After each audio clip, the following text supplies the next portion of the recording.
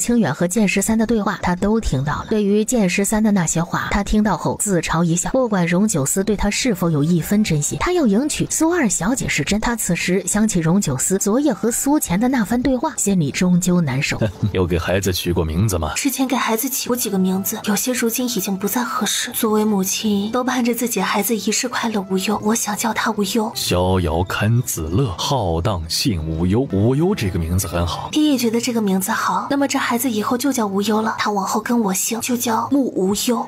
好。穆云舒看着怀里可爱的孩子，眉眼里满是温柔。这世上的男人靠不住，但是孩子却是自己的，这一点永远不会变。他们很快就到了河边，河边停着一艘大船，那船穆云舒觉得有些眼熟，只是他还没有想到那艘船是谁的事。一个修长的身影从里面走了出来。国师，你怎么在这里？京城太压抑了，出来透口气。他对施无星也算是了解，知道他所谓的透口气绝对不是透口气那么简单。他一直都觉得自己看不懂施无星，因为他太过神秘，行事也让人捉摸不透。国师，你曾答应过我，往后每个月为我做3顿饭，我是来请你兑现当日的诺言。国师今日出现在这里，之前可是算出过什么？地星晦暗，乾坤逆转。他多年前原本被窃的命途，如今不过是回归正轨，拨乱反正而已。国师大才，我甚是佩服。他们的人马在刑部劫狱时得到过施无星的帮助，因为时间仓促，他们最初找到的船是一艘小船，而后是施无星主动找上门来，将这大船借给他们。施无星找过来时，苏以晴还对他有些防备，施无星只说了一句话，便打消了他大部分的顾虑。只是他对施无星卜卦的能力也颇为忌惮，这种人一旦生出其他的念头来，就会让人防不胜防。他们如今需要施无星的大船，所以暂时能达成合作。苏相可还记得我当初对你说过的话？什么话？他的话音还没落，就听见一支利剑破空而来，直刺苏以清的胸口。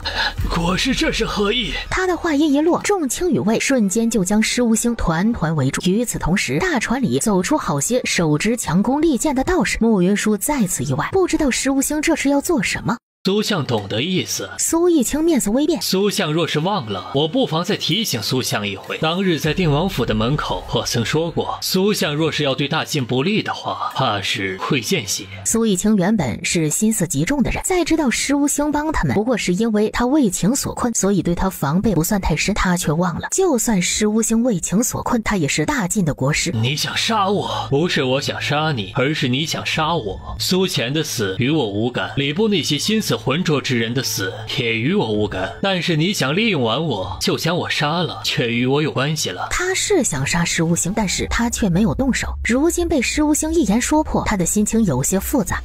国师这话怕是言重了，我何时想要杀你？若你之前就动手杀我的话，那支箭就不是射进你的肩膀，而是射进你的心口。苏以清的面色再次一变，见血分很多种情况，死也属于其中一种。苏以清还想再说什么？国师做了那么多布置，又借出了大船，不知国师想要什么？我方才便说过，我今日过来只是向穆姑娘讨要之前救命之恩的承诺。我知道挟恩求报这种事情有失君子之风，但我原本就不是什么君子，这事儿原本也是你亲口允诺的，所以我便来了。我是真的只为那1月3顿饭而来。他的眸光平静温和，仿佛方才射向苏一清的那一箭跟他没有任何关系一般。在这一刻，不知道为什么，他感觉到了一丝疯狂的味道。是的，苏相会做什么事，国主想来再清楚不过。明人不说暗话，苏相这一箭，国主难道不觉得是他该受的吗？这一箭确实是他该受的，但是若我们对国师并无杀意，国师是不是就会助我们离开？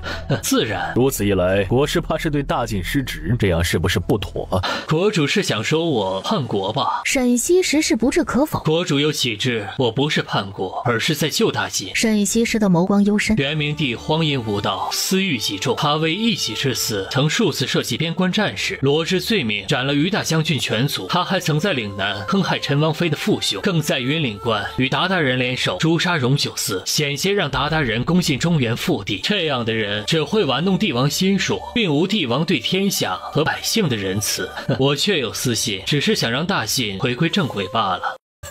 国师心怀天下，吾甚是佩服。今日能得国师相助，甚是感激。不如国师与孤一起去南诏，做南诏的国师。穆云舒听到沈西时的话，有些意外。他这是回应石无星之前的提议，只有石无星去了南诏，才能兑现那1个月3顿饭的约定。恭幸不如从命，国师不必多礼。南诏往后有国师这样的人物，必定更胜一筹。国主过奖了。穆云舒看着他们的应对，在心里叹了一口气。若是可以的话，他这一生都不想再和任何跟荣九思有关的人有任何牵扯。只是石无星对他有救命之恩，他找他兑现当日的承诺，他无法拒绝。石无星眼角的余光扫到了他脸上的表情，这一次是他强求了。穆云舒回到石无星特意为他准备的房间，门口传来敲门声，他一扭头便看见石无星站在门口。我能进来吗？穆云舒轻点了一下头。屋里所有东西都准备得很周全，多谢国师。你不想见我？穆云舒没有说话。石无星知道他的沉默就是认下了他的这个猜测。我承认我有私心，但是却并无恶意。当初我曾答应过你，要带你离开星城，远离荣九思。上次我虽然带你出星，却并没有做到。这一次，荣九思不会再追过来。不是我不想见你，而是不想见所有和荣九思有关的人。此次国师愿意帮我，我非常感激，但是也只有感激。石无星的眸光微微一动，有些话我觉得还是要说在前面，免得引来不必要的误会。石无星的手不自觉地握成了拳，他隐隐猜到他要说什么，他并没有阻拦。我知国师是这世上最好的男子，无论长相、才华还是能力，都是这世上最好的。国师与我有如关怀备至的兄长，我敬国师，尊国师，断断不敢对国师生出一分其他的心思，因为在我的心里，像国师这样高洁的人是不能亵渎的。若国师不嫌弃，我想与国师结成异姓兄妹，不知国师能否成全？这一次，他觉得他既然对荣九思那么失望，他或许会有机会，只是他却一见到他就又拒绝了他。他们若成了异姓兄妹，往后便再无可能在一起了。他也知道他的性子，当他做了决定之后，一切就再无法更改，且死缠烂打只会让他嫌弃。好，那往后我便喊你为兄长，可好？石无星感觉自己的心口有些钝痛，却还是温声道：好。正在此时，穆无忧在小床上哭了起来。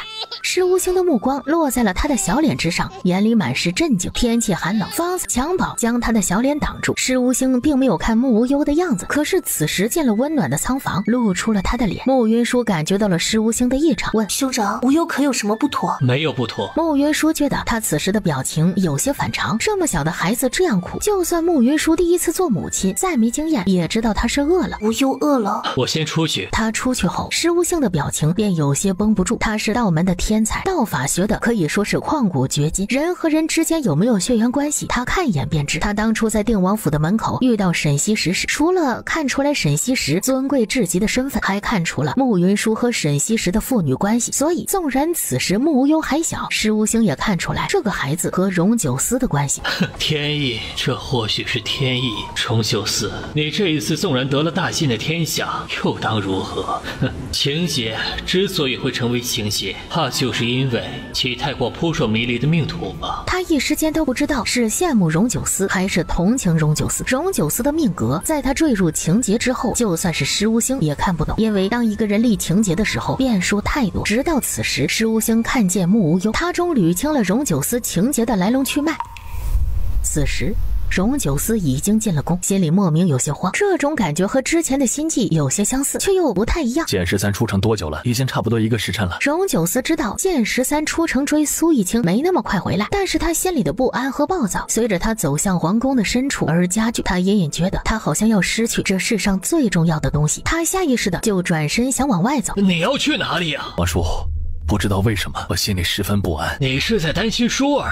荣九思点头。就目前我们得到的消息来看，舒儿肯定在元明帝的手里，眼下他已经被剑3抓了起来，想要知道舒儿的下落并不难。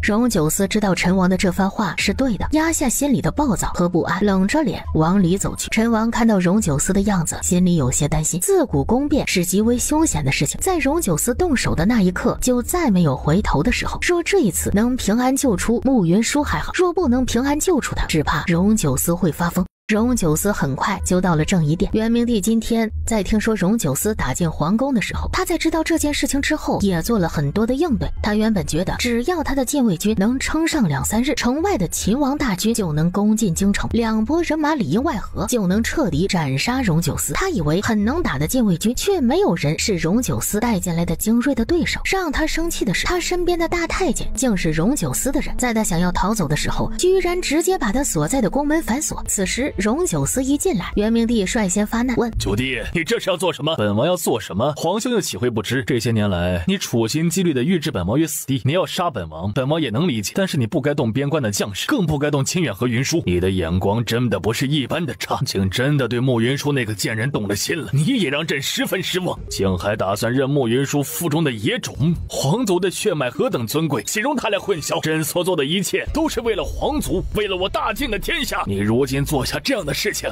将来有何面目去见父皇？你承认了也好，本王给你1刻钟的时间把云舒交出来。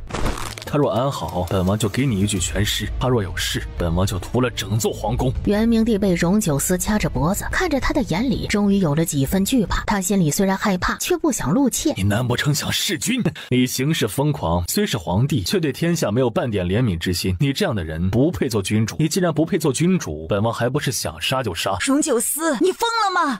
荣九思反手就给了太后一巴掌，他这一下没有留半点情面。你怎么敢？当年你陷害我母妃，害得她年纪轻轻便郁郁而终，这笔账本王一直没跟你算。自从本王和云舒成亲之后，你无数次想要害她的性命，若非她机敏，怕是早死在你的手里了。如今也好，这新仇和旧恨一并清算。我是你的嫡母，你这样做就是不孝。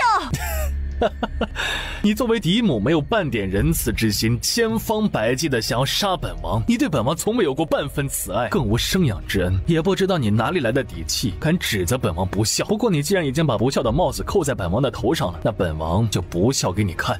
人把元明帝剐了。此言一出，太后和元明帝都要疯了。剑师一手起刀落，便骗下了元明帝的一块肉。荣九思，朕要杀了你！放了皇上！凌迟之刑俗称千刀万剐，一刀割下皮肉。如此割法，只要避开血管，人至少得受上1000刀以上才会死。你猜猜看，你能受多少刀才会死？你想要什么？本王方才便已经说了，1刻钟内交出云舒，便给你留个全尸。你自己在这里浪费时间，本王自然得先让你尝到生不如死的滋味。交出慕云舒，他不在朕的手里。事到如今，你竟然还在嘴硬，那本王只能让你好好尝尝生不如死的滋味。他说完，轻轻一摆手，剑师一便又将元明帝的肉挖下了一块。他不愿意在荣九思的面前失掉他的威仪，所以他就算是痛得额前的冷汗直冒，也忍着没有大喊大叫。他尚存的理智在分析着这件事情的前因后果。之前哪怕是他将荣九思逼迫到了极致都没有动手，这一次却突然发动宫变，这所有的一切都在告诉他，这不同寻常。荣九思，你这一次宫变该不会是因为慕云舒吧？荣九思没有说话。真相竟然是这样，朕实在是没有想到，一向也冷静自持的荣九思竟会为了一个女人如此疯狂。慕云舒不过是个声名狼藉的人，竟然能让你做出如此大逆不道之事。我大晋的皇族之中，竟有你这么个情痴！交出云舒。原来这就是你的情节，真是太可笑了。如今朕也不妨对你明说，慕云舒不在朕的手里，他若在朕的手里，朕一定杀了他，让你这一生都不得开言。看来你付出的代价还是不够大，所以才敢对本王说这种话。他的手轻轻一挥，便有人将元明帝最宠爱的荣景彻压了过来。父皇，救我！荣九思，你放开彻儿！说出云舒的下落，否则本王便身杀了他。他死了，你若是还是不肯说，那么本王就把你的儿子当着你的面一个个全杀了。你敢！荣九思一刀将荣景彻的左手砍了下来，荣景彻痛得倒在了地上。再给你3息的时间，你若再不说出慕云舒的下落，下一刻掉的就是他的人头。元明帝知道荣九思这话绝不是说说，而是真的会这么做。他虽然被擒之时就大概知道自己此时的处境，但是心里总存一丝侥幸。可是荣九思此时毫不犹豫的就砍了荣景彻的左手，他便知道自己错了。虽然将穆清远下狱，但是并没有动慕云舒。他现在在哪里？朕是真的不知道。荣九思听到这话，手里的剑又举了起来。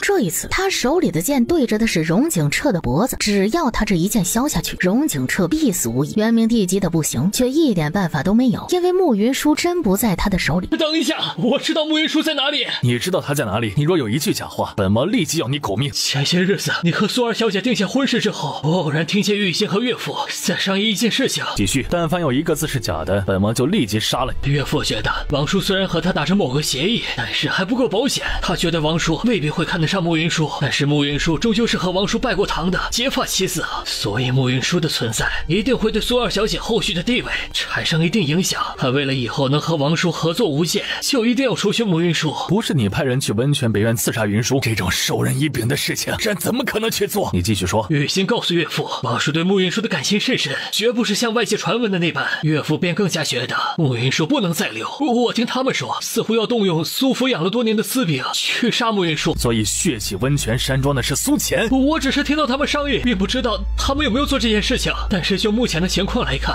这事儿应该是他做的。荣九思在这一刻想到了很多的事情。慕云舒之前曾跟荣九思说过，苏玉清曾说过他可能是他故人的孩子。如果苏玉清的话是真的，那么苏玉清这一次来京城，怕是为了慕云舒和慕清远而来。不管是刑部的劫狱，苏府被血洗，若这些事情都是苏玉清做的话，那便表示苏玉清对慕云舒和慕清远都极为维护。苏玉清那夜出城，只怕不是去佛寺里和高僧讲道，而是去救慕云舒，然后带着他们离开，这一切就都能说得通了。正常情况下，他获救后应该会来京城找他，就算他有孕在身，行动不便，也该传个消息给他。若苏玉清不允，以他的聪慧，必定能把消息传出来。可是到如今，他没有收到任何关于他的消息，那就只有一个可能，他听到了他要娶苏二小姐的消息后，以为这件事是真的，跟苏玉清走了。这个结论从他的心里冒出来的时候，他整个人要疯了。跟本王出城。元明帝和太后心里暗喜，只要荣九思一走，他们就还有反击的机会。你不能出城，王爷，此时你若是出城了，怕是会再生变。我的这条命不搭界，王爷总归得为那些一起打起来的士兵着想啊！城外大营的兵马很快就会到，王爷若不在，谁能挡得住他们呢？到时候只怕我们都得死。荣九思的手握成拳，我知道你想去追云舒，就算是云舒被苏玉清带走，他至少是平安的。只要他是平安的，不管你们之间有多少误会就只会是误会，总归能解释得清楚。但是你若离开皇宫，这局面也很可能会失控了，到时候不知道多少人会死。你带兵多年，身为主帅，当知道孰轻孰重啊！有太多的人命系在你的身上，你得对他们负责呀。荣九思的拳握得更紧了些，因为他知道陈王说的是事实，只是这一次慕云舒若是真的跟苏玉清走了，怕是对他误会更深。以他的性子，他以后想要挽回，怕是千难万难。大晋如今这样的境况，他短时间内根本就没办法抽身去追。两人这一别，以后再要相见，又谈何容易？只怕就算是相见，怕也成了路人。可是王叔，云舒是我的妻，她腹中怀的是我的孩子。宫中，我为你看上2日，2日之后，你无论如何也要回来。荣九思对着陈王深深一揖，带着剑11扭头就走。元明帝见荣九思一走，心思立即就活泛了起来。王叔，老子是倒了18辈子大霉，才会有你这个狗皮倒灶的侄儿。皇叔教训的是，这些年来朕确实做得不够好，但是朕终究是皇族正统，皇叔也是皇族之人，向来不忍看到天下大乱。你说的对，本王确实不想看到天下大乱。元明帝的心里一喜，他还想继续说服陈王，没想到若继续由你做这大晋的天下之主，怕是会真的天下大乱呢。所以有些九思不方便做的事情，就由本王来做吧。他说完，从怀里取出了一枚药丸，直接就喂进了元明帝的嘴里。元明帝想要吐出来，陈王照着他的后背一按，他便将那枚药丸咽了下去。王叔给朕吃了什么？这药皇上不认识吗？也是，这是后宫里的嫔妃们常用的手段，你不知道也正常。太后娘娘把宫里的禁药玩得十分的纯熟，想来是认识刚才那枚药丸吧？是朝露西。是啊，看来太后娘娘用那味药用了很多次啊，只扫一眼就能认得出来，也是难得。皇帝，快把药吐出来！陈王，你这是铁了心要帮荣九思不成？荣九思的母妃就是死在太后的这种毒下，因为太后对这毒十分的熟悉，所以她才格外的害怕。我不帮她，难不成还帮你们？当年你不过是和本王的王妃有些口角，就命人将她推下冰湖，你害死了本王的孩子，还害得本王的王妃不能再生养。这事儿本王虽未在人前提过，却不代表本王不记得。的，杀子之仇，本王必报。是他先招惹哀家的，他不过是一个亲王妃而已，凭什么插手后宫之事？若不是他，荣九思就不可能降生于世。若无荣九思，皇帝又岂会受这样的苦楚？陈王妃曾意外发现太后要对荣九思的生母下毒手，她一时心软，救了荣九思的生母一回。太后一向是个掌控欲极强的人，她的计划失败之后，便连着陈王妃一并记恨上了，于是才有了后续命人把陈王妃推下了冰湖的事情。来人，把那老毒妇的嘴给撕了！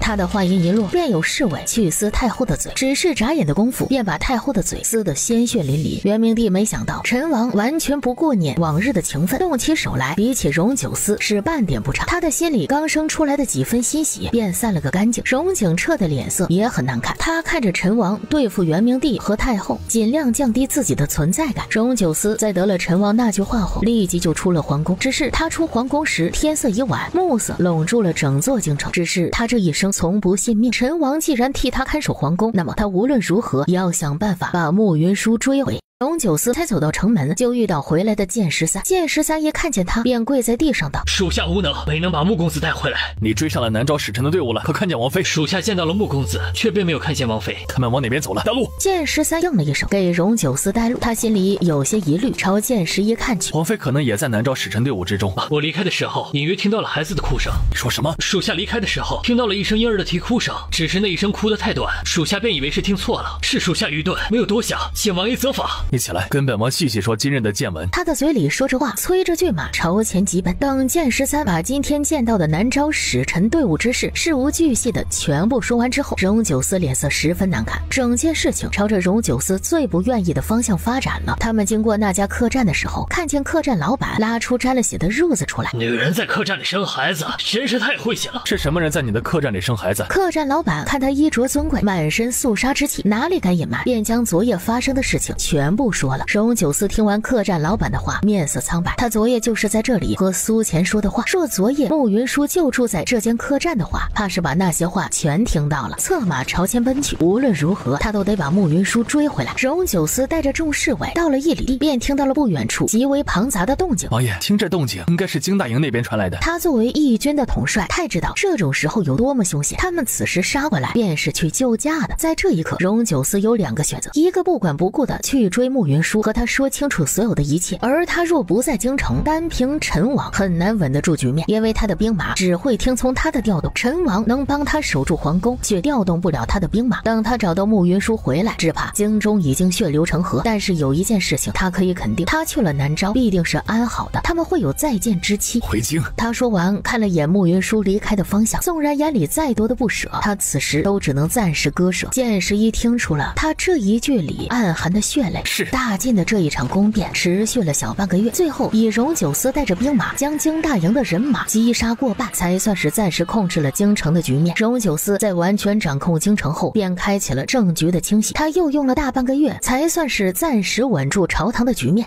荣九思把连苏拽过来给元明帝看诊，他为元明帝把完脉后道：“他还能再活3年，但是这3年的时间，他一天会比一天更显烂泥。他如今下不了床，却只是一切的开始。他会慢慢的失去所有的知觉。他先是腿不能动，然后是腰不能动，肩不能动，手不能动。他会一点一点的看着自己死去，连自杀都做不到。”元明帝听到了这番话，想要下床，他没能站稳，直接摔在地上。屋子里散发着一股恶臭，在他腿脚不便的时候，便会开始大小便失禁。杀了朕！荣九思，你有本事就杀了朕！你从前天天想着如何折磨人，如今你也要好好尝尝什么是生不如死的滋味，好好侍候皇上，别让他死了。是。屋里的味道实在是太难闻了，他抬脚走了出去。活该！元明帝虽然现在还顶着皇帝的名头，但是这大晋的天下已经落在荣九思的手里。连苏跟着荣九思走出大殿之后，他此时应该已经到南诏了。连苏知道荣九思嘴里的他指的是慕云舒，他大气都不敢出。本王之前允诺过你，给元明帝看完诊之后就放你走。你要去哪里？我能不能继续住在王府里啊？荣九思看向他，我没有其他的意思，我只是从来没有见过这样的蛊虫养在身体里。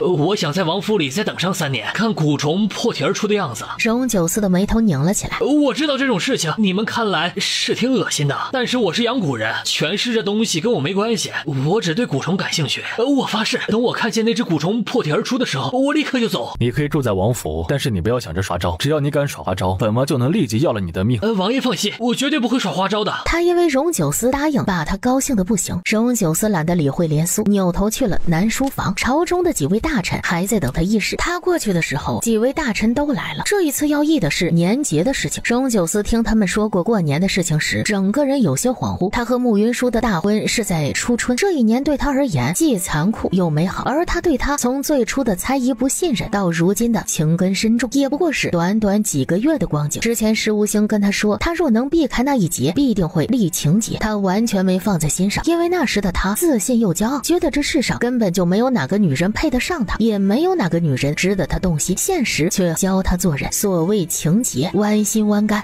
这一次议事，荣九思根本就听不下去，依旧立都安抚，便走出了南书房。荣九思在这一刻心里生出了几分疯狂，他想骑着马直接去南诏找慕云舒，只是他心里才生出这个念头，就又被他生生压了下去。因为他知道朝中的局势还不稳，那些守旧的臣子们随时都会反扑，有太多条性命和他系在一起。他回到王府的时候，剑妻站在门口，像是在等他。才好一点就乱跑，小心染上风寒，一不留神就丢了小命。剑妻看了他一眼，有些欲言又止。有话快说，有屁快放，放完了就滚。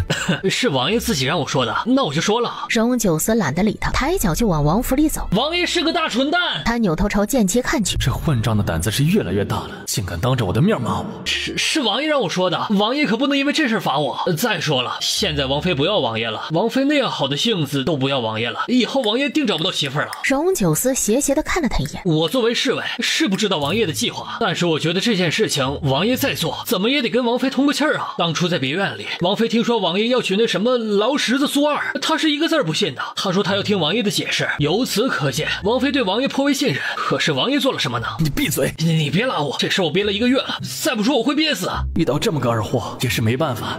客栈前的事情是我跟剑姬说的，王爷罚我吧。你继续。王妃是这天底下最聪明的女子，也是待王爷最好的女子。当初是她救了王爷的命，可是王爷是怎么对她的？天天凶她，没事就威胁她。她心胸广阔，不与你一般计较，依旧对你好。你呢？你倒好，自己制定了计划，也不跟她说，打着为她好的旗帜，将她送到城外养胎。那日第7时，我就在她的身边，她大着肚子，却没喊过一声。她一直相信你，等着你来跟她解释。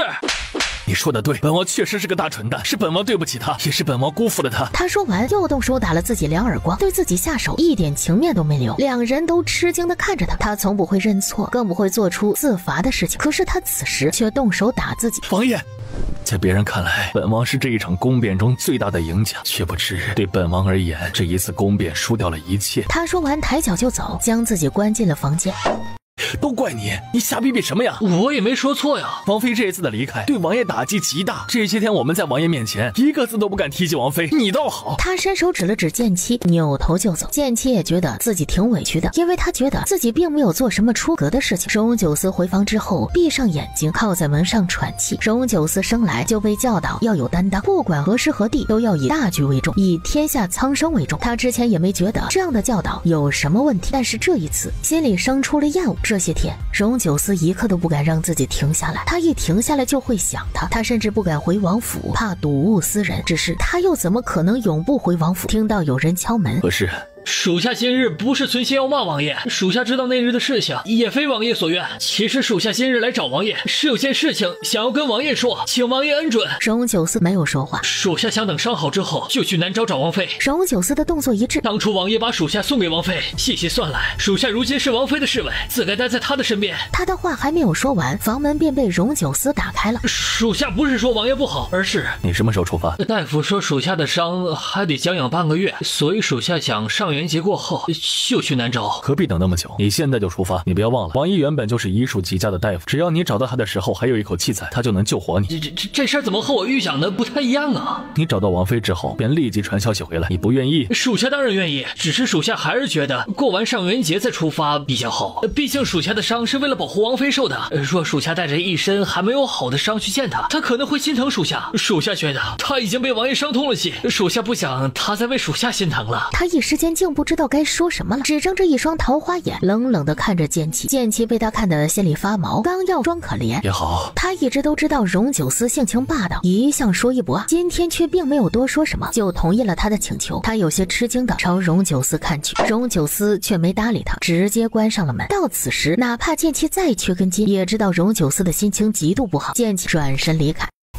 大年30的那一天，荣九思收到了他派去南诏的探子传回来的消息。苏逸清的府邸和往日一样，并没有听到任何添置人口的消息。属下虽未见过南诏太子和天敏公主，但是他们的年纪与穆公子、王妃能对得上。荣九思没看到谢末总结时，便已经猜到了他们的身份。若穆云舒只是苏逸清的女儿，他要接回她，以他之能，总归能有办法。如今穆云舒成了南诏的公主，就算是荣九思想要接回她，都变得极难。别的不说，南诏的皇宫绝不是水想进就能进的。尹兆峰见他这副模样，问道：“南诏那边有什么变故吗？”荣九思没说话，只将那封信递了过去。尹兆峰看完之后，真没想到王妃的身份竟如此尊贵。只是王妃的身份再尊贵，她和王爷之间的情谊也是真的呀。我相信王爷往后只要找到她，跟她解释清楚，你们必定能破镜重圆。今夜除夕，你该回府和家人团圆了。宫里有宫宴，荣九思一会儿还得进宫。今日是他执掌大晋后过的第一个年，他还需要安抚朝臣。只有朝中彻底的稳了之后，他才能去找穆云舒。尹兆峰见他眉眼里满是萧索之色，又觉得这个年对荣九思而言过得终究是太过残忍。要不我陪王爷进宫过年？你陪着本王进宫，然后在宫里跟本王大眼瞪小眼吗？尹兆峰笑了笑，行了，你不用担心本王，最难熬的阶段都熬过去了，今夜也无妨。你的父母都在等你回家过年，别让他们等久了。那我先回家，明日一早再来给王爷拜年。荣九思轻点了一下头，他便离开了。王府里的侍卫大多都是孤儿，便都聚在王府里过年。此时已经一群人围着炉子吃锅子。王府吃锅子的事儿是穆云舒带起来的。荣九思伸手抚着胸口，难受至极。眼前的情景热闹喜庆，他却已形单影只。人若是没有拥有过，自不觉得如何；而若是拥有过，又失去了，才知道什么是痛彻心扉。有侍卫看见他，王爷要一起过年吗？不必了。他转身去了皇宫。王爷这是怎么了？你傻呀你！王妃最喜欢吃锅子了。众人静默，气氛一时间有些压抑。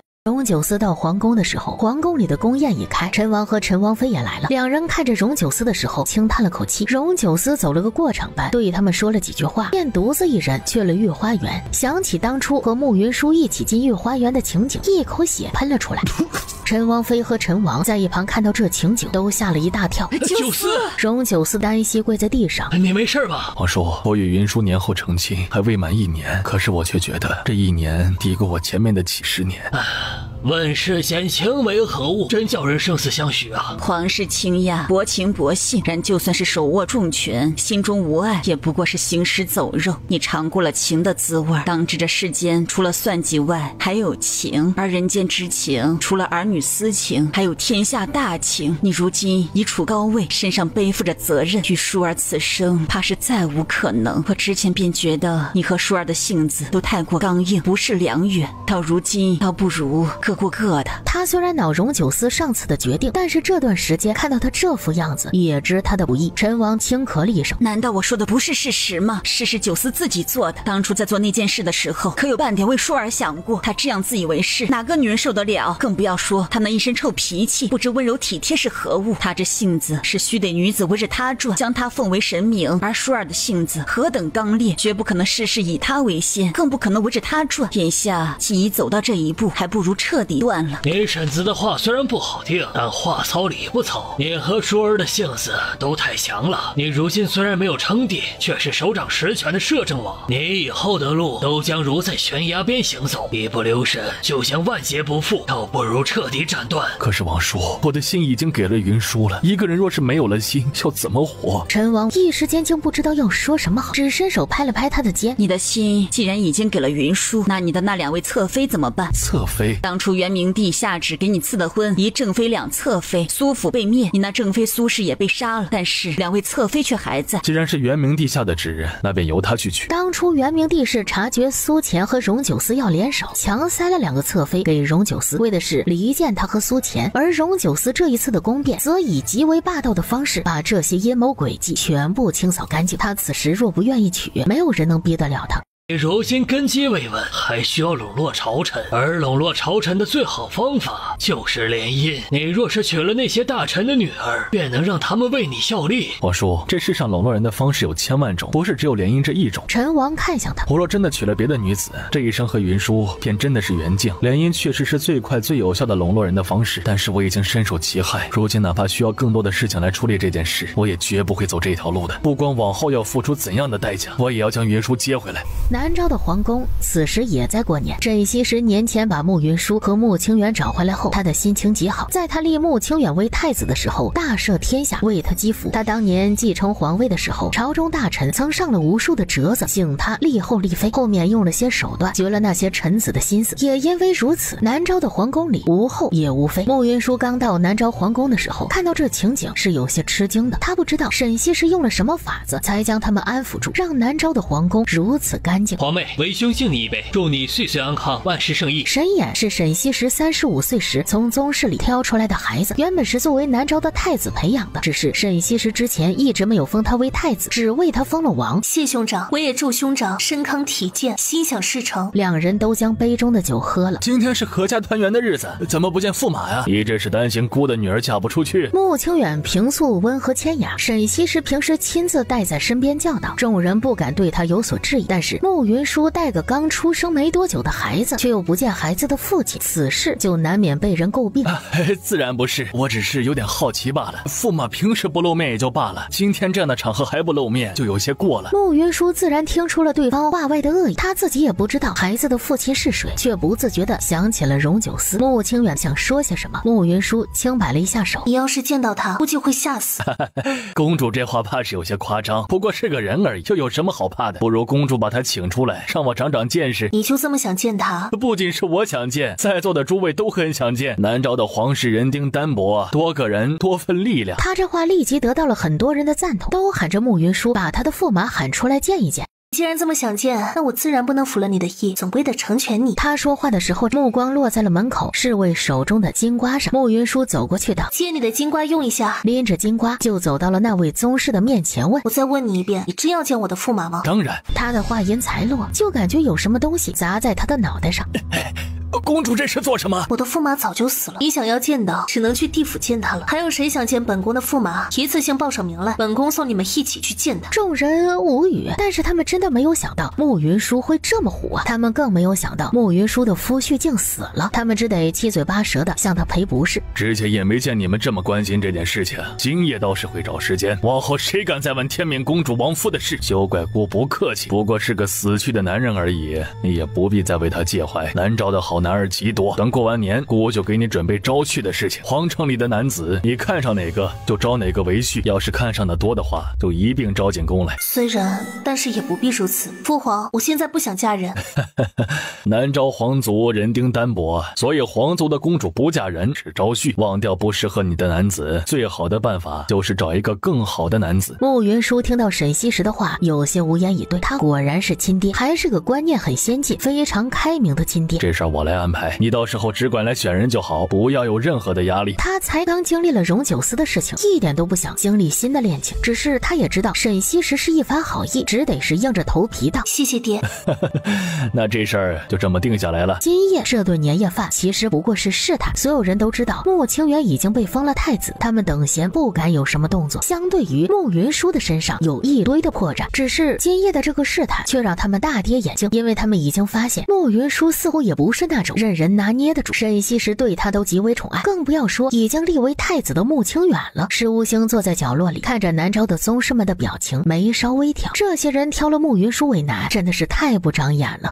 这场宫宴一直维持到亥时末刻才结束。众人出了宫门之后，有人问衍公子：“公子今夜看心情似乎还不错。”这是太子和公主回到南诏后过的第一个年，国主心情好，我的心情自然极好。公子真的甘心吗？我有什么不甘心的？公子心胸宽广，我很是佩服。他说完，晃悠悠的走了。衍公子上了自己的马车，他脸上的笑意就散了个干净。这样的他和方才在前温和说话的样子形成了鲜明的对比，几乎不像是同一个人。此时皇宫里里，慕云舒正在和沈西时说话。爹，招亲这事能不能再缓缓？只是招亲而已，又不一定是要招到那些青年才俊，模样俊俏。就算你现在没有那方面的心思，光看看心情都会好一些。爹，我真没想到你竟是这样的。我不知道你之前在中永侯府和定王府是怎么生活的，但是你如今是南诏唯一的公主，作为公主自然是要活得恣意，怎么开心怎么来。所以往后你想做什么就做什么，不管出什么事都由我给你兜着。我做什么都可以。当然，一国的公主若是还不能任性的活着，谁还能任性而活？爹这样宠着我，就不怕我骄纵过头，欺男霸女，为祸南诏吗？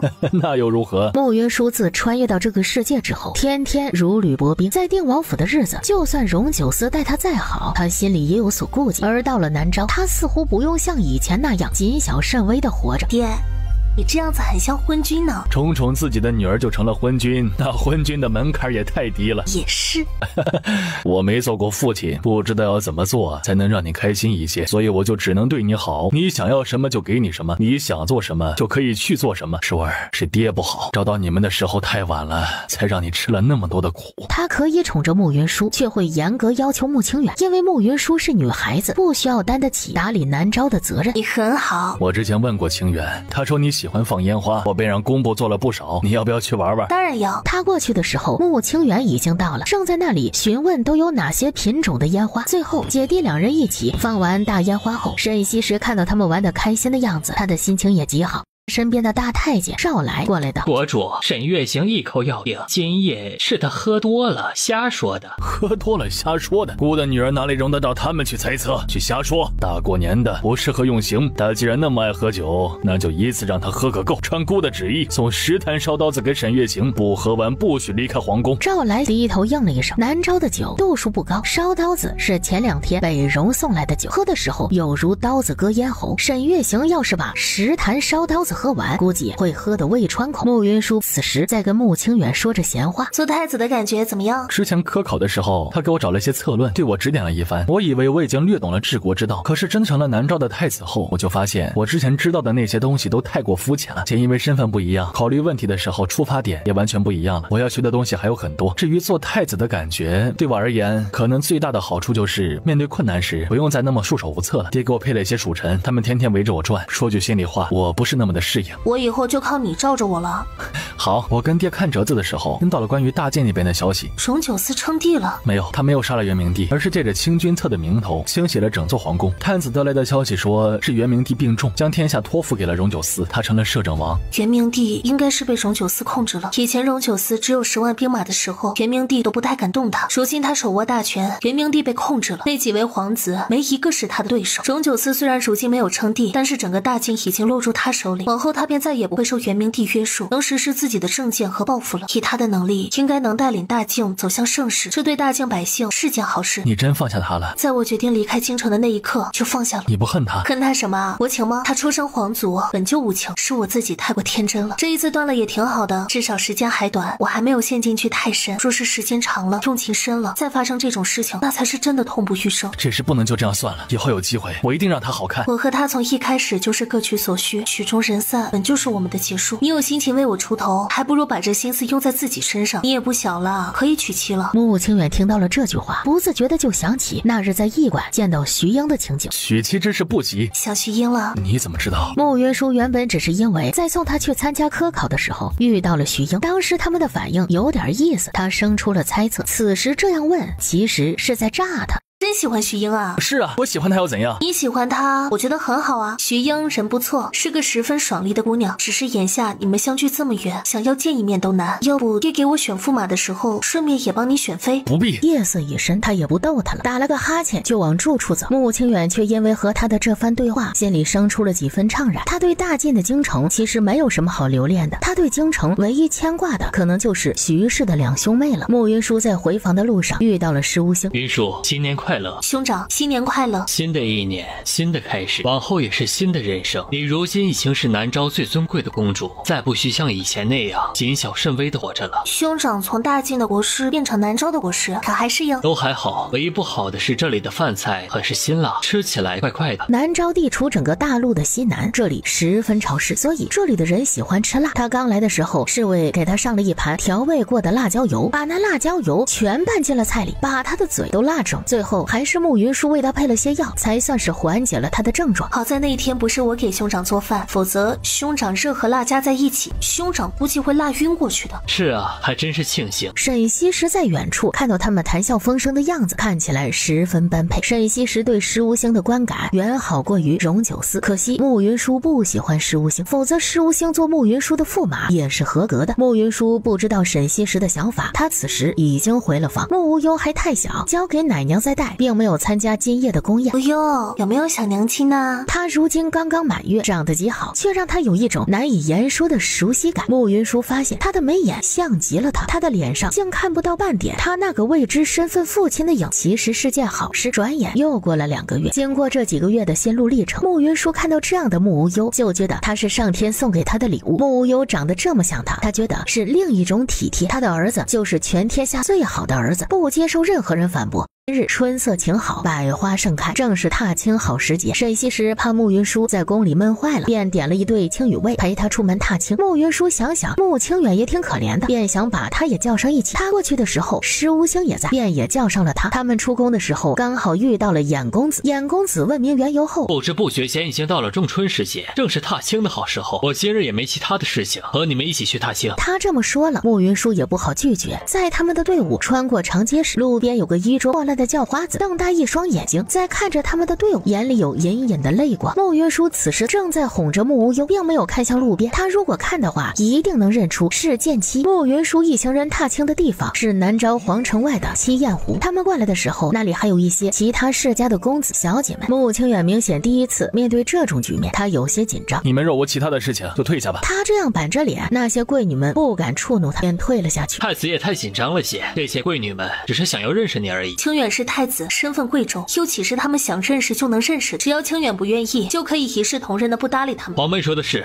太子殿下的身份何等尊贵，自然是想不理会他们就不理会他们。只是过完年，太子殿下就17岁了，依着规矩该纳太子妃了。皇城里的贵女虽多，但是真正能配得上太子殿下的却不多。太子殿下若有喜欢的，也可能求国主下旨赐婚了。我如今跟着太傅们学习，每天忙得团团转，我的婚事先不急。也是，这事似乎只是一个不起眼的小插曲。衍公子便寻了个适合钓鱼的地方去织鱼竿了。这位衍公子并非善类，你们要小心。他原本是照着南诏国的未来国主培养的，我们突然冒出来，他有想法再正常不过了。只是他到目前为止只有几次无关痛痒的试探，明面上又是个体贴的兄长，我们也不能和他撕破脸。他若不做什么过分的事情，自然能让他做个闲散王爷。他若居心不良，那我们也不会对他客气。虽然他在南诏的根基比清远深，但是清远有我爹这条南诏最粗的腿，也不用怕他了。也是，他是在大晋皇宫里能把太后逗得要吐血的人，又怎么可能对衍公子没有一点防备？婢女们早就在地上铺了厚厚的垫子，拿出精致的食物。慕无忧第一次看到这样的春色，只是他毕竟才3个多月，精力有限，没看一会儿便累了，闭上眼睛要睡一睡。慕云舒看到他这副样子，有些好笑，便抱着他去旁边的禅房里休息。慕云舒哄着慕无忧睡着之后，他就觉得有些累了。只是他刚刚要睡着，就听见门口传来一声闷响。慕云舒立即起身，有个衣衫褴褛的男子骂骂咧咧：“你们没长眼睛吗？我是来帮忙的。刚才你们自己粗心大意，放了那人进来，是我把那人打倒的。要不是我，那个登徒子就脱光了衣衫，进了公主的房间了。贱妻，王妃，是我。”他此时正在跟青羽卫们动手，这么一分神，青羽卫手里的刀就往他的脖子上招呼。住手！他开开心心的往慕云舒的身边跑，只是他还没有跑过去，就被青羽卫用刀拦住。不得无礼！他是我朋友，把刀收起来。没眼力见儿的家伙！你没死，真的太好了。那天我爹过来救下我时，我让他们回头去找过你，他们说那些侍卫都死了。事实上，那天他也想去找剑妻，只是剑妻倒下的位置在山坡上，他大着肚子根本就爬不上去，再加上剑妻身上的伤太重，他以为剑妻死了，为这事儿还难过了好久。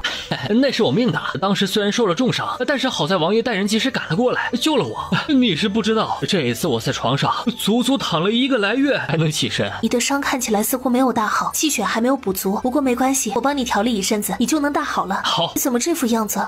别提了，我也不想这样的。如果王妃再不出宫的话，我可能就饿死在南诏了。这货身上到底发生了什么事啊？我奉王爷之命来南诏找王妃，身上原本是带够银两的，结果这一路上我先是遇到一窝山贼，正常来讲我才不会怕他们，可是我身上的伤还没有好，好，不敢有大幅度的动作，怕扯累伤口，只能眼睁睁地看着他们抢走我的银子。我出门还算谨慎，在鞋底还藏了几张银票，没想到遇到小偷，他们把我的银票偷了大半。那杀千刀的小偷，银票踩在我的脚底下，味儿那么大，他们竟然也偷。你刚说小偷只偷了你大半银票，还有一小半呢。我到南州后遇到了个女骗子，她把我的钱全骗走了。她把我的钱骗走之后，我就一无所有了。王妃在皇宫里不出来，我就只能苦哈哈的在外面等着。我都打算好了，王妃再不出宫，我的伤也全好了，可以去找个活赚钱养活自己。不要让我再见到那个女骗子，否则一定扒了她的皮。虽然不知道剑七这一路上经历过什么，但是听起来好像很厉害的样子。他还对那个骗了剑七钱财的女骗子生出了12分的好奇，毕竟剑七22了一点，却并不傻，什么人能骗得了他？什么时候到南州的？差不多1个来月了。这1个月来，你就一直在街边乞讨为生？那倒也没有，我就算是受伤了，身手再差，也还是有一定的底子啊，倒也不用去乞讨。所以你去抢劫了？我怎么可能做这种没有道义的事情？我只是把附近的乞丐打了一顿，让他们把讨来的饭分我一点。这样子还不如去抢劫呢。这货真的是越来越没出息了，居然连乞丐都欺负。好在我等到王妃出来了，我以后不用再吃那些剩饭了。他竟无言以对。他见剑七看着他桌上摆的一盘点心，直咽口水。先吃点儿。是王妃，好吃。他觉得他之前对剑七的了解还是不太够，这货是个没有底线的。王妃，有人想对你不利，那他想要睡你。穆云舒的面色微变，看向剑七，剑七便把事情的来龙去脉说了一遍。剑七到南诏之后，虽然身上的钱全部被人抢光骗光，但是他收服了南诏皇城里的乞丐，一边让他们给弄吃的，一边让他们帮着打听消息。结果这个消息一打听，有乞丐无意中听到了有人想对穆云舒不利。穆云舒听完剑七的话，眉头微微皱了起来。王妃，这人真不是什么好东西，我亲耳听到他要算计你，话说的十分下流，表情十分猥琐。穆云舒当然相信剑七的话，他今天出门踏青，从本质上来讲是带着随机性的。他们在设计这件事物之初，早就和这里的人通了气，确定他若是踏青，一定会来七雁湖。他进屋子里的时候，并没有闻到助眠的香气，但是他进来后犯困是事实，这就表示动手的人十分谨慎，用的药是那种无色无味的。他的身边常有青羽卫跟着，正常来讲，他休息的这段时间没有人能过来。那男子和剑七能趁空当进来，要么是今日当值的青羽卫有问题，要么是有人支开了青羽卫。如此看来，他身边的人怕是多少有些问题。弄醒他。青羽卫当即取来了一盆水，直接就把那男人弄醒。谁指使你？没人指使我呀，我是跟着这人进来的。他长得贼眉鼠眼的，一看就不是好人，我怕他伤害了公主，所以跟进来保护公主。快把他抓起来，他越对公主不利。他骂你贼眉鼠眼了，这也能忍？剑七一听就乐了，他初来南诏，这里算是别人的地盘，这种时候不好动手。现在穆云舒让他动手，他当然不会客气。本宫再问你最后一遍，谁派你来的？那男子痛得脸上的表情都扭曲了。你不要跟本宫说你是来保护本宫的，你们的图谋本宫都了如指掌。你如实说了，本宫会饶你一命。你若敢有所隐瞒，不但你会死，你全家都得死。那男子听到这话，心里突突直跳。他是皇宫里没落的贵族，想要娶了穆云舒，过上好日子，所以对于他的性子也有所了解。公主，这真的不关我的事儿。是他的话还没有说完，一支利箭飞来，将他的咽喉射穿。穆云舒一扭头，看见一个蒙着面的灰衣人，转身就逃。青羽卫立即去追，剑七则守在穆云舒的面前，怕有人调虎离山伤到他。半刻钟后，追人的青羽卫回来了。那个刺客轻功极好，属下追过去的时候，他钻进了山林，就追丢了。属下失职，请公主责罚。今日你们确实失职，先把不相干的人放进来，后又追丢了凶手。只是你们原本是父皇的侍卫，本宫无权责怪你们。这件事情，本宫会禀报给父皇，请他来处理。众青羽卫面色都变了变，所有人都知道沈西施有多宠穆云舒，他这个状一告完，他们怕是都得蜕层皮。正在此时，门口传来衍公子的声音：“皇妹，你没事吧？有没有受伤啊？”“我没事。大哥怎么来了？”“我本在湖畔钓鱼，听说有人刺杀皇妹，便赶紧过来看看。”他说完，看到剑七，当即冷着脸道：“把他抓起来。”青羽卫没有动，他身后的侍卫朝剑七扑了过去。“住手！他不是刺客，是我的朋友。”剑七听到朋友两字，一副骄傲的不得了的样子。这人看起来像是个乞丐，怎么会是皇妹的朋友？大哥也知道，我出身寒微，在父皇没找到我之前，我生长于市井之间，有乞丐朋友不足为奇。大哥最是礼贤下士，也宽厚名扬京城，难不成还看不起乞丐？再说了，今天要不是我这个朋友恰好赶过来救了我今天怕是都要被刺客暗杀了。多谢公子出手救了我妹妹，迟谢必有重谢。我救的不是你，不需要你来谢。他原本以为自己这般放下身段，这乞丐该受宠若惊才是，完全没想到会得到这样的回应。我这朋友性子就是这么直，大哥别跟他一般计较。他今日救了皇妹，便是皇族的大功臣，我感谢他都来不及，又岂会和他一般计较？你既然是皇妹之前的朋友，今日便随我们一起回宫，让国主好好的赏你。你随我回宫，我们叙叙旧。好，我听你的。燕公子不，他原本是觉得剑妻既然和慕云舒是旧识，应该知道他的底细，他想从剑妻那里打听一些，他却没有想到剑妻却是半点面子都不给。这个朋友轴得很，不喜欢跟陌生人说话，大哥别跟他一般计较。他是皇妹的朋友，便是我的朋友，朋友之间又岂会在乎这点小事？这货看起来太假了，不是什么好鸟，不配做我的朋友。燕公子不再理会剑妻，体贴地问慕云舒方才发生的事情。我回南诏时间这么短，从没跟人结过怨，也不知道怎么就被人盯上了。大哥，你说是谁这么坏，想要害我？皇妹回来时间确实短，但是说到结怨这事儿，大年30那天晚上，你拿金瓜打破了沈月行的脑袋。大哥怀疑今天的事情是沈月行谋划。那倒不是，我只是想起来你曾和沈月行结过怨。我回来这么长时间，一直深居简出，与人为善，就只与他闹过不快，所以这件事情我觉得一定是他干的，这是没完。皇妹，这件事情暂时还没有证据，你不要胡来。南诏皇族人数原本就不是太多，这些事情一定要查清楚，否则有伤和气。他的眼里说还有和气的话，就不会在大年30的晚上问我那种问题，这种人就不能给他理，否则以后怕是得骑到我头上来。大哥别劝了，这事我一定会禀明父皇，请他彻查。燕公子听他这样说，便没有再劝，转身离开。施无星和穆清远原本在湖畔闲聊，听侍卫说慕云舒在佛寺那边出事了，立即赶了过来。剑妻，好久不见。施无星在旁若有所思地看着剑妻，剑妻都来了，离荣九司来南诏还远吗？穆清远没理剑妻，你没事吧？今天好在剑妻及时赶过来，要不然我怕是要被人算计了。穆清远一本正经地向剑妻道谢，透着疏离。剑妻知道自己这是被迁怒了，却也不生气。公子客气了，我只是做了我自己想做的事情而已，不需要谢。国师一向深居简出，大年夜王爷找国师没有找到，以为国师出门讲经了，没想到国师这经讲得有些远啊，竟来了南诏，真是让人意外啊！3000道门遍布天下，不管是在大晋还是在南诏都有道观，这天底下的人或许都有国际观念，独独我不需要有。国师这四海为家的方式真让人羡慕。施无星这种话骗骗别人还行，是骗不了他的。早在施无星邀慕云舒去他的问心阁时，剑妻就感觉到了施无星的居心不良。剑妻决定他回头就去给荣九司写信，告诉荣九司施无星来南诏了，看荣九司急不急。施无星之前在大晋京城的时候对剑妻就有些了解，荣九司的那一队侍卫个个都正儿八经，唯独出了剑妻这么一个奇葩。偏偏荣九司对这个奇葩的侍卫格外的宽容，却从来没有要将剑妻赶出侍卫队的意思。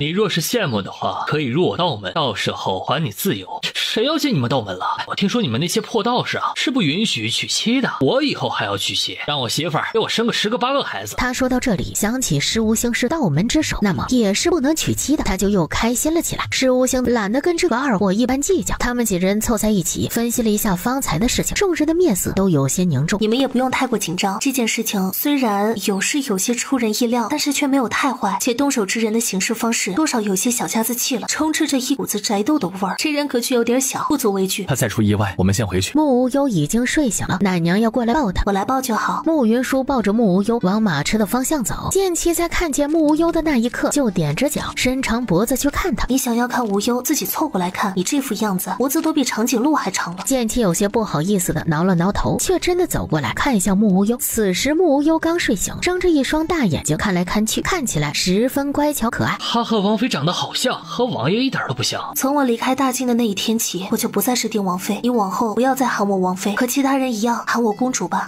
公主在生王爷的气，难道我不该生她的气吗？该生，当然该生。这一次的事情是王爷不对，我出门前还狠狠地骂了他一顿。穆云舒知道这种事情确实是剑妻这个二货做得出来的，只怕他骂完后就又被荣九司暴打一顿。你怎么来南诏了？我是王妃的人，自然要跟着王妃。我不在王妃身边，王妃被人欺负了怎么办？穆云舒听到这话，嘴角抽了抽。所以我能下床之后就去找王爷申请，他同意我过来。所以你是他派来的？剑姬直觉他的这个问题很重，一个答不好，可能就会被他轰回大禁。不是，是我自己要来的。我虽然曾是王爷的侍卫，但是在王爷把我拨给王妃之后，我就是王妃的人。王妃在哪里，我就在哪里。叫我公主。我习惯了，尽量改。慕云舒笑了笑，王妃，有件事情我得告诉王妃。什么事？小公子应该是王爷的。是你出门前荣九思跟你说的？是的，王爷抓住了连苏，从他那里得到的消息，他中毒到了后期，无法是会死了。他的内力深厚，能把毒强行压下去，毒压下去后，他能短暂的站起来，然后需要一个女子帮他承担毒素，这个过程他会失忆。慕云舒听到这话，眼里有些冷意，剑姬看到他的样子，心里有些害怕。公主，你怎么了？这话是连苏跟你说的，还是荣九思跟你说的？是王爷。他是越来越不要脸了。公主为什么这么说呀？他在跟你说这些话的时候，是不是已经知道我是南诏公主？是的。那就对了。剑姬一头雾水的看向慕云舒，当初他抛弃我时，不过是因为我无权无势，帮不上他，所以他选了苏相府的嫡次女，再娶另外2位小姐。他这样做原本也无可厚非，毕竟他最初要娶的就是苏府的小姐，他没能娶到苏玉溪，原本就是极为遗憾的。这一次也不过回归正轨罢了，只是他没有想到会摇身一变成了南诏公主。我这一重身份对他而言有更大的注意，他让你来找我也不足为奇，只是他比我想象中的更加无耻。之前死活不承认我腹中孩子是他的，如今我成了南诏公主，他就编出这样的说辞来。大晋的皇族还真是祖传的不要脸，从上到下就没一个好东西。他听到慕云舒这番说辞，他觉得似乎也能说得过去，只是他跟在荣九思身边多年，再回想荣九思前段时间的反应，他觉得荣九思不是这样的人。可是王爷并没有娶苏二小姐，连那2位侧妃他也没有娶啊。我父皇派人杀进苏府的时候，那位二小姐应该也被牵连，不死也得惨。荣九思发动了宫变，苏乾已死，娶苏二小姐和另2个侧妃对他已经没有任何注意。倒是我这个也曾经无权无势的人，已经成了南诏公主，对他的助力最大。我有了价值，他自然会想办法挽回的。只是他为了挽回我，居然编出这么可笑的理由和借口，还要强行认下我腹中孩子，真是无耻。这话好像也有些道理，但是我还是觉得王爷不是这样的人。他还想为荣九思说话，你要是再为他说一句话，就立即滚回大晋。剑姬伸手捂着自己的嘴巴，没敢说话。我和他已经恩断义绝，如今我不喜欢他，也不恨他，我如何也算是皇族，对于他当初的行为也算理解，但是仅仅理解而已。我和他其实早就没有任何关系，早在大婚的第2日，我们就已经和离。之前我在大晋的时候，我治好了他的病，他为我提供庇护之所，算是两不相欠。至于你，当初在定王府的时候，你帮了我很多，后面出事的时候，你又用命护着我，我欠你很多。在我的心里，你是我的朋友，也是我的恩人。你若是想回大晋，我会好好谢你，然后派人送你回去。你以后也可以随时来南诏看我。我不回去，我刚才说过，我是你的侍卫，是要保护你的。就今天发生的事情，我觉得南诏也不太平，没有我你会有危险的。慕云舒听到这话，轻轻一笑。他来南诏的时间太短，短时间内也没办法培养自己的心腹，而他现在需要人帮他做事。只要荣九思不来南诏，剑姬肯定会全心全意的护着他，没有人能收买他。想好了？早就想好了，我这一次来南诏就是过来保护你的。慕云舒心里温暖，不过我能不能把公主的日常写信告诉王爷呀？这或什么都好，就是太二了。这种话竟也能问得出来，你觉得呢？好吧，我不给他写信。慕云舒看到他这副样子，又觉得有些好笑，只是他的笑容很快就散了。剑妻虽好，却容易让他想起荣九思。衍公子上到马车后，面色微沉，他的婢女绿棉跟着上了马车。跪下！绿棉低头跪在他的面前。谁给你的胆子让你这样做？自太子回国之后，公子的身份就变得极为尴尬。如今不过是过了3个来月，之前依附我们的人便动了其他的心思，他们中有很大一部分已经开始去讨好太子。长此以往，公子的身边将无人可用。若公子只是寻常宗室的话，还能做个闲散王爷。可是公子当年被国主带在身边的时候，是以太子的身份教养的。若公子不能做到那个位置上，以后的处境只会极其悲惨。我观太子性情仁厚，不是那种容不下人的人。就算太子真的是宽厚之人，他身边的人呢？公子的身份太过特殊，公子这些年来在南诏有很高的声望，挡了太子殿下的路，他们又岂能容得下公子？衍公子这段时间其实很纠结，穆清远的出现打断了他所有的计划。为这事，沈西时也找他谈过，沈西时态度十分明朗，直接告诉他南诏的国主之位，沈西时是要传给穆穆清远的，让他好辅佐穆清远。他还告诉衍公子，往后只要他好好辅佐穆清远，会给他相应的尊荣。他虽不能成为南诏的国主，却依旧会是南诏最尊贵的几个人之一。国主不会让这样的事情发生。公子说的没错，国主宽厚，待公子极好。他在时，这些事情自然不会发生。但是国主终有不在的那一天，公子还能保证不发生这种事情吗？玉棉，绿棉知道这些话有些大逆不道，但是这难道不是事实吗？公子的身份原本就十分尴尬，如今一定得早做打算，否则等太子的根基一稳，公子将会更加被动。早做打算没有问题，但是这些事情我们可以堂堂正正的去谋划。你今日的行事卑劣又阴毒，有失光明磊落。你是我的人，做的事看在别人的眼里，代表的是我的意思。类似的事情不许再做。是，绿棉听公子的。你起来吧，一会儿回去后你自己去刑房领罚。是。知道你是为我争，所做的一切也是为了我。但是绿棉，人活在这世上，争可以，用手段也可以，但是有些事情是绝不能做的。我那个皇妹虽然不是那种心思极重的人，但是我观她平素行事也不是个好相遇的人。这事儿她一旦抓住了把柄，便是我也护不住你。今日的事情我布置得十分周全，不会被人发现。她今日应该已经发现了端倪，很可能已经怀疑上了我。今日这事儿算是死无对证，你留下的痕迹我会替你抹去。是。你下去吧，我想一个人静一静。绿棉低头退了下去。穆云舒一行人还没有回到皇宫，踏青发生的事情就传进了沈西时的耳中。沈西时听到事情的经过后，脸都黑了，打算直接把今天涉事的人全部问罪。这事儿要不还是交给公主自己处理吧。沈西时看向他解释：国主要处理这件事情确实很简单，把那些相关的人全部拉出去砍了就好。只是这种事情有第一次就有第二次，且如今幕后主使也没有找到，国主不可能把所有人都拉出去砍了。自太子殿下和公主回国之后，盯着他们的人实在是太多了，就算是国主想要好好的护着他们，也难没有看顾不到的时候。既然如此，倒不如让公主自己来处理，也好让那些藏匿在暗处的人知道公主的手段。如此一来，既能威慑那些藏匿在暗处的人，还能让公主去收服身边的人。舒儿刚回来不久，姑怕她应付不过来。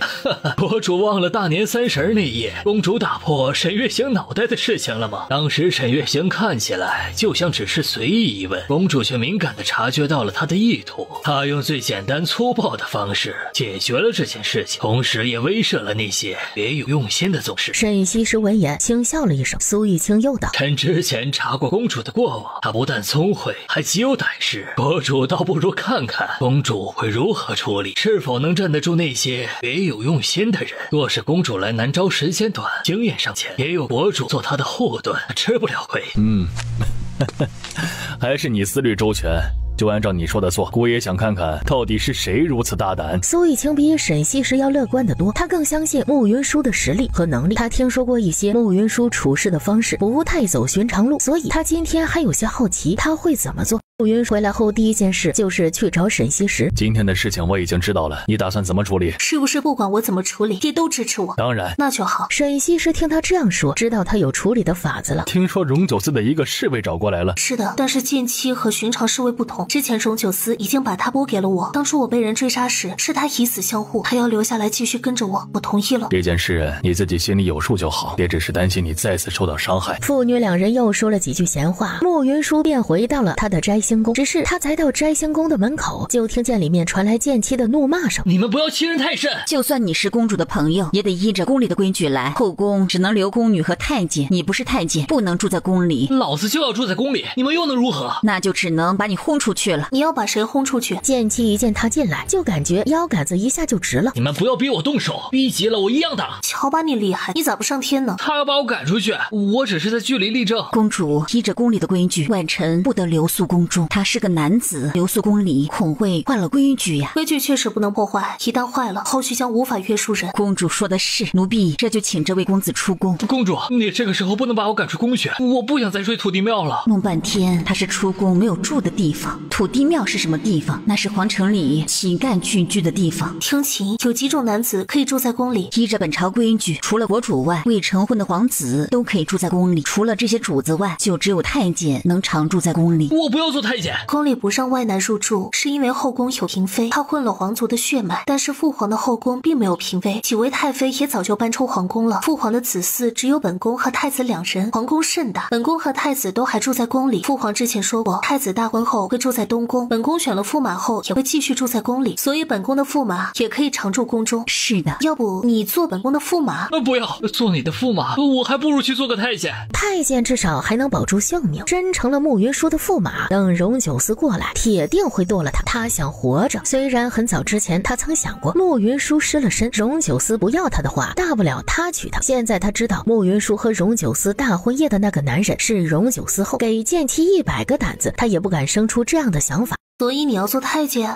就没其他的法子了吗？慕云舒没理他。从现在开始，他就是摘星宫里的大太监七公公。这么随意的吗？公主，可是他不是太监呀，这样不合规矩。本宫说他是太监，他就是太监，不接受任何反驳。你说他不是，要不你带他到内室，让他脱了裤子，你给他检查一下。公主说他是太监，那他便是太监，不用奴婢去检查了。剑妻到此时终于回过了神来，只要不让他真的净身做太监，顶着个太监的名头住在宫里保护他，他觉得这事儿也没什么，于是他笑了起来。好了，以后他就是七公公，你们以后要和睦相处。是。剑妻听他服了软，嘚瑟的瞪了他一眼。他在定王府的时候就深谙抱对大腿的意义，眼下慕云舒的大腿比起在定王府的时候还要粗得多。本宫今日去西燕湖踏青的事情是你想法，还是有人提醒你的？在奴婢知道公主要出门踏青的时候，奴婢在心里就列了好几个去处。这几日下之后，就常听宫里的宫女们说起七燕湖的桃花，奴婢就十分异动，就给公主推荐了七燕湖。之前奴婢没有多想，如今想来，这怕都是圈套。奴婢中了别人的圈套，害公主置身险境，还请公主责罚。都是谁在你面前说七燕湖的事了？听琴略犹豫了一下，却还是说了几个工人的名字。慕云舒立即让人把那几个工人带了过来。他一番询问后，那些工人都说只是看到宫里的桃花开了，便想着七燕湖的桃花应该也开了，所以才讨论。慕云舒知道这些人中间一定有人有鬼，想从中挑出有问题的人是一件很难的事情。他如果将这些人全体问罪，往后必定会有暴力狠毒之名。他若把这些人全放了，他们必定还会伺机害他。听起来你们好像都和这一次的事情无关，可是本宫知道你们中间必定藏着想害宫的人。至于那人是谁，你们自己心里都清楚。现在本宫给你们一个自证清白的机会，谁能证明这件事情和你们没有关系，本宫就放了。慕云舒见他们都不说话，指着最边上的一个太监道：“你先来。”奴才在进宫之前曾去过一次七燕湖，被那里的美景所震撼，所以奴才每年到这个时候都会跟人说想去七燕湖去看看，这是宫里的老人都知道的。你去查看看是不是这样。听琴应了一声，亲自去查和那太监以往有过交集的人。奴婢没有去过七燕湖，但是听说二说过那里的风景很美，奴婢自进宫后就没有再出过宫，就想去那里看看。奴婢也是听说二说的，所以才想去七燕的。奴婢幼时曾在七燕湖畔的庄子里住过一段时间，经常去那里。今年刚进宫，有些想家，想起七燕湖，就跟人闲聊了几句。奴婢从来没有想过要害公主，请公主明察。所以你经常在宫里跟人说七燕湖？闲下来的时候确实会跟人说，但是奴婢真不知道会发生这种事情，更没有半点害公主之心呀。你说你没害本宫，本宫就要相信你，真是可笑。剑妻，把他拖到旁边荒废的宫殿，把他剐了。剑妻一把将双儿拖了出去，只是片刻的光景，就听到那里传来极为惨烈的叫声。本宫最讨厌那种心思不正之人，这种事情宁可错杀，不可放。你们当中还有几个没有自证清白？继续。慕云舒问完的时候，听琴刚好查完了回来，正是之前那个太监的话没有问题，然后让那些说自己从双儿那里听到七燕湖消息的人又有谁作证？这一自证，就有几个没办法证明他们和双儿有过交集，于是那几个全部被关了起来。他前半夜还在那里查，后半夜就全部交给听琴去审问。第二天一早他醒来的时候，听琴把审问的结果呈到了他的面前。慕云舒扫了一眼那张单子，懒洋洋的道：“来人，把听琴送进慎刑司。”公主，奴婢做错了什么？你要把奴婢送去慎刑司？你当本宫进宫的时间短，身边没有可用之人吗？本宫陪你玩到现在，已经很给你面子，你还要装吗？奴婢不明白公主的意思，奴婢听公主的安排去查这些人是否有问题，公主怎么就定了奴婢的罪？你们来告诉他，他的问题出在哪里？听琴去拿人的时候，和其中几个人交换过神色，而后公主让听琴琴去查太监朱隐的时候，他把这东西放在了青石板下。他说完，拿出了一张纸，递到了慕云舒的面前。太医启，别来找我。跟你接头的那个人是谁？他咬着牙，没有说话。你行事隐秘又稳妥，这段时间你替本宫打理着摘星宫，将这里打理得井井有条。本宫其实很欣赏你。这一次，本宫其实并不想怀疑你，但是你的嫌疑实在是太大了。你告诉本宫，踏青最佳地点是七燕湖，临出发时，你却又找借口留在宫里。对于你的这个行为，本宫只有一个理由能解释，那就是你知道这一次一定会出事。你不跟过去，是不想被牵连进这件事情。在你们的计划失败时，你收到消息之后，就想抹去所有的痕迹。只是这里发生一点意外，剑姬进宫了，且一进来就盯着你。赶他出宫，不是为了维护宫里的规则，而是因为他的存在打乱你们的计划。剑姬抱着剑挺起了胸膛，他觉得自己棒棒的，才来南诏的第一天就派上了大用场。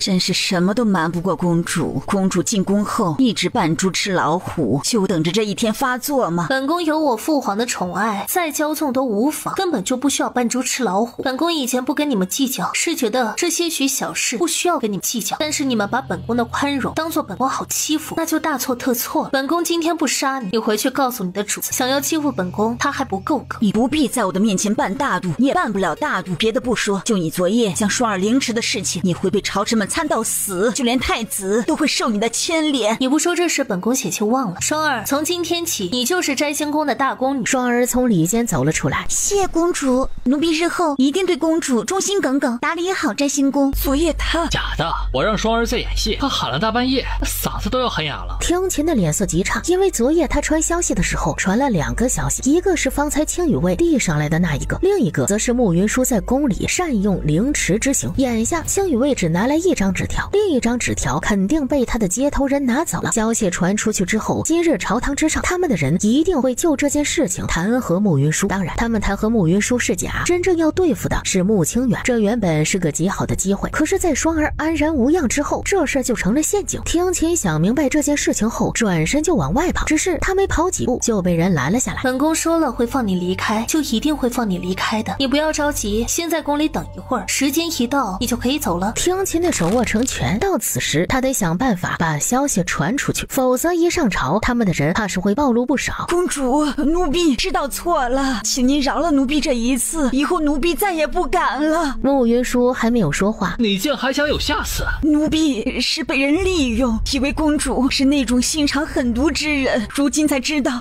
自己错了，还请公主给奴婢一条活路。本宫看起来像二傻子吗？听琴愣了一下，看来南诏皇宫里的人口简单，平时需要斗的次数不多呀。你身为婢女，对自己主子下手，哪怕你的主子是个二傻子，都不可能会相信你此时所谓的被逼。剑姬，你看着他，不要让他逃了。公主放心，会好好的看着他的，他今天插翅难飞。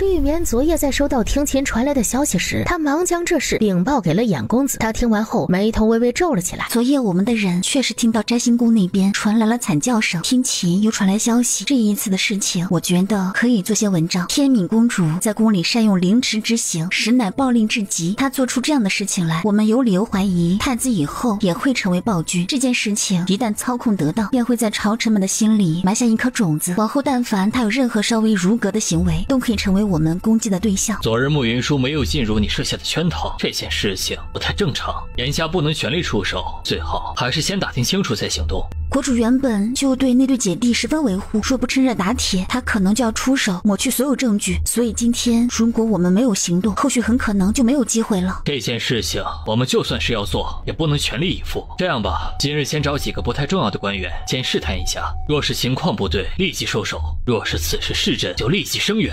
绿棉虽然觉得他太过小心，只是他觉得可以做的稍微大胆一点，便背着衍公子在他定下的名单里又加了几个重要的人物。早上上朝的时候，他们一个个跟打了鸡血一样，以除夕夜慕云舒暴打沈月行为突破口，一起弹劾他。他们着重弹劾慕云舒的残暴狠毒，在宫里滥用私刑。衍公子在朝堂上看到效忠于他的几个官员动了一小半时，他便知道绿棉背着他做了一些交代。众卿说了这么多，不如请天敏来跟你们讲讲昨夜的真相吧。很快，慕云舒一身公主的正装走进了大殿，在他的身后还跟着摘星宫新上任的宫女双儿。他进来后，先依着规规矩，给沈西时行了个礼。诸位大人说的被凌迟的宫女，可指的是双儿？众大臣看着安好的双儿，顿时安静如鸡。昨夜的事情这才发生不到几个时辰，几位大人却知道的如此清楚。本宫有些好奇，你们是不是在宫里安插了人手，打听宫闱里的秘闻？打听皇宫秘辛以及宫闱之事，绝对是犯了大忌。他们吓得全部跪在地上。姑之前从不知道姑的这些臣子们这么关心宫里的事儿啊，连姑都不知道的事情，你们在宫外竟然都知道了。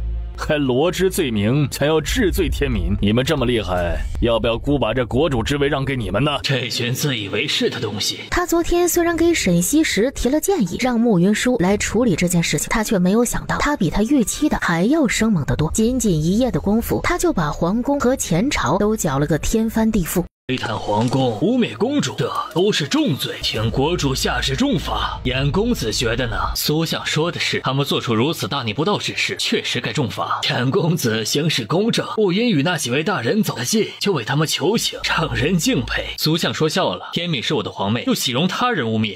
我之前就听闻公子极为疼爱公主这个妹妹，今日一见，果然如此。多谢大哥站在我这边。严公子强行挤出了一抹浅笑，却一句话都说不出口了。朝中没有被波及到的臣子们此时都知道这是要出大事了。果然，沈西时下旨将今日弹劾慕云舒的臣子全部重罚。沈西时的态度到此时展露无遗，谁敢算计慕云舒姐弟，他绝不姑息。沈西时对礼部尚书道：严敏招婿之事现在进行的如何了？他实在是没有想到沈西时会在此时重提这件事，他真的不想招婿啊。天敏是女孩子，容易害羞，这事你不用管，让礼部去操办就好。他的话全部被沈西时给堵了个干净。名册已经定了下来，今日下午就会呈到公主的宫里。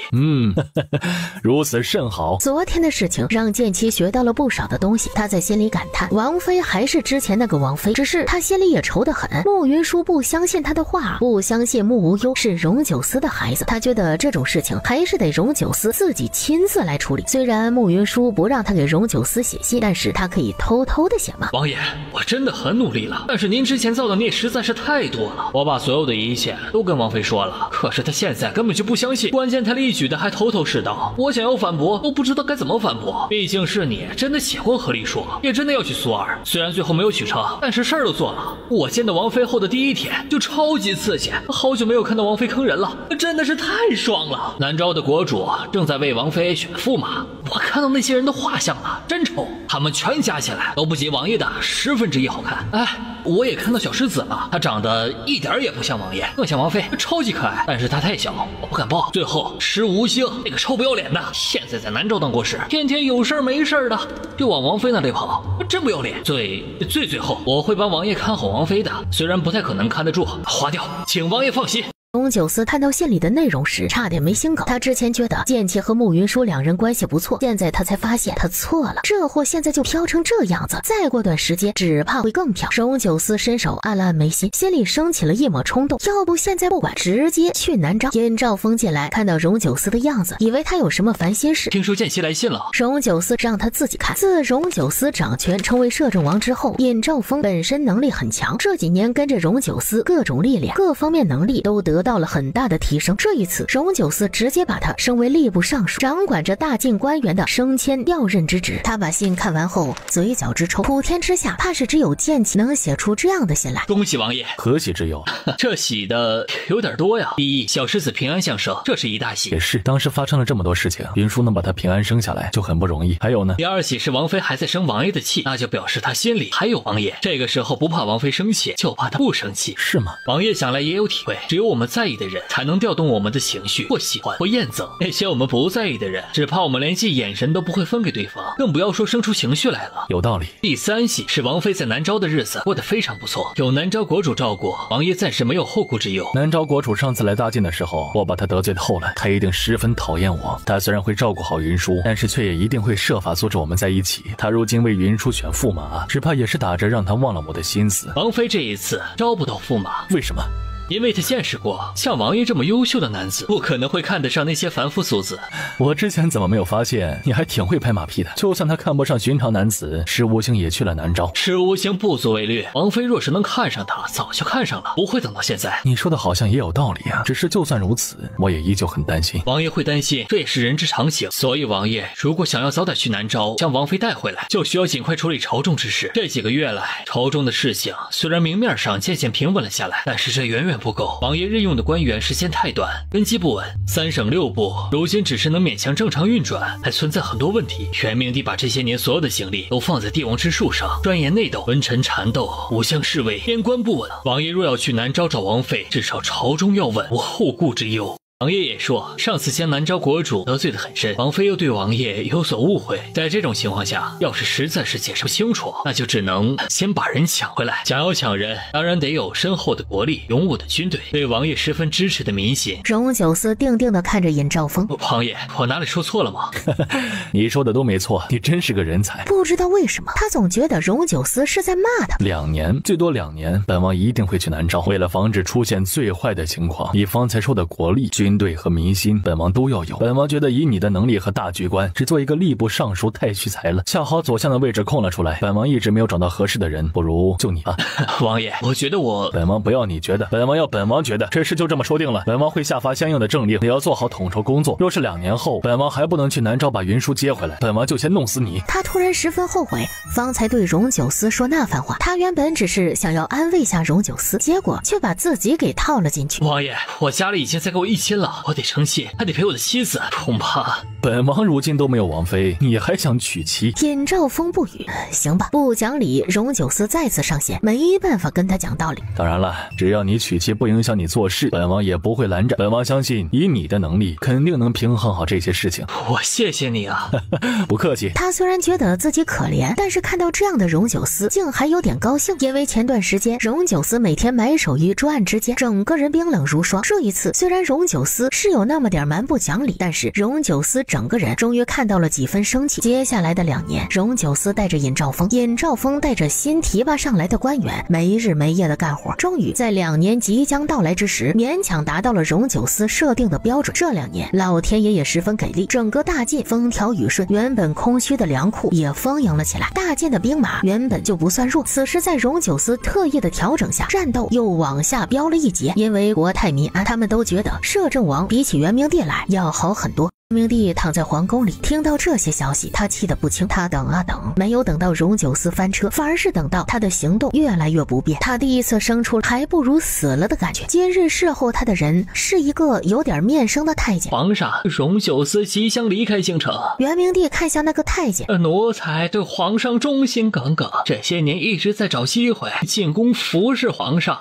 奴才费了很大的力气，才得到进来伺候皇上的机会。元明帝听到了这话，十分欣慰。在宫里像奴才这样效忠皇上的人还不少，奴才们结成了一个联盟，效忠皇上。宫里有一部分，宫外也有我们的人，只要时机成熟，我们就能杀了荣九思，还皇上贵宠的地位。你们有多少人？我们在宫里大约有20几人，宫外我们有人成了一支军队的将领。那位将领虽然带的兵马不是很多，几千人，但是只要把握好机会就能成功，毕竟他们在明，我们在暗呢。元明帝听到这话十分心动。荣九思离开京城的这段时间，我们有更多的时间布置，这是十分难得的机会。只要布置好了，荣九思回到京城的时候，我们就能杀了他。这件事情你去好好统筹，有什么动静第一时间告诉朕。此事若成，等朕重登大宝，必封你做大内总管。此时伺候元明帝的另一个太监进来了，两人结束对话。元明帝原本是一心求死，因为这个太监的一番话又燃起了生的希望。他没看到的是，那个太监从他的寝宫出来之后，就去了南书房。王爷已经跟他说了，他没有起疑，十分激动。你做得很好。那太监退下后，尹兆峰问他，王爷为什么要给元明帝希望？我听人说元明帝最近生出了求死之心，甚至已经开始绝食了。他若是在此时死了，朝堂必定会再起动荡，那些潜藏在暗处的人必定会蠢蠢欲动，借机生事。我好不容易等到如今能去南诏了，不能因为他的死再生出动荡，乱了我的计划。所以他此时活着对我更有利。再说了，就他这些年做下的事情，才受这么点罪，哪里能就这么死了？眼下给他一点希望，以后希望破裂的时候，才能从他的身心将他彻底摧毁。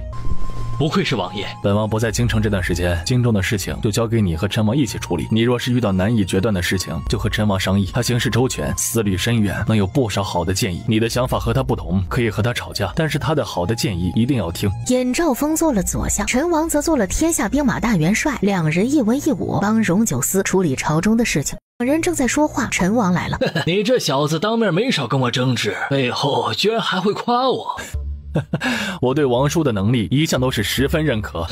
少拍我马屁，我可不吃这一套。尹兆峰看到他这副样子，没忍住笑了起来。笑什么笑？你现在去南诏也好，最近我们和南诏的边境出了一些状况。那里出什么事了？陈王取出了一份军报递给他，他看完后眉头皱了起来。军报上说，南诏近来对大晋多次挑衅，在挑衅的过程中，大晋的士兵有不少的伤亡。此时发生这种事情，有些不太对劲。你是不是也觉得不对劲？南诏国主是一个有大局观的贤明君主，不太可能主动寻衅滋事。理论上来讲，确实如此。但是我们都知道，南诏国主极宠天敏公主，他若是想要为她出头，也不是完全不可能。荣九思和陈王齐刷刷地看向他。我说的是事实，当初南诏没有动手，可能是时机不太成熟。我觉得这个可能性很低。如果南诏想要为舒儿讨回公道，2年前就可以动手，因为当时大晋正处于内乱时期，九思还没有完全执掌大晋，他们那个时候动手，成功率会增加很多的。如今大晋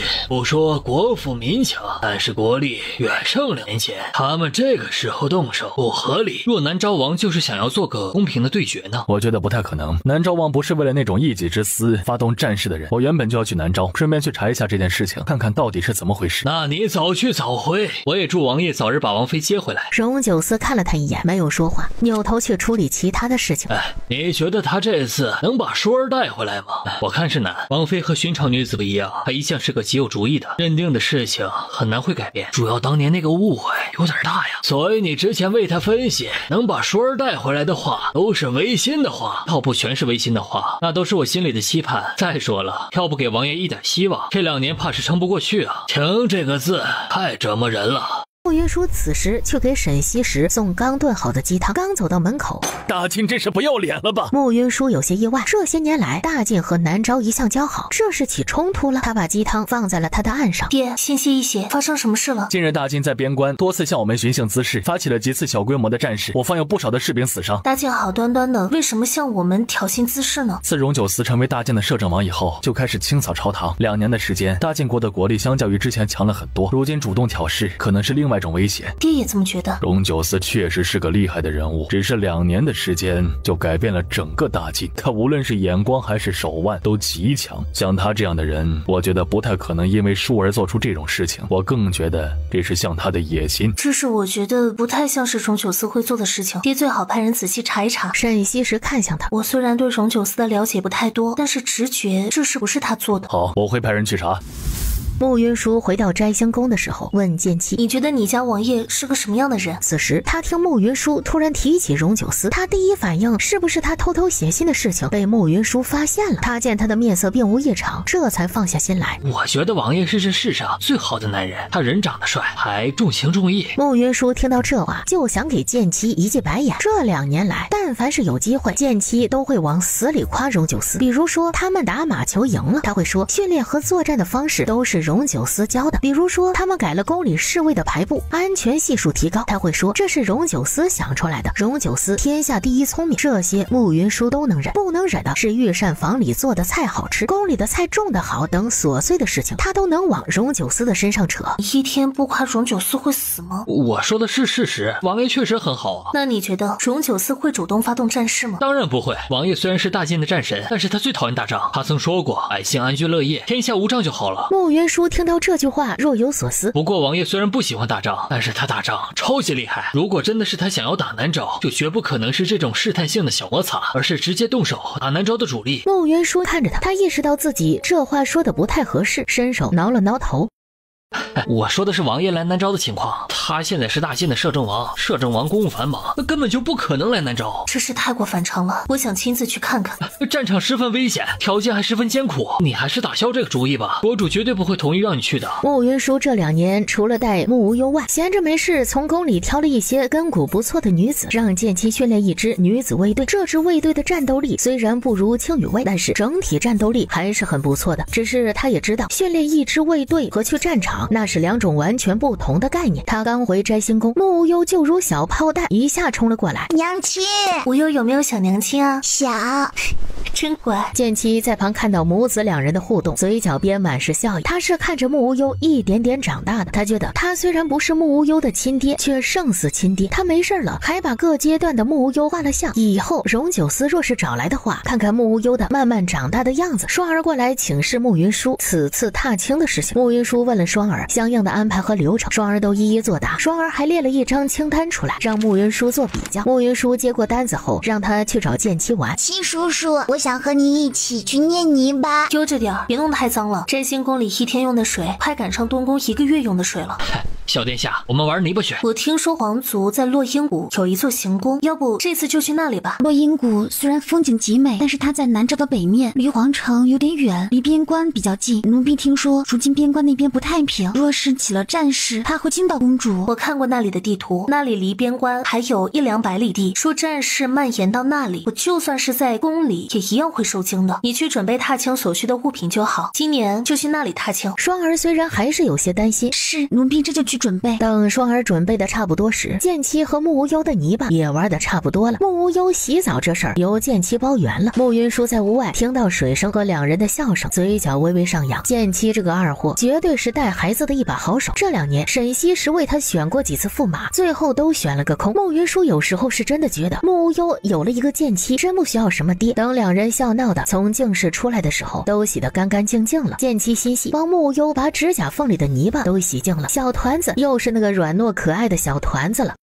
下次再让我爹看到你这样带无忧玩泥巴，只怕我都保不住你。公主别这么没自信，我相信你，你的实力强横，在南诏能横着走。慕云舒瞪了他一眼。我们这一次踏青走远一点，去樱花谷，那里离皇城有些远，除了青羽卫外，我们自己的那队侍卫都带上。剑妻应了一声。2天后，他们准备妥当，出发去落英谷。因为落英谷有些远，穆清远作为一国储君，不方便跟过去。施无星的国师却是个贤侄，便跟着慕云舒一起去。他们这队人马出城时，晏公子在一旁的茶楼里。天敏公主如今出行的架势是越来越大了。自从2年前踏青的事件后，晏公子元气大伤，如今他在南诏的地位一落千丈。他虽然还是南诏的晏公子，却和以前已经完全不一样了。他有国主的宠爱，想做什么就做什么。如今不过是架势大一点，再正常不过。这样对公子太不公平了。这世上原本就没有绝对的公平，我原本就不是国主的亲生儿子，如今落到这种局面，再正常不过。当初是国主从宗室之中挑出公子在身边教养，公子虽然从来没有被立为太子过，但是所有人都知道国主挑公子进宫便是要将南诏传给公子的。可是如今现这样下去，只怕南诏再无公子的容身之所。我不争，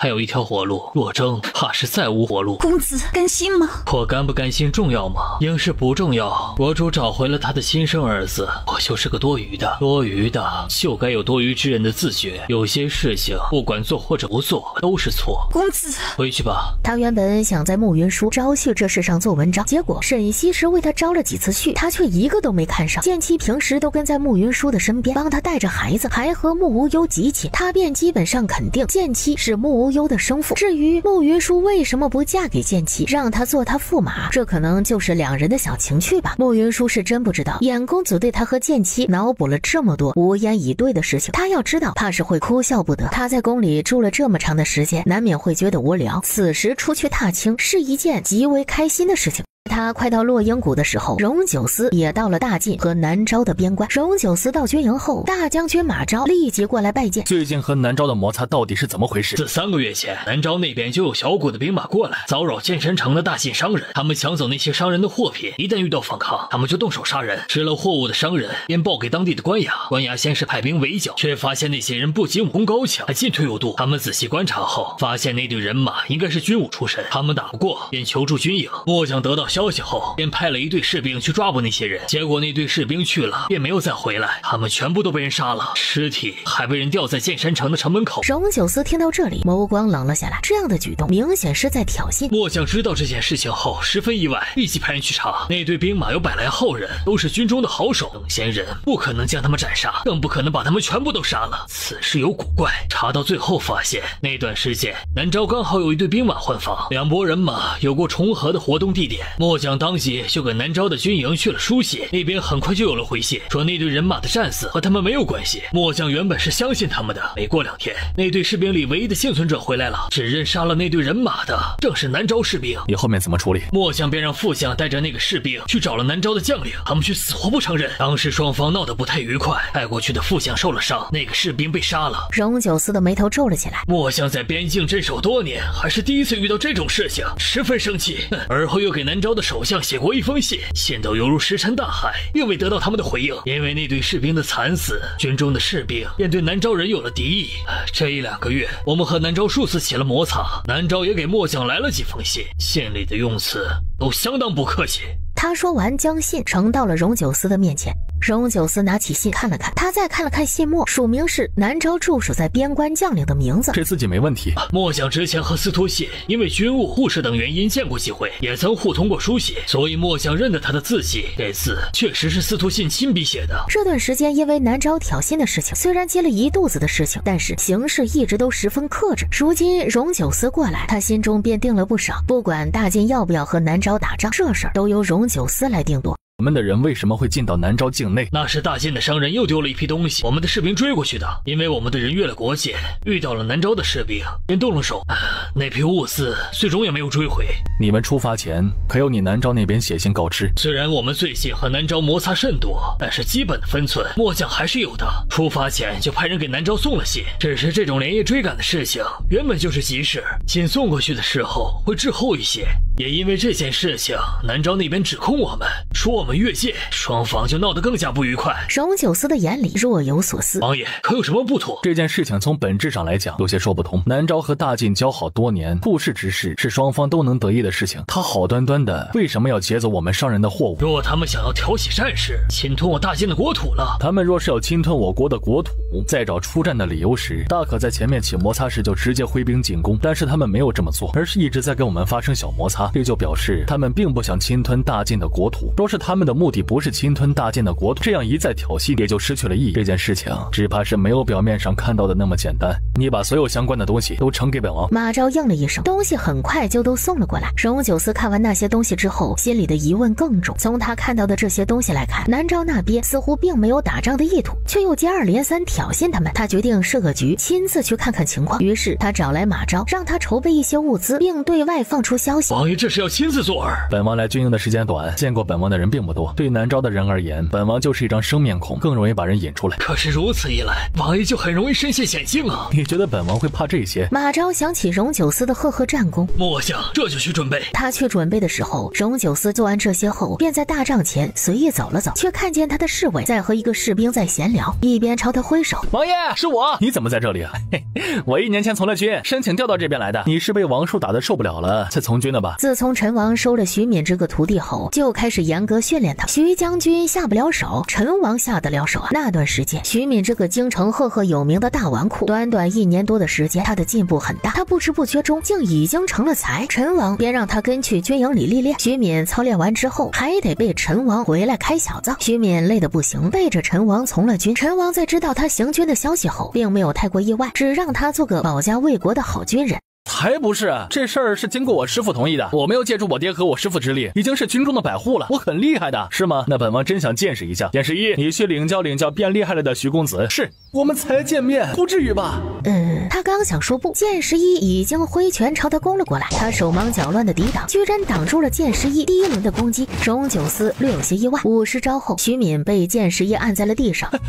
别打了，我认输。不错呀，能在我手里走这么多招，我这2年都吃了那那么多苦啊，这苦不能白吃啊！有空了我们继续切磋。这哪里是切磋呀，分明就是找机会打我，我的命可真苦啊！你这身手还不错，这几天就跟在本王身边吧。其实有个人身手比我还要好。荣九思看向他，一溜烟跑了，没一会儿就拉了一个士兵过来。荣九思看到那个士兵的时候，整个人就有些一言难尽。2年半前，徐英看着穆清远离开后，他心里空落落的。而后徐府为他张罗亲事，他在相看的前一晚逃出了徐府，女扮男装进了军营。请王爷责罚。这事本王会写信给徐将军。王爷可以罚我，但是徐英不想离开军营，规矩不能废。我可以戴罪立功。王爷这一次来南诏是为王妃而来的吧？我不知道如今王妃的气有没有消，但是我可以帮王爷在王妃的面前说说好话。荣九思原本不想搭理他，听到他这话，朝他看了过来。王妃在京中的朋友不多，我却能算得上是一个，在他面前是能说得上话的。在他得到荣九思到军营的消息后，他便已经想好用这件事情来和荣九思做交易。他2年多没见慕云舒，他也想慕云舒了。至于要不要帮荣九思说话，徐英觉得自己是个极有原则的人，怎么可能会因为一点小利就背叛朋友？你是怎么成为千户的？立战功，一步一步升上来的。荣九思扭头对剑11道：“你去试一试徐千户的身手。徐千户，请。”徐英看了他一眼，下一刻便如疾风一般朝剑11攻了过来。徐英自小就展现了惊人的习武天分，只是她是女子，纵然她有一身的武艺，也不能从军。她从军之中增加了不少实战的经验，武功的进步可以说是一日千里。剑11和徐英对上的时候，只觉得手背震得发麻，他略有些意外，不敢再轻敌。100招后，徐英被剑11打趴在地。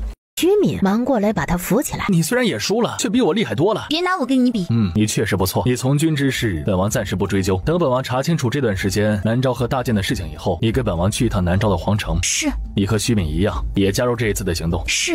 只是1天的时间，马昭就把东西全部准备好，由荣九思亲自压阵。作为诱饵，顺着事故多发地点出发。因为有徐英在，他们这一次的行程做了一点调整。徐英换回女装，扮作徐敏的妾室。徐英对这个身份十分不满意。放心吧，你不管是我的妾室还是我的妹子，我都会对你好的。徐英想要揍他，他抓着他的手道：“妾室大多美貌温柔，你已经没有美貌了，要是再不温柔，只怕就骗不过那些藏匿在暗处的人了。”他此时穿着女装，感觉十分别扭。再听见徐敏这句话，直接就狠狠地踩了他一脚。你凶什么呀凶？徐英撸起了袖子，徐敏立即就闭嘴。荣九思看到他们兄妹的相处，嘴角抽了抽。王爷，有人跟踪我们，鱼上钩了，要动手吗？如今鱼还没正式咬钩，不着急，既然要动手，总归得把他们一网打尽。如今先装作什么都不知道，我也想看看这一阵人马到底是什么来头。剑11点头。而此时孟云舒一行人已经全部进入落英谷。落英谷说是南诏皇族的行宫，但是因为距皇城的距离远，皇族很少会有人过来住，所以负责看守落英谷的人并不多。双儿也是第一次来落英谷，想找谷中的管事询问情况。他找了一圈，也只在谷中找到了一个男子。公主来了，把你们的管事叫过来。那男子听到这话愣了一下，怎么了？你们管事不在吗？对，我们不知道公主要来，管事去前面的集市买东西去了。既然如此，那你赶紧让人去通知管事，公主驾到，他若不过来见礼，仔细公主责罚。那男子应了一声，扭头就匆匆跑了。双儿见那男子行走的步伐很大，举止也没有半点规矩，他心里生出了几分疑惑，过去把这件事情向慕云舒禀报了。慕云舒听完后对剑妻道：“你带人把行宫全部检查一遍，看看是否还有其他可疑之处。”剑妻应了一声，就去巡查行宫。落英谷的行宫并不大，看起来有些破旧。他们这不查还好，一查就发现很多问题，比如说这里一个人都没有，里面的房间有居住过的痕迹，根据里面的痕迹计算，至少曾经住过上百人，而整个行宫总数也只有30余人，住在这里的总人数比看守的人数要多得多。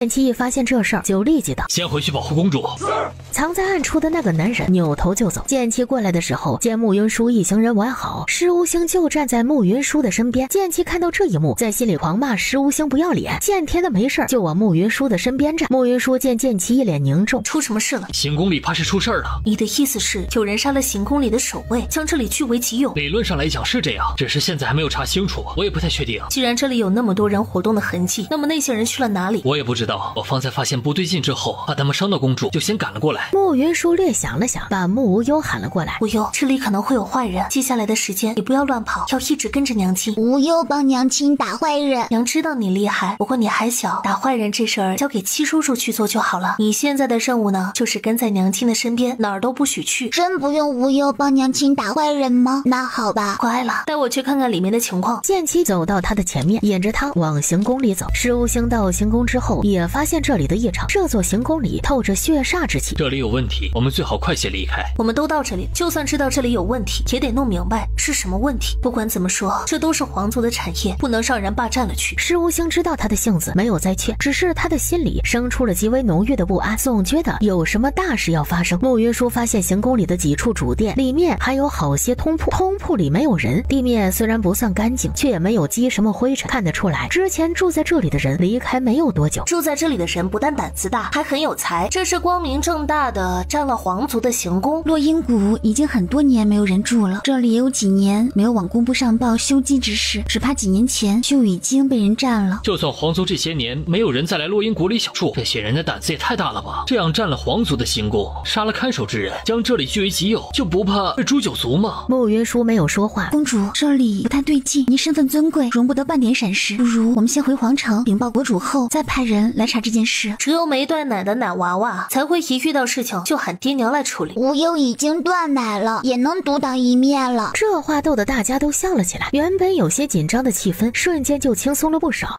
是我家无忧最乖了，无忧是最棒的。没错，无忧是最棒的。这话慕无忧很爱听，开心的不行了。他们又往前检查了好些地方，最后在一个偏殿里，慕云舒看了剑姬一眼，他一脚把门踹开。众人看到门里的情景，全部都惊呆了。那里不仅存放着行宫里值钱的东西，还有一大堆金银珠宝。这事还真是有点意思了。怎么这么多的金银宝物？这些东西规格混乱，什么都有，看着像是抢来的。该不会有窝土匪抢行宫之后，就把这里当做他们的据点吧？为什么不可能？他们把这里占为己有之后，就算是官府轻易都不敢进来查。这是所谓的灯下黑，这种行事方式看似大胆，其实十分稳妥，还能狐假虎威呢。能干得出这种事的人，真他娘的是个人才。慕云舒也觉得那人是人才，他对这群盗匪的头子充满了好奇。这些宝物他们却没有派人看守，足以表示为首之人管教他们还十分严格。公主，这伙人的宝贝都在这里，人却全部不在，8成是出门打劫去了。他们打劫完之后肯定会回来，看他们的人数似乎不少，这里怕是会有危险。慕云舒觉得他分析的有道理，问双儿：你方才进来的时候看到了一个陌生人，他应该就是土匪留下来看家的，你有没有看见他往哪个方向走的？奴婢看见他往那边跑了。剑姬立即叫了4个侍卫的名字，让他们去追。只是那几个侍卫还没出发，留在那里守谷口的侍卫便押着一个人进来了。公主抓了一个可疑之人，奴婢方才撞见的人就是他。说吧，你们到底是什么人？那男子想抬头看慕云舒，放！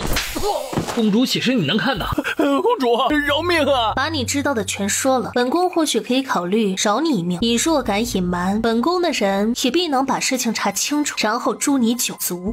小的叫刘三儿，是附近村子的一个村民。几个月前看到有人招工，小的去试了一下，然后就被安排在这里做事了。双儿会意，报上了慕无忧，叫上了几个侍卫，便去了隔壁。近期到这个时候了，竟还没一句真话。谁不知道能留下看守的人，一定是首领最信任的人，还普通村民？哪个普通村民敢跑进行宫里来撒野？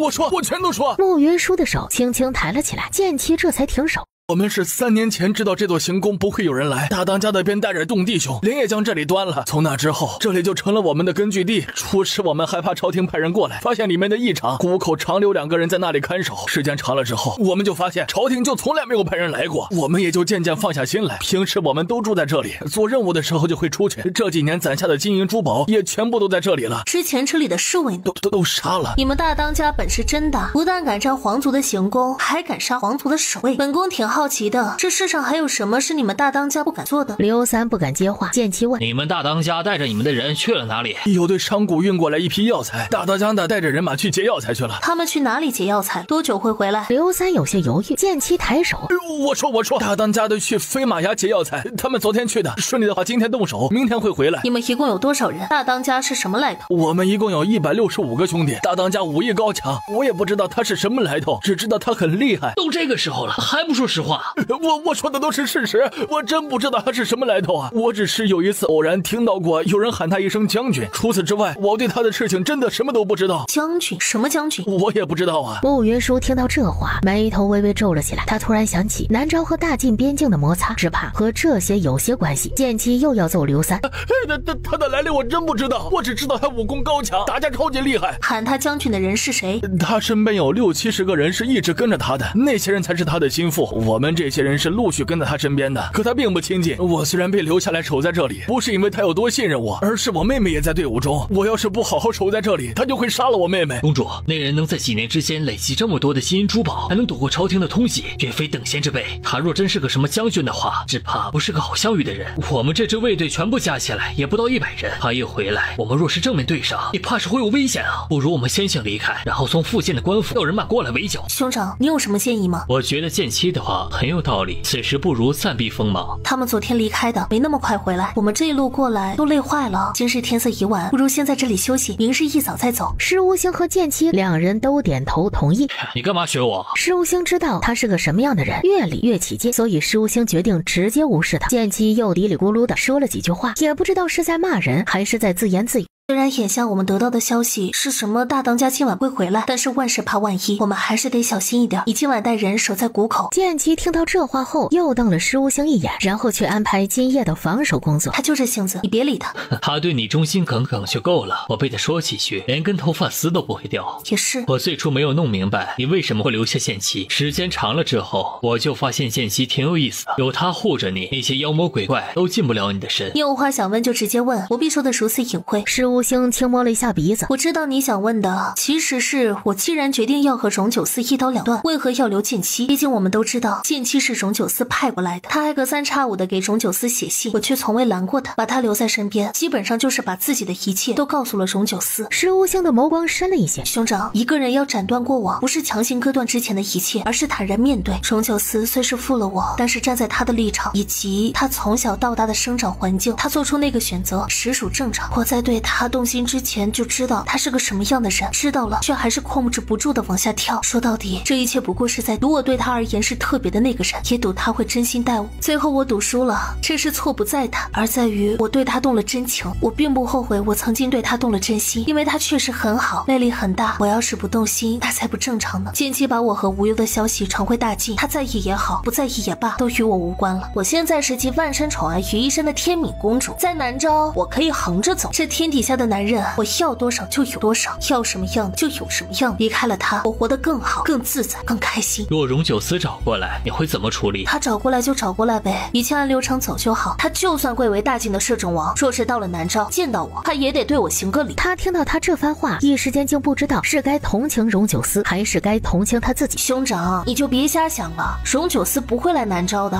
皇族中人最在意的是权势、感情什么的，需要的时候可以利用，不需要就能舍弃。你如今也是皇族中人。是啊，但是我跟他不一样，我没野心，没抱负。我爹只有清远一个儿子，我的双胞胎弟弟是南诏未来的国主。别的不说，我这一辈子都有着坚实的靠山，不需要像别人那样去斗来斗去的。也是，既然你已经放下了荣九思，为什么不招驸马？这事得怨荣九思了。这事儿跟他有什么关系？他长得太好看了，气质也绝佳。我爹给我挑的那些人，要么长得不行，要么气质不行。我在择婿这件事上，品味一下子被荣九思拉得太高了。我之前就在想，我或许该降降我的品味。今年我爹在给我选婿的时候，我一定要挑一个差不多的。这种话他也能说得如此坦然，那便是真的放下了。他刚要开口，兄长，你可千万别跟我推荐你来做我的驸马。我每次看到你，都觉得你是天边的白云，高洁无华，不容亵渎。他把他将要说出口的话全堵了回去，扭头走了出去。他没被剑妻那个二货气到，却被他给气到了。在半夜的时候，双儿进来了。公主，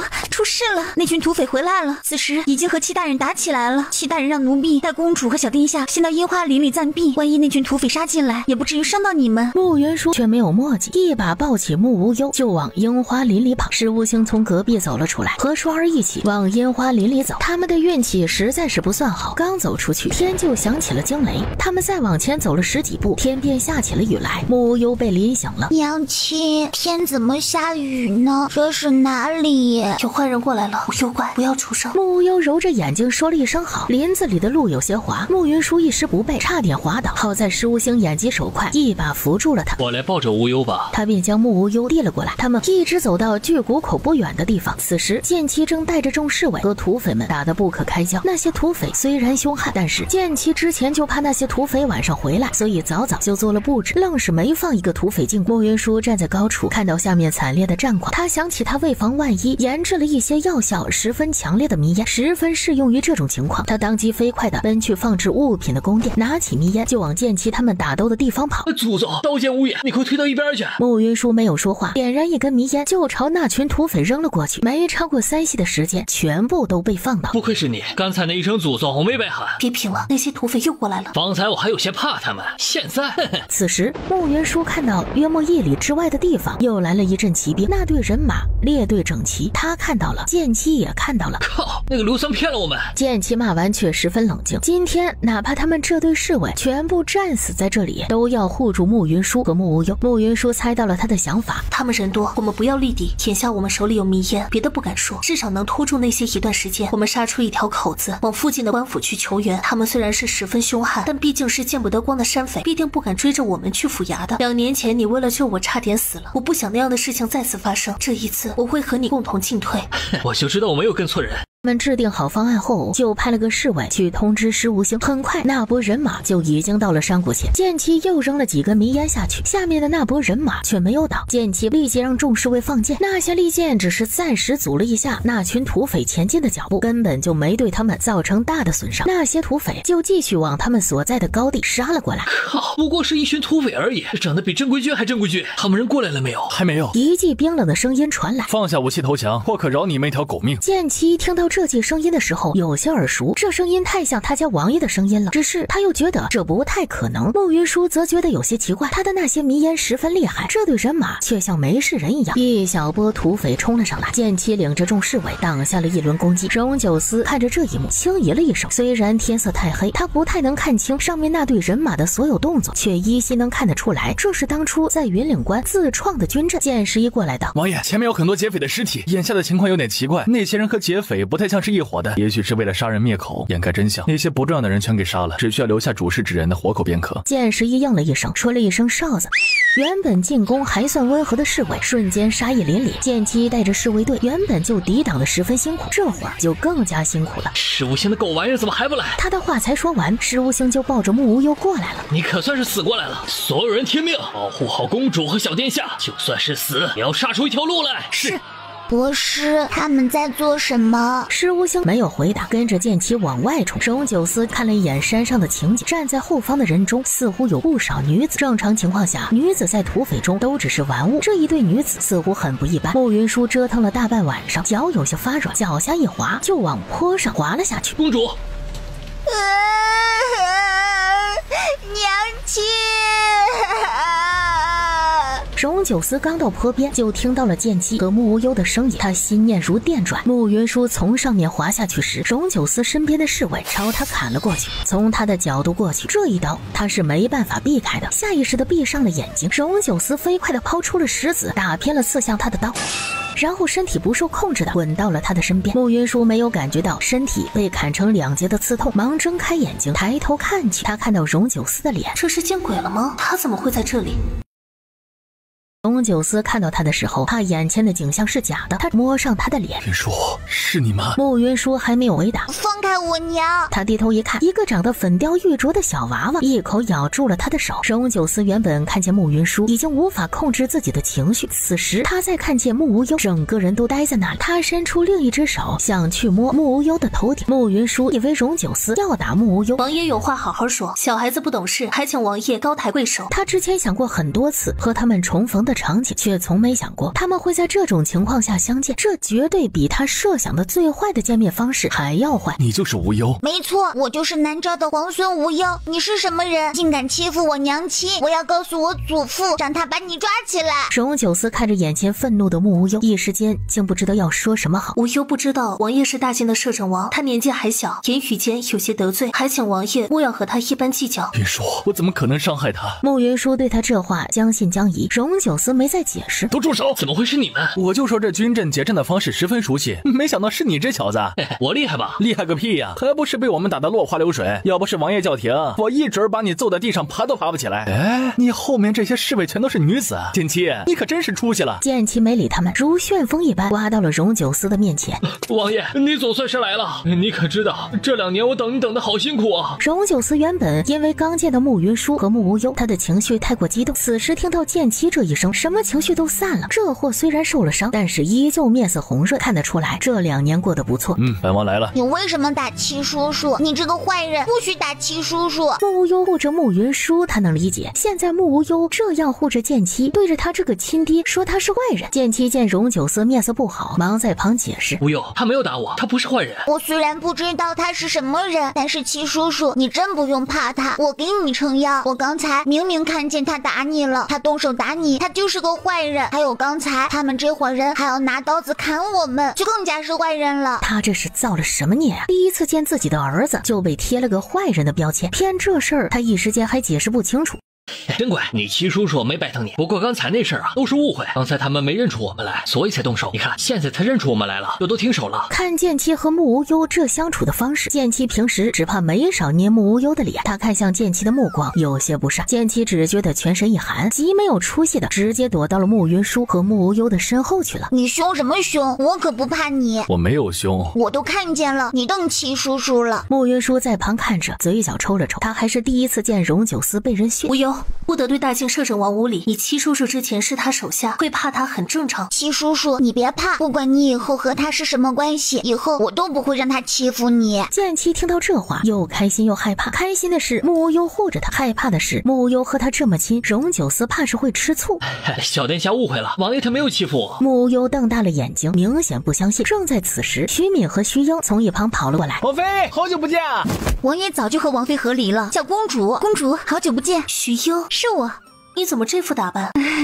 此事说来话长。石无星从一旁走过来，既然说来话长，那就往后慢慢说。你衣衫都湿透了，先回行宫把衣衫换了，别着凉了。他不说还好，一说慕云舒就觉得有些冷。好，王爷，你远道而来，想来也十分疲累，不如一起去行宫里歇息。荣九思看向他，他回以温和一笑。荣九思想把他撕了，他压着心里的郁气。好，辛苦国师了。荣九思问剑妻：他们不是你们的人吗？不是，他们也不是王爷带过来的人吗？我们是追这队人马过来的。吓死我了，我还以为王爷好好的摄政王不做，跑去做土匪了。剑十一恰好过来，这货胆子真大，真是什么都敢说。疼，你轻一点。荣九思知道剑妻是个什么德行，懒得理他。更准确的说，荣九思此时的注意力都在慕云舒和慕无忧的身上。这次重逢，所有的一切都出乎了他的意料之外。他一向精明冷静的大脑，在这一刻已经完全糊成一片，整个人在失魂落魄和亢奋中切换。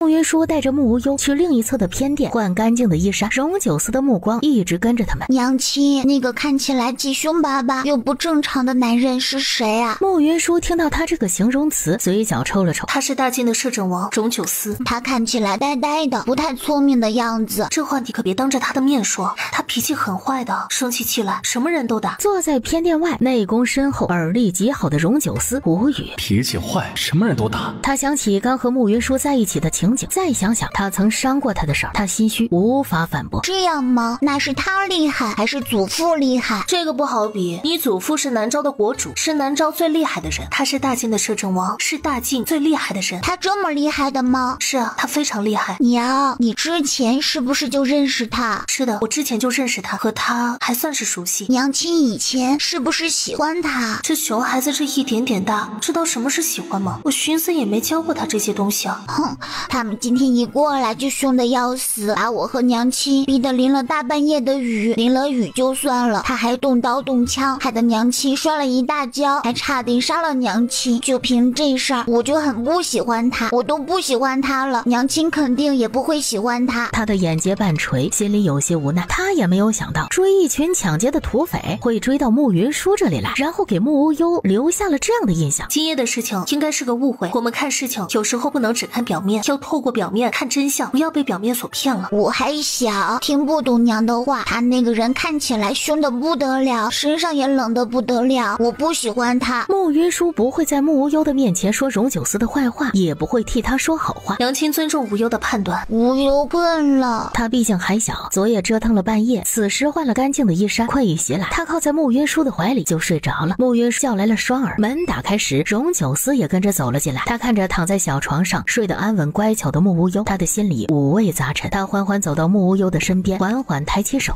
王爷要做什么？云舒，我是他的父亲，不会伤害他。王爷真会说笑，之前的事情王爷再清楚不过，他生父不详，我与王爷也早就和离，王爷不必如此恶心自己，他只是我的儿子，与王爷并无半点关系。我中毒的事情你是知道的，大婚夜和温泉山庄里的夜里，你没有看错，那个人确实是我，只是因为我中毒，事后没有记忆。那又如何？这意味着我是无忧的亲生父亲。就算王爷是无忧的亲生父亲又如何？荣九思愣了一下，我与王爷在大婚的第2天就已经和离，我和王爷早就没有关系了。无忧如今是南诏的皇长孙，身份尊贵，他的亲生父亲是谁根本就不重要。当年事发时，我对那件事情确实是有些在意的，但是对如今的我而言，当初对我做下无耻之事的男人是谁也不再重要，我也不需要再向任何人证明我的清白。如今荣九思自己承认他就是那个男人，他再想想自己曾经受到的委屈，就觉得十分可笑。我知道那件事是我的不对，我向你道歉。不必，王爷如今是大晋的摄政王，你的歉意我可承受不起。我们既然早就已经和离，在我决定离开大晋的那一天起，就已经把一切都放下了，还请王爷以后不要再说这种不合时宜的话，那样只会让我感到恶心。你是在生我当初放出消息要娶苏二小姐那件事的气吗？当年我身份低微，原本就成不了王爷的助力，不是王爷的良配，且那时我们早就和离，不管王爷要娶谁，那都是王爷的自由，我不会生气，也没有立场生气。和离的事情我不认，后面那件事情我可以解释。有什么好解释的？王爷如今已经执掌大晋，手里权势滔天，我瞧着如今的王爷也不需要再靠联姻来增加自己的实力了，又何必再纠缠于我，自讨没趣。我当初是为了救清源才与苏乾联手。王爷，你差不多够了，你如今这样的解释实在是太过苍白了。你也不要再跟我说你不认和离的事情，我的那份和离书确实是丢了，没有证据证明我们已经和离，但是王爷的那份和离书却保管的极好，2年前还拿出来给苏乾看过，以证实王爷的联姻诚意。你当时就在那间客栈里？是啊，那夜我被人刺杀，若不是我爹及时赶来，我应该已经死了。我在别院的时候听到你要娶苏二小姐那些传闻，我是不信的，想去找你问个清楚明白，也是巧了，那天晚上刚好就听到你和苏乾的对话，我才知道我从头到尾不过是你的利用对象吧。在我治好你的病时，我就失去了利用的价值，你当时能留我一命已经是你大发慈悲了，是我当时太傻，以为你对我应该会有几分真心的，事实证明我实在是太过天真了。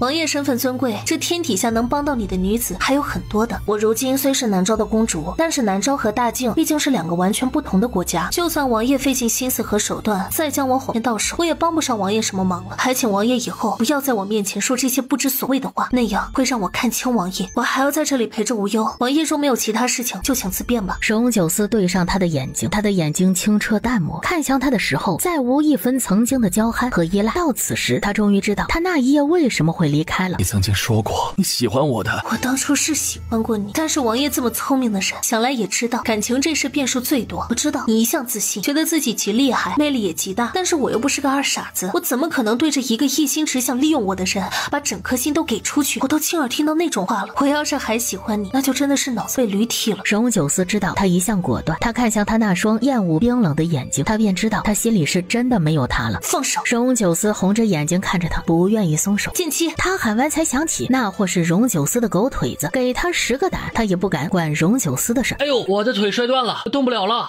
公主有什么吩咐，喊双儿就好。这糟心的玩意儿，演技不好，还学人文假摔，真是够够的。被他这么一打岔，荣九思也彻底回过神来，他松开拽着慕云舒袖子的手，缓缓往外走。慕云舒甩了甩衣袖，心里的烦躁又添了几分。荣九思走到门口的时候，施无星匆匆赶了过来。王爷这是怎么了？荣九思心情极差，看了他一眼便走了出去。他进去后，你骂他了？可能也许大概吧。本来想着他是大晋的摄政王，我是南诏的公主，哪怕不是太正式的相见，也得给够对方的脸面嘛。可是我刚才听他说话，说着说着我就挺生气的，然后一下子没控制住自己情绪，就骂人了。施无星轻笑了一声，我这2年真是被我父皇宠坏了，脾气比之前大了。要是放在以前，我肯定不会动气，毕竟生气这事儿对自己不好，这事儿我得改改。他对你说了什么？他可不要脸了，居然说无忧是他的儿子。我辛苦把无忧带这么大，他一天都没带过，居然想抢我的儿子，美不死他。你不信他的话？你见过哪个玩权术的人嘴里有真话？他们都是见人说人话，见鬼说鬼话。他默默地同情了荣九思一回。之前我在丁王府的时候，天天要看他脸色，哭得十分憋屈。我之前就幻想着有一天让他跪在我面前，任由我打骂。虽然这个梦想如今只是达成了1/10，但是我感觉还是很痛快的。权势真是个好东西啊，能改变许多事情，也能让人梦想成真。所以你心软了？兄长就别开玩笑了，我怎么可能对一个想抢我儿子的人心软呢？我现在心情舒畅的不得了，我有一种农奴翻身做主人的痛快。他若是真的跪下来求我，那就更爽。但是这事儿也就想想罢了。了。那他要是跪下，你会原谅他吗？兄长怎么问出这样的话？我和他早就和离了，没有半点关系。我离开大晋的时候，原本没生他的气，又哪里存在原不原谅之说呢？施无星在心里默默地同情了荣九思一回，他笑了笑，没有再说话。只是荣九思站在远处看了他们一眼，两人有说有笑，看起来十分亲近。荣九思一向觉得自己是个冷静的人，可是到了此时，他却根本就没办法冷静下来。依着他的脾气，只恨不得这会儿直接把慕云舒和慕无忧掳走。只是他也知道慕云舒的性子，这样做只会让他感到反感，更不要说如今的慕云舒已经是南州的公主，他若是真这么做了，沈西时必不会罢休。荣九思就算是再任性，也不能弃大晋的百姓于不顾，真的和南州打起来。眼下他该怎么做才能重新赢回慕云舒的心？他一个人站在大殿的前方，心里有些迷茫。正在此时，见剑妻黑着脸道：“你们笑个屁啊！不是我们想笑，而是真的很好笑。七公公，你真有本事啊！居然摇身一变就变成南诏皇宫里的七公公了，真是让我们大开眼界。”方才有侍卫过来请示剑妻的时候，直接叫他七公公。摄政王府的那些侍卫觉得这个称呼有点意思，便拉着那个侍卫问了一声，才知道剑妻成了皇宫里的公公。老子为了保护王妃，牺牲了自己的名誉，你们竟还敢笑话我？我听说皇宫里面除了特定的守卫之外，没有真的男人，全都是太监。你只怕不只是牺牲自己的名誉吧？让我看看那里还在不在。这话一说出来，众侍卫就开始起哄，要把他的裤子给脱了。剑妻虽然身手很不错，但是也架不住众侍卫人数众多。荣九思静静地站在一旁，看着这一场闹剧，并没有阻止。施无星此时已经和慕云舒说完话，他走到荣九思的身边。你怎么会到这里来？荣九思看向施无星，他的眉眼一如既往的温和，两边的白发不但没有变多，发根还长出了黑发。施无星察觉到他的目光，淡声解释：这2年公主为我调理过身体，我的身体情况比之前好了不少。之前动用问星折损的寿命，在她的治疗下，基本上已经恢复。你是来炫耀的？这有什么好炫耀的？她认真为我医治，不过是在报恩。这2年我唯一比你好的地方，就是能在想见她的时候能见得到她。你如果要嫉妒我的话，不如去嫉妒剑姬。那小子一天12个时辰，基本上都在他的身边守着。你不必挑拨离间，剑姬是我派来的，那小子是什么德行，没人比我更清楚。施无星也不在这件事情上纠结。我这一次出行前，曾替云舒算了一卦，什么都没有算出来。昨日到落英谷的时候，又起了一卦，却是卦象中变数最多的一卦，有危险，有希望，也有无奈，还有绝望。当时我就觉得不对，曾想过要劝他离开，便又补了一卦，从中看出了一些端倪，便猜到你大约会来。你是想告诉我，你知道我会来，却没劝他离开，你这样做是在帮我，想让我成你的情？不是，我是觉得当初云舒离开的时候，你们没有见面，你心里总有不甘，那些不甘会让你觉得还有希望，你总归得再见见他，才会死心。这样说来，你倒是用心良苦。算不上是用心良苦，只是情节这种东西避不开，就只能面对。你这些年想来对这件事情有着极深的体会，也不需要我多言。毕竟如今这样的局面，从某种程度上讲，是你一手造就的，怨不得任何人。那又如何？你们最初也许是有些误会，但是到如今，那些误会早就不重要了。他比任何人都冷静，知道自己要什么，也清楚的知道你们之间最大的问题是什么，所以他不会再给你任何机会。你方才已经跟他聊过了，想来心里也很清楚。所以你是来劝我放弃的？你如今是大晋的摄政王，真正的权倾天下。如今的你想要什么样的女子都有，且朝堂之上，朝臣们心思浮动，你娶了他们的女儿，才能让他们彻底为你效力。你们休整一夜，明日一早便回大晋吧。这一次我们都可以当作没有见过你，不会因为这件事情而与大晋生出摩擦。你说了这么一大堆的废话，不就是想让我主动离开吗？你觉得我会听你的吗？我只是给你建议，要不要听我的，自然由你自己来决定。只是你也应该知道，眼下你就算是死皮赖脸的留了下来，你也待不了多久。毕竟你如今是大晋的摄政王，你不可能一直留在南诏。本王要怎么做，要在南诏待多久，这事不是你能决定的。如你所言，本王是大晋的摄政王，就算是在南诏，南诏国主都会以礼相待。你想做什么？你猜？施无星看着这样的荣九思，面色终于冷了起来。荣九思却不再理他，扭头去见关在柴房里那对还活着的土匪。慕云舒在施无星走后，躺在慕无忧的身边休息。他昨夜只小睡了一会儿，而后折腾了那么久，身体其实已经有些疲累。只是他躺在床上，一时间却无法睡着。荣九思对他说的那些事情，他并不相信。再说了，就算是真的，又如何？他和荣九思之间存在的问题太多。他原本以为见到荣九思会心如止水，但是真见面之后，他却发现他没办法真的做到心如止水。毕竟他曾真真切切的喜欢过荣九思，将一整颗心都交了出去。出去，却得到了最惨淡的收场。他扭头看了一眼睡得正香的木无忧，不管他的生父是谁，反正木无忧都是他的儿子，他绝不会让任何人把他带走。至于荣九思，不可能在南诏久待，等他走了之后，他们这一生应该都不会再见，所以关于他的事情，他根本就不需要多想。他想通之后，心里一松，就沉沉睡了过去。等他再醒来，已经是下午。双儿听到了动静，过来伺候他洗漱。木无忧也刚刚睡醒。娘亲，无忧肚饿了。奴婢已经为小殿下准备好吃食，小殿下洗漱好之后就可以去吃了。那个凶巴巴的叔叔走了吗？穆云舒还没有回答，门口传来剑妻的声音：“公主，你醒了吗？王爷有要事找你。”穆云舒不是那么想见荣九思，但是他让剑妻过来通传，他要没有回应，估计剑妻得挨揍。他觉得这事真不是一般的扯。公主，你要是不想见大晋的摄政王的话，奴婢过去回绝。他心思细腻，之前荣九思和穆云舒说话的时候，他就在屋子里伺候，基本上都听到了。他在听到他们的对话时，他是真的吓到了。谁能想到穆云舒的前夫竟然是大晋的摄政王？他让剑妻通传，估计是有什么事情要商议，我去见他便是。犯错的人又不是我，凭什么我要躲着他？见，光明正大的见。我倒是要想看看他想要做什么。双儿有些担忧的看着他，吓到你了？奴婢是见那摄政王看起来极凶，怕他会伤到公主。他是个十分理智的人，不会做出太出格的事情。这里是南诏，在南诏的国土地范围内，我要是怕他，那也太失了南诏公主气魄了。公主说的是，奴婢之前听到的，绝不会对任何人说。娘亲，无忧去保护你。好，他原本习惯想让剑妻戒备一点，一推开门就看见是被人疯狂摧残过的剑妻，他便把话咽了下去。你这是怎么了？公主，我被那群王八蛋给欺负了，这里是南诏，你可得为我做主啊，把他们全部刺死。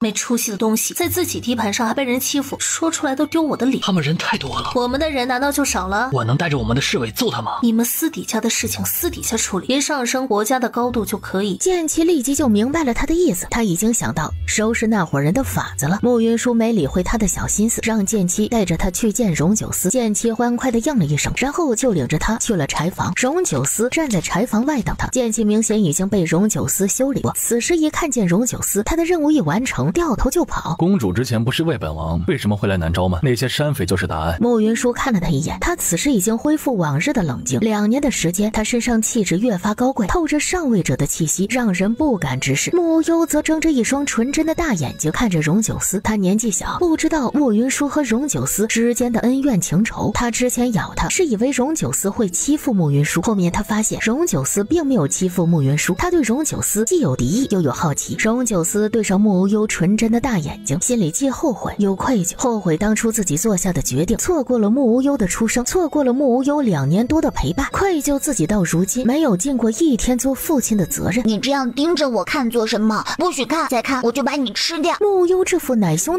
的样子，看在荣九思的眼里，除了可爱还是可爱。无忧，他是大晋的摄政王，不得无礼。傻呀，你昨晚那么用力咬了他一口，连他的皮都没咬破，怎么吃的？下次威胁人的时候，换句比较能实现的台词。你再看我，我就让我祖父砍了你的头。这个威胁也不合适，他不是南诏人，你祖父是管不了他的。穆无忧就有些懵，他眨巴着眼睛想了一圈后又道：你再看，我就让你做我娘的驸马，天天跪着扫茅房。这是什么鬼啊？他突然想起今年沈西时又要为他招婿，他嫌招婿这事太烦，和剑妻抱怨。当时剑妻好像宽慰他，让他别为这种事情心烦，实在不行招一堆回来，让他们跪着扫茅房，这样上茅房的时候都有美男看。他们开玩笑的时候，好像穆无忧在睡觉，没想到这熊孩子竟是在装睡，把这话全给听了去。还有这种好事？只是这对母子当着我的面议论怎么威胁我的事情，真的合适吗？他的嘴角抽了抽，原本有些冰冷的眉眼里不自觉地染上了几分笑意。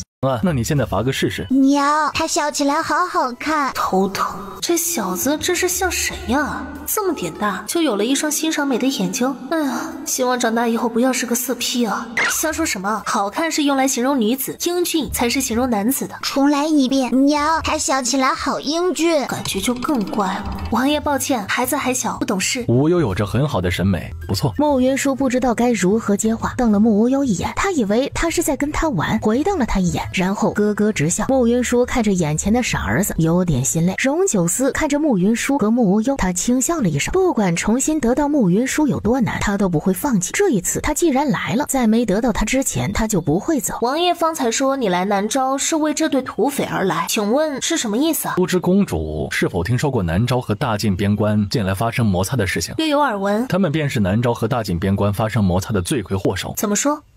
他们最初抢劫大晋商人的货品，然后栽赃给南诏。大晋的边将因为摆在面前的证据，便认为是南诏在挑事，所以派人去南诏询问。他们却在使者队伍去南诏军营的必经之路上设下埋伏，将大晋使者队伍截杀。他们做完这事以后，再将大晋的使者人头挂在护城的城墙之上。大晋的边将知道这件事情之后，便关了护城，并以此来责问南诏边将。南诏边将没做这件事情，自然不会承认，反而觉得大晋的边将是在故意挑事。初始的仇恨结下之后，双方的将领都看对方极为不顺眼，便有了一些小的挑衅和摩擦。再加上这对山匪每次打劫大晋商队时，都穿的是南诏士兵的衣衫，他们数次挑衅，加剧双方的矛盾，便有了现在的局面。所以王爷觉得大晋和南诏的摩擦是被这群土匪挑起来的？没错。他们只是一对土匪而已，哪来这样的本事？他们不是寻常的土匪，而是一支残军，熟悉军政，了解军队的运转方式。他们利用其中的空子，在里面大做文章。比如说，他们还曾经造成过他们作案逃回南诏军营的事儿，其实不过是趁南诏兵马换防的时间从中混了过去。他们的目的应该是想要挑起南诏和大晋的战火。他们连南诏皇族的行宫都敢霸占，还有什么事情是他们不敢做的？慕云舒知道他的能力，他到了这座破败的行宫里，估计把这里所有的一切都查清楚了。王爷方才说他们是一队残军，要挑起南诏和大晋的战事，他们为什么要这么做？具体原因还不是太清楚，但是应该是对朝廷心怀怨恨。慕云舒看向他，公主想来也知道我对你有私心，既然是有私心，就不可能与南诏交恶，不会做这种事情。慕云舒看了他一眼，他的眸光里面有着不加掩饰的占有。他瞪了他一眼，然后走进了柴房。谁是匪首？里面没有人说话。是他。那男子此时端坐在那里，闭着眼睛，脸上没有一点表情。他的眉眼，慕云舒看起来有几分熟悉，似乎在哪里见过。你为什么要挑起南诏和大晋的战事？男子闭着眼睛，根本就不搭理他。剑13也给他用过刑，他从头到尾都没有哼过一声，是条硬汉。你该不会以为你什么都不说就能逃过一劫吧？你身边的人已经把所有一切都招了，你此时的抗争已经没有任何意义了。但求一死。你想死？行啊，不过这事不急，一会儿我会让人把你那些下属一个个在你面前凌迟了，然后再杀你。那男子猛地睁开了眼睛，在他睁开眼睛的那一刹那，小姑姑，你这是又不想死了，便开始攀亲戚了吗？也是，小姑姑已故许多年，不会像你这般年轻。你可认识于妙微？你怎么知道我娘的名字？你是慕云舒？你怎么知道我这个名字？你是什么人？表妹，我是你表哥于沉渊呢。于沉渊这个名字慕云舒没有听过，只是他姓于，他的母亲便是以于姓嫁入中永侯府的。于沉渊见慕云舒还是一脸茫然的样子。是了，你应该不知道我，毕竟当年于府为奸人所害，满门抄斩，那时你还没有出生，而我也只是出现在那张被斩的名单当中，你不知道再正常不过。你说你是我的表哥于沉渊，有什么证据？如果我没有记错的话，于府当年犯事，满门被杀。我没办法证明我是于沉渊，但我就是于沉渊。至于我能活下来，不过是因为当时于府出事时，我不在府里，而是在终南山跟着师傅学武。师傅知道于府出事之后，便让我自行下山。我下山后遇到了父亲留给我的将领和侍卫，我带着他们隐姓埋名。当初我听说你要嫁入皇族，心急如焚。荣氏皇族最是薄情寡义，绝不是良配。我得到消息时，你已经嫁入定王府，一切都晚了。我是朝廷的通缉犯，一旦身份败露，这会给你带来祸事，只能忍着。而后果然听到荣九思休了你，要另娶苏氏小姐的时候，亲自去京城找过你，可清远都消失了。我以为你和清远被荣九思灭口了，没想到你竟还活着。我会在这里见到你。慕云舒看到他的样子不似作假，心情有些复杂。既然是我表哥，又隐姓埋名，为什么会在南诏？荣九思在听到于沉渊的身份时也十分意外，因为慕云舒好奇他生母的身份，他曾派人查过于府的事情，也查到过关于于沉渊的事情，知道于府确实有这么一个人。我怕荣九思待你不好，想为你撑腰，而我明面上的身份根本无法施于人前，就只能给自己争另一个身份。我在大晋的时候，原本顶的是个商户的身份，挣了还不错的家业，结果大晋的贪官看上了我的家业，想将其吞没，他明的不行，就为我罗织罪名，我一怒之下就把他杀了，然后来了南诏。那个贪官可是梅江知州。没错，就是他。你杀了他满门，连他府里的幼儿都没放过。没错，他的儿子不过7岁就虐杀家中婢女，还不愿把地卖给他的农户。这种人长大之后就是个祸害，便将他杀了。不只是他家的女儿小年纪也歹毒至极，不过因为秀娘绣的花样不合他心意，就把秀娘的手给砍了。这些只是你的一面之词，我又没指着你写。这一次是我技不如人，握在你手里，你要杀就杀，老子但凡皱一下眉头，就不是英雄好汉。荣九思的眉头皱了起来。就于晨渊做下的事情，荣九思杀他100次都不嫌多，但他若真的是慕云舒表哥的话，那便是他母亲这边唯一的亲人了。于晨渊看着慕云舒，接着道：我杀了那个贪官后，大晋再难容得下我便带着众兄弟来了南诏。我到南诏后，发现这座行宫皇族常年不来，这里也没有几个守卫，便在这里住了下来。你杀了行宫里所有侍从和守卫？我没有杀他们，我给了他们一笔十分丰厚的钱财，让他们加入我们。不过这一次，他们倒是全都死了。慕云舒听到他的这番话，眸光深了些，喊了一声，让侍卫把之前抓到的刘三带了过来。刘三一看见于晨渊，便跪在地上道：大当家，他就是这座行宫之前的管事，这里一直都是他在打理。所以你之前在骗我？奴才死罪，公主饶命啊！你这狗奴才的胆子真不是一般的大，自己都知道自己犯的是死罪，哪来的脸向我求饶？刘三的脸再无一丝血色。公主？是的，我除了是慕云舒外，还是天敏公主。你竟是天敏公主？是的，钟永侯不是我亲生父亲，我亲生父亲是南诏国主。你竟是南诏的公主，那真是一件好事，以后没有人能欺负你了。他到南诏后，听到了很多关于南诏国主宠爱敏公主的事情。占了这座行宫之后都做了些什么？我占了这座行宫之后，便将我在大晋经商赚取的钱财都带了过来。原本想继续经商，只是那件事情之后，我对官府失去了信心，且商人的地位太低，很容易被人欺负。而后又听说你出事情，我便想着怎么也要为你报仇。于是我带着兵马杀了一些大晋的商人，劫了他们的货物，嫁祸给南诏，引发他们之间的矛盾。你想借南诏的手灭了大晋？没错，为这事儿我精心筹备了很久。我原本想着等时机成熟一点再动手，却发现大晋自荣九思掌权之后变化很大，大晋的国力一日日增强，所以我就想着这件事情不能再等下去了，便提前动了手。大晋和南诏如今双方都认为对方包藏祸心，战事一触即发，我却没有想到已经成为摄政王的荣九思会到这里来，可惜了。这一次的战事若起，我便能趁机灭了大晋，为父亲和母亲报仇了。荣九思听到这里，便算是完全明白了于晨渊做这些事情的动机。慕云舒感觉到荣九思的杀机，便道：王爷，这人是我表哥之事，还有待查证，但是他抢走了我的行宫，杀过南诏的官兵，又是在南诏犯的事，此人当由南诏来处理。荣九思听到他这话，便知道他这是想要先保下于晨渊。他的身份存疑，但是他杀人如麻也是真的。这个人实在是太过危险，留着他难免会生出意外。这就是南诏的事情了，不劳王爷费心。云舒，我犯了错，杀了人，原本就没打算活，但是他的话你也不能信。荣氏皇族自来薄情之极，他们当初能灭于府满门，便也有可能吞并南诏。他当初为了权势能休了你，如今为达目的来讨好你，这些都足以见得他就是个没有心的人。这天下间的好男儿千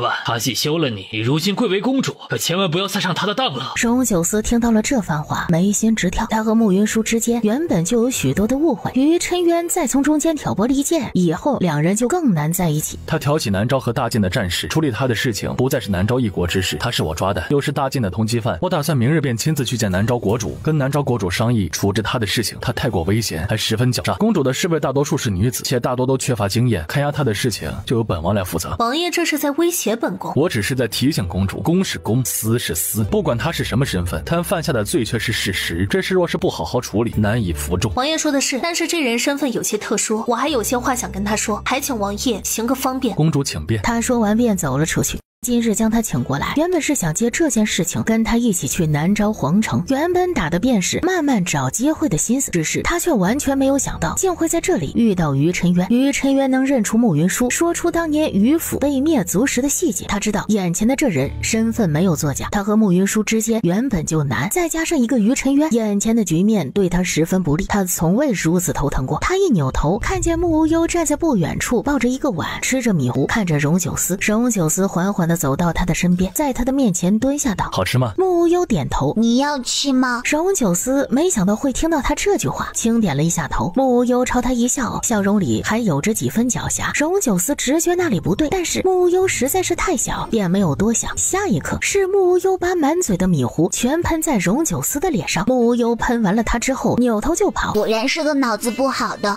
笨死了。这真的是我亲儿子吗？敢往他脸上喷糊糊，如果不是亲儿子，荣九思可能已经把他打死了。穆云舒此时看着于晨渊问：“能跟我说说我娘的事情吗？”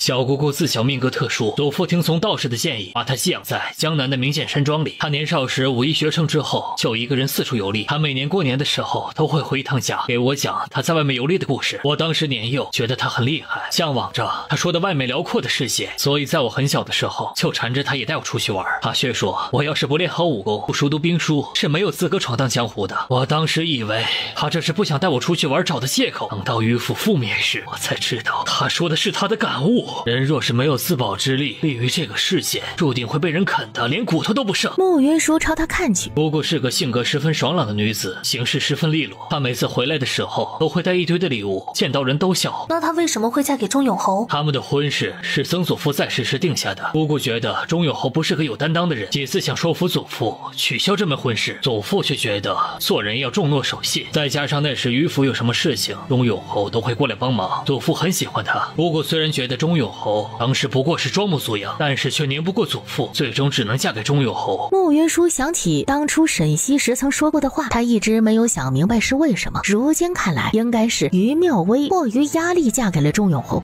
姑姑自从嫁给钟永侯之后就很少笑了，她出嫁后回门时脸上也没有见到几分笑意，整个人瘦了一大圈。祖父看到这种情况，原本想要训姑姑，却也舍不得了，想来也是后悔让她嫁给钟永侯了。只是事到如今，就算是再后悔也没用了。于父出事后，我打听了关于姑姑的消息，听到了她的死讯。我和清远一出生，娘亲就不在了。表哥，你这些年过得可好？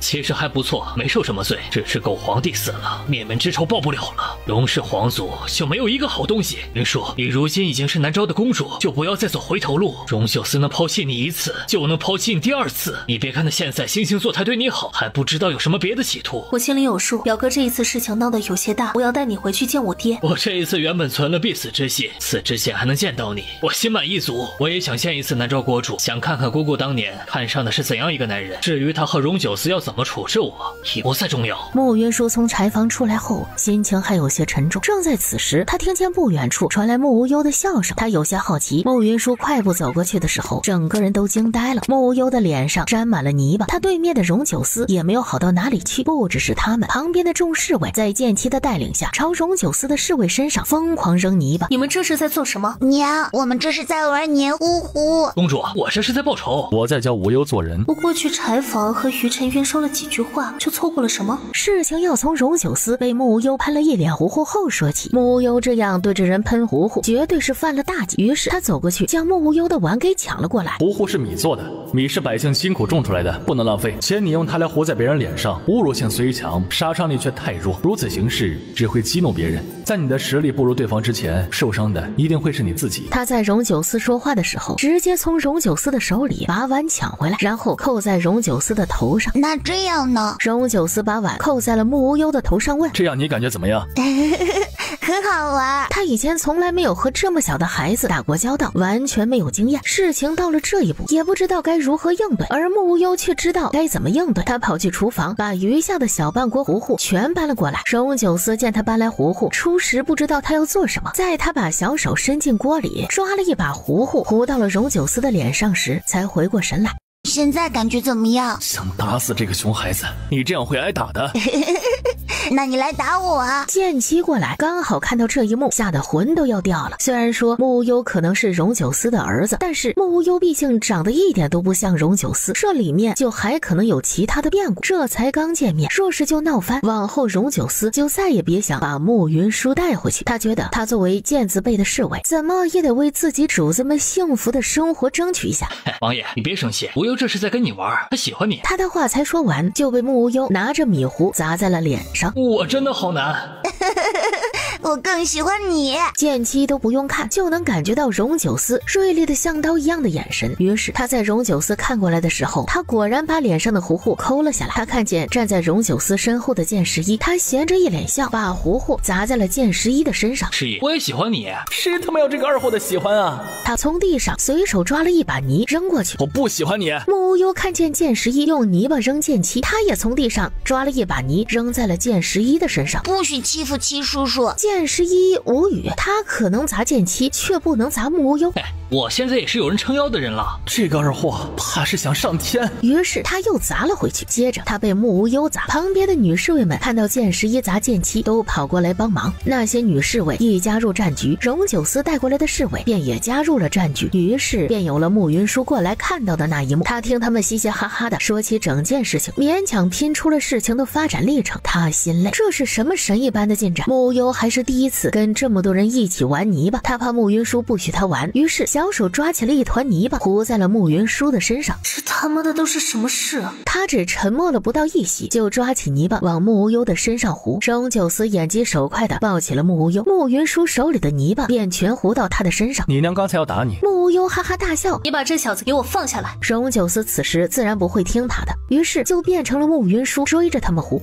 这一番闹下来，所有人全成了泥鬼。原本给木无忧洗澡是剑七的活，今天被荣九思抢了。只是荣九思哪里会伺候人，他给木无忧做的一点都不舒服。你会不会洗澡啊？怎么那么笨？你连自己洗澡都不会，你岂不是更笨？谁说我不会给自己洗澡了？我会的。于是荣九思看见他们胖乎乎的小手给自己洗时，原本只是脸上沾了一点泥腥，愣是被他又糊出了满脸的泥。你这叫自己会洗澡？不许笑！荣九思偏要笑，木无忧过去揍他，却被他按在了怀里，挠他痒痒，父子两人闹成一团。剑七最初看到荣九思给木无忧洗澡的时候，王爷居然还会给人洗澡，这是太阳从西边出来了吧？然后剑七就看见荣九思一会儿不小心让木无忧呛了一口水，一会儿的木无忧的小胳膊搓红了，他要急死了。这会儿看见荣九思和木无忧闹成一团，他悬着的那颗心才算是松了些。他们现在相处的还不错，他觉得这事儿只能归结为父子天性。慕云舒看着荣九思把木无忧抱出来时，只是他看到木无忧的衣带系错后，嘴角又忍不住抽了抽。王爷给无忧穿的衣衫。荣九思还没有回答。不是的，娘亲，是无忧自己穿的。你会穿衣衫了？他教的。你虽然笨了一点，但是也不算太笨。你才是大笨蛋。我若是大笨蛋，那你就是小笨蛋了。木无忧也跟着笑了起来。玩了一整天了，无忧也累了，你先带他去休息，我让人去做饭，做好了喊你们过来吃。他说完不再停留，转身离开。大笨蛋，我们改天再一起玩。好。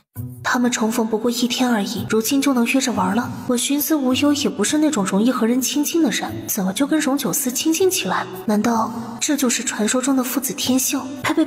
无忧是我的儿子，跟荣九思没有关系。荣九思在转过身的时候，唇角微微上勾，他隐约找到跟慕云舒重修旧好的突破点了。跟他在一起好玩吗？挺好玩的，他只是看着凶，其实一点都不凶。那你是没见过他凶起来的样子，他有没有跟你说什么？没有，不过娘亲，我觉得他挺可怜的。他哪里可怜了？我问他玩过什么玩具，他居然跟我说他从未玩过玩具。一个连玩具都没有玩过的人，难道不可怜吗？他觉得木无忧同情的点有点怪怪的。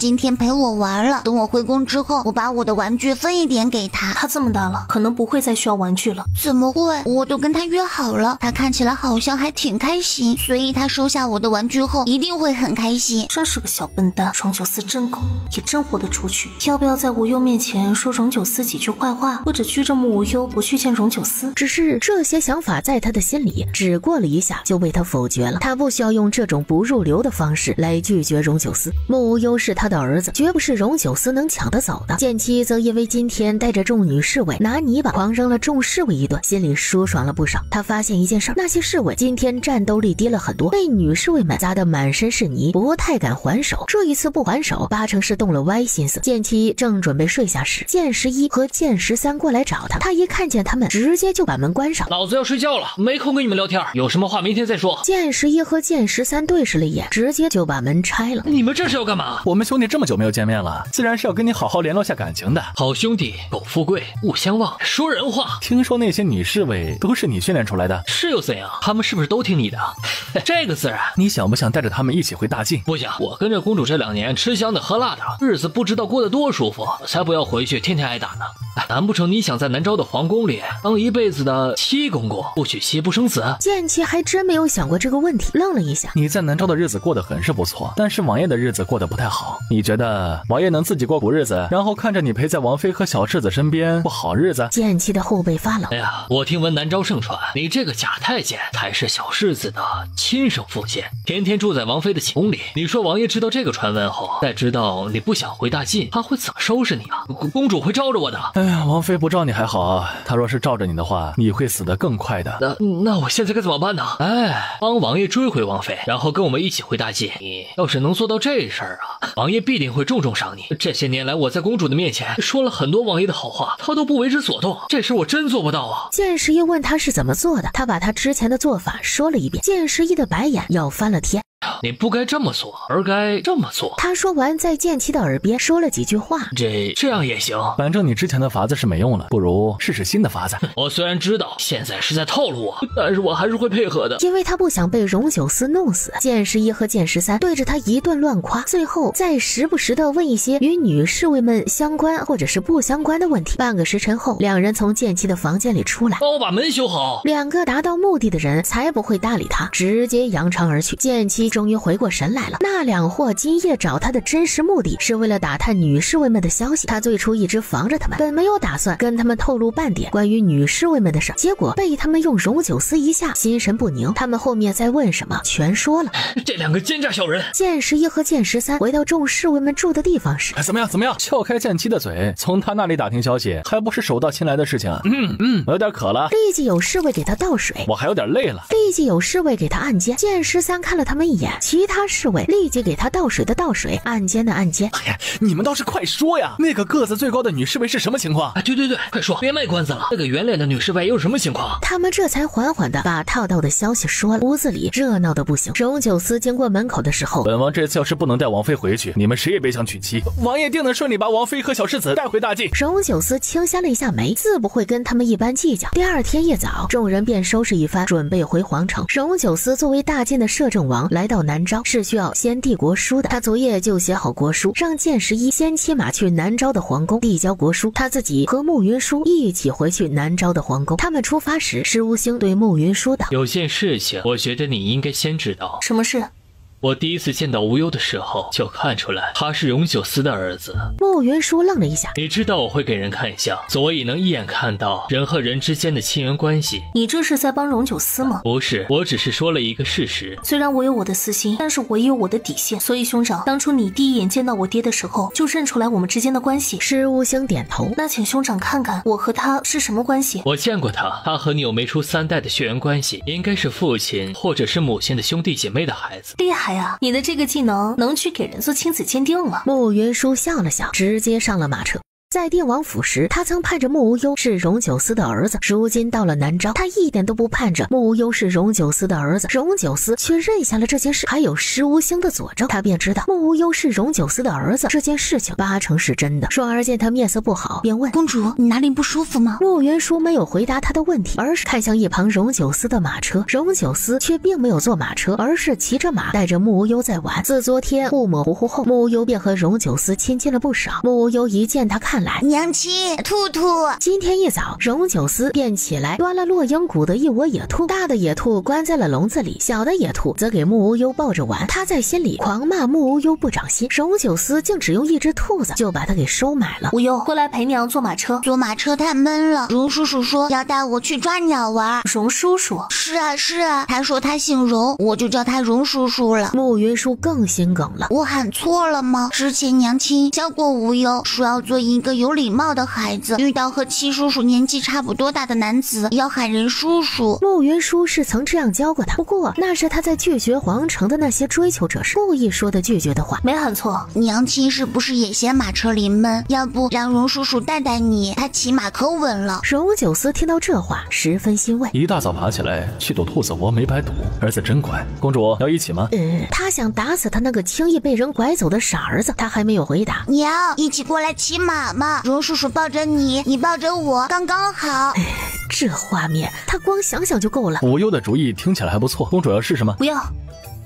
他此时有些后悔，他应该在木无忧的面前多说荣九思的几句坏话的，这傻儿子不能要了。我娘看起来好像不太舒服，我去陪陪她，等我陪好我娘了，我们再一起去抓鸟。好。他知道和木无忧培养感情的事儿不能操之过急，木无忧却觉得他收了荣九思的兔子就把他丢下，有点过意不去。要不你陪我一起去陪陪我娘？好。他十分欣慰，果然是亲儿子。木无忧带着荣九思上了慕云舒的马车时，慕云舒整个人都要不好了。荣九思一脸无辜的道：无忧邀请我过来的，这个儿子真的不能要了。娘亲，荣叔叔很厉害的，他只是看起来凶，其实人挺好的。王爷爷对个小孩子用这样的心机，这不太好吧？公主言重了，小孩子最能辨别起物，我只是对他用心相待而已。公主儿是不愿见到我，我自不会在这里碍公主的眼。他说完，规规矩矩的行了个礼，然后便下了马车。他知道死缠烂打这种事情只会引人反感，他和慕云舒之间的事儿，就算他心里再急，面上也不能急。你这孩子，这是想要气死我吗？我哪里气到娘亲了？我没做什么呀。荣九思是大晋的摄政王，又岂能是你下任的叔叔？我没有下任他叔叔，我问过他，他同意后我才这样喊他的。娘亲，这样也不可以吗？你这熊孩子，别人一窝兔子就把你给收买了，你的脑子呢？脑子在里面。他觉得他迟早会被这熊孩子给气死。娘亲若是不喜欢我叫他荣叔叔，那我不叫就是。娘亲别生气。我也没生气，我只是……算了，这事跟你说你也不懂。娘亲，你不喜欢我喊他叔叔，那我是不是该喊他爹？谁告诉你他是你爹的？剑七叔叔啊，他说我爹是大晋的摄政王，荣九思不就是大晋的摄政王吗？他就说剑七天天跟慕无忧嘀咕，他也没管这两人在嘀咕什么。谁知道剑七这二货一下子就给他整一个这么大的，他觉得他这2年的日子过得实在是太舒服了，所以才会给他整这么一出。娘亲，难道荣九思不是我爹？大晋有2个摄政王。慕云舒已经不想说话了，他扯着嗓子喊：剑七，你给老子滚过来！剑七听到慕云舒这样喊他，八成是生气了，他下意识的就想躲。荣九思扭头看向他，他立即怂兮兮的走到慕云舒的马车边问：公主，你有什么吩咐？你上马车来，我有话跟你说。剑七看到他笑成这样，心里发毛，他下意识想躲。你今天敢躲，回宫之后我就让人阉了你，让你成为真正的七公公。剑七打了个哆嗦，他也顾不得荣九思瞪他了，乖乖的上了他的马车。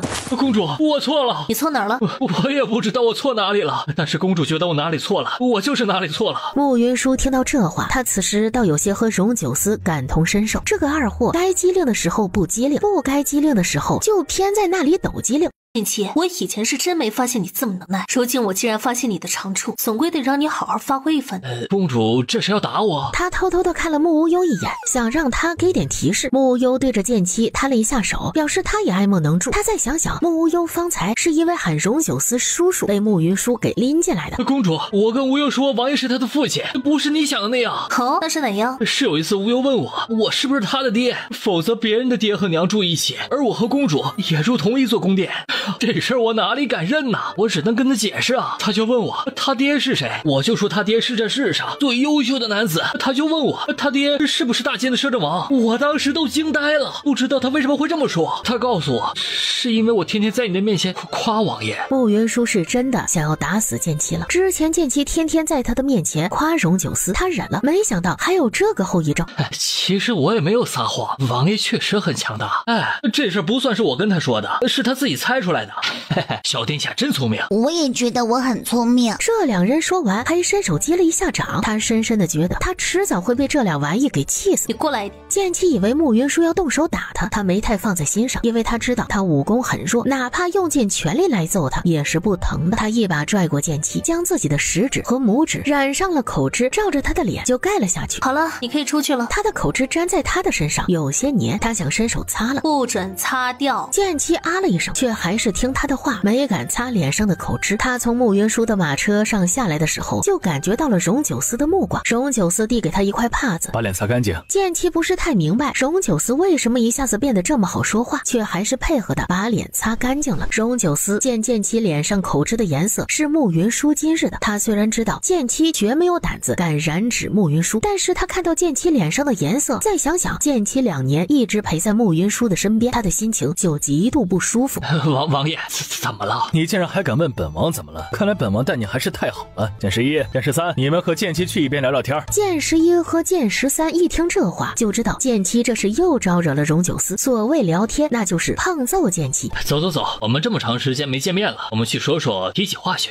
剑七和他们关系好，他们说话你们就不要去插手了。众侍卫虽然觉得这架势有些不对，但是慕云舒发话了，他们自然也就不会去干涉。剑七和剑11等人这天一聊就聊了很长时间。他们中午休息，吃完饭后，剑七才鼻青脸肿的过来了。剑七见荣九思的侍卫用看戏的目光看着他，众女侍卫用不解的目光看他，他心里就十分恼火。他恨恨地对剑11道：都说了，打人不打脸，你们这次过分了。兄弟，对不住了，我们也是奉命行事。你最近脸皮太厚了一些，打薄一点有益于身心健康。他知道荣九思一来，他的好日子也就算是到头了。他想去找慕云舒诉苦，只是他才过去。哎呀，你怎么受伤了？双儿，快去把我之前特制的上好伤药拿过来，我亲自给他上药。不用，我皮糙肉厚，过2天就好了。他说完，立即离慕云舒远远的。算这狗东西反应快。只是跑远了的剑七见队伍继续前进时，才发现他中午还没有吃饭。揍他的剑11和剑13则有侍卫专为他们留饭，他们一边走一边吃的还挺香。剑七觉得自己被人针对了。慕云舒虽然收拾了一顿剑七，但是心里还是觉得有些闷，这他妈的都是什么事儿啊？慕幽虽然看到剑七的样子很惨，想要安慰他，但是慕云舒的脸色不好，怕被一起收拾，且慕幽也有他纠结的地方。娘，我应该叫荣九思什么好？他是不是我亲爹呀？我要不要跟他去抓鸟啊？慕云舒知道他问的这3个问题，前面2个都是铺垫，最后那个才是他真正关心的事情。至于他的亲生父亲是谁，他其实并不在意。在他看来，父亲这个身份不会比天天陪着他的剑七更亲。现在他发现有个比剑七聪明、比剑七胆大，还比剑七长得好看的荣九思，他的人生第一次生出了纠结。午睡的时间到了，先去睡觉，有什么事情睡醒了再说。慕幽原本就困了，应了一声去睡了。慕云舒暗暗松了一口气。慕幽睡醒之后又开始问：娘，你还没有告诉我，我应该喊荣九思叔叔还是爹？慕云舒心累，这么大点的孩子好奇心强，不管什么问题都一定要找到答案才罢休。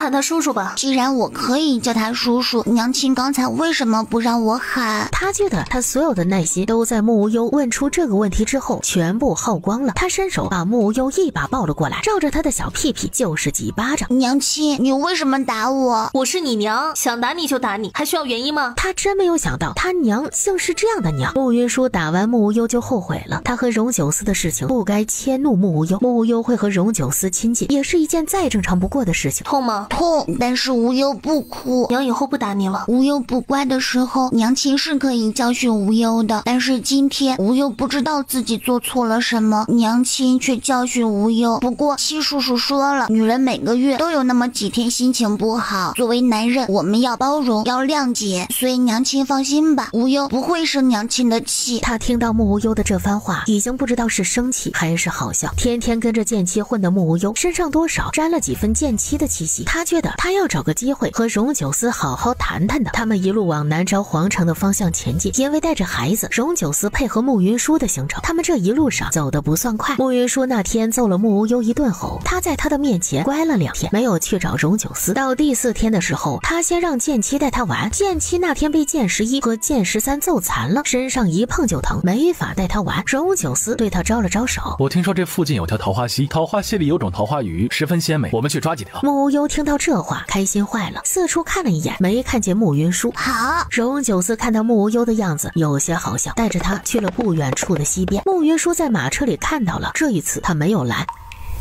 桃花溪离他们的车队并不算远，荣九思带着慕无忧过去，也就骑了1刻钟左右的马。桃花鱼游得极快，十分难抓。慕无忧看到溪里的鱼，荣叔叔，鱼！荣九思看到那些鱼的时候也有些头疼，因为他没有带网，这鱼明显都十分警觉，和他之前在云岭关外那些海里看到的鱼不一样。他要自己一个人来，这鱼抓不住，走了就好。带着慕无忧，要是就这么空着手回去，多少有点丢人。荣九思将内力运在了短刀之上，然后将短刀以极快的速度甩了出去，然后再回旋着转了回来。转回来时，刀锋上已经插着2条1尺半长的桃花鱼。荣叔叔，你好厉害！荣九思被人夸过无数次，他就觉得那些夸奖都及不上穆无忧的这一声。还行吧。荣叔叔，我还要看。他有一种他在天桥卖艺的感觉，却又甘之如饴。不过小半刻钟的功夫，荣九思就抓了10余条鱼。穆无忧见到那些抓上来的鱼，没一会儿就全死了。荣叔叔，你能不能抓一条不受伤的鱼上来？好，这事儿有难度，鱼游得太快，他就算是武功再好，也不可能比鱼游得快。他琢磨了一会儿，他把竹笼往河里一放，拿起那些小石头往河里丢。那些桃花鱼受惊之后到处乱窜，游几尾窜进了竹笼里。荣九思眼疾手快的扯起了竹笼，竹笼里有几条活蹦乱跳的桃花鱼。荣叔叔太棒了！他们满载而归，荣九思也赢得了穆无忧的崇拜。在回去的路上，穆无忧问荣叔叔：“你是不是我爹？”这个问题把荣九思问的先是身体一僵，紧接着心头狂喜。他正要回答叔叔和爹都是男的，有什么差别吗？他这才知道穆无忧其实弄不清楚叔叔和爹的差别。他耐心解释，叔叔和爹虽然都是男性的称呼，但是区别很大的。叔叔可以是自己父亲的弟弟的称呼，也可以是用作男性年纪稍微轻一点的长辈的称呼，而爹是给予你生命的那个男性，和你有着至亲的血缘关系，是在世上最疼你的男子。所以叔叔可以有很多个，但是爹却只能有一个。那你是我爹吗？我是。按你的说法，我们应该很亲的，为什么我之前没有见过你？荣九思觉得这孩子的问题是一下子就问到了关键处。那是因为我和你娘之前有些误会，分开了段时间。是你欺负我娘了吗？我和你娘之间的事情稍微有些复杂，你还小不懂。你们大人好奇怪，总说我们小孩子年纪小不懂，你不说你怎么知道我不懂？你的话有点道理，但是这事儿有点复杂，等以后有时间了我再跟你慢慢说。现在我们先回去把鱼烧了。穆无忧对他扮了个鬼脸，没有再问。他们带着鱼追上穆云舒的车队时，车队正在一间客栈里打尖，准备做中饭。荣九思带过来的那些鱼为整个队伍加了个餐。云舒原本是带着挑剔的心情吃了一口鱼，结果味道鲜美的完全停不下来。荣九思拿着刚烤出来的一条鱼递到他的面前，烤鱼的味道也很不错，你尝一尝。他还没有说话，旁边客栈的老板则道：这桃花鱼虽鲜美，却十分难抓。我们这边最擅长抓桃花鱼的渔夫啊，一天都很难抓上这么多条。哎呀，这位公子好生厉害，一次抓那么多上来。王爷以后若是不做摄政王了，去做渔夫，想来也能过得很好。客栈老板之前猜到他们的身份不俗，没想到还是个王爷，他吓得不敢说话了。清风拂江面，现于自在生。若是有你相伴，做个渔夫又有何不可？王爷舍得下大金的万里江山？闲事虽惑人心，暗毒却也伤神。没有什么舍得舍不下的，只有想要或者不想要。我当初就是因为不想要，所以没有去争，所以元明帝才能登基。那后面又为何想要了？因为我发现说不在那个位置上，就会受制于人，护不住自己想要护着的人。大晋的万里江山不是我想要，而是我不得不要。2年不见，王爷的变化可真大呀。荣九思正欲说话，王爷是变得越来越不要脸，一身杀人的本领却拿去哄小孩。方才他们回来的时候，穆无忧就绘声绘色地跟他说了荣九思捕鱼的过程。无忧是我的儿子，我带他玩一玩，这本就是天经地义之事，算不得不要脸。不过公主若要把不要脸这3字栽在我的头上，我倒是可以让公主见识一下。他目光赤裸直白，带着玉色，极具攻击性。纵然他没有说出后面的话，光是看他的眼睛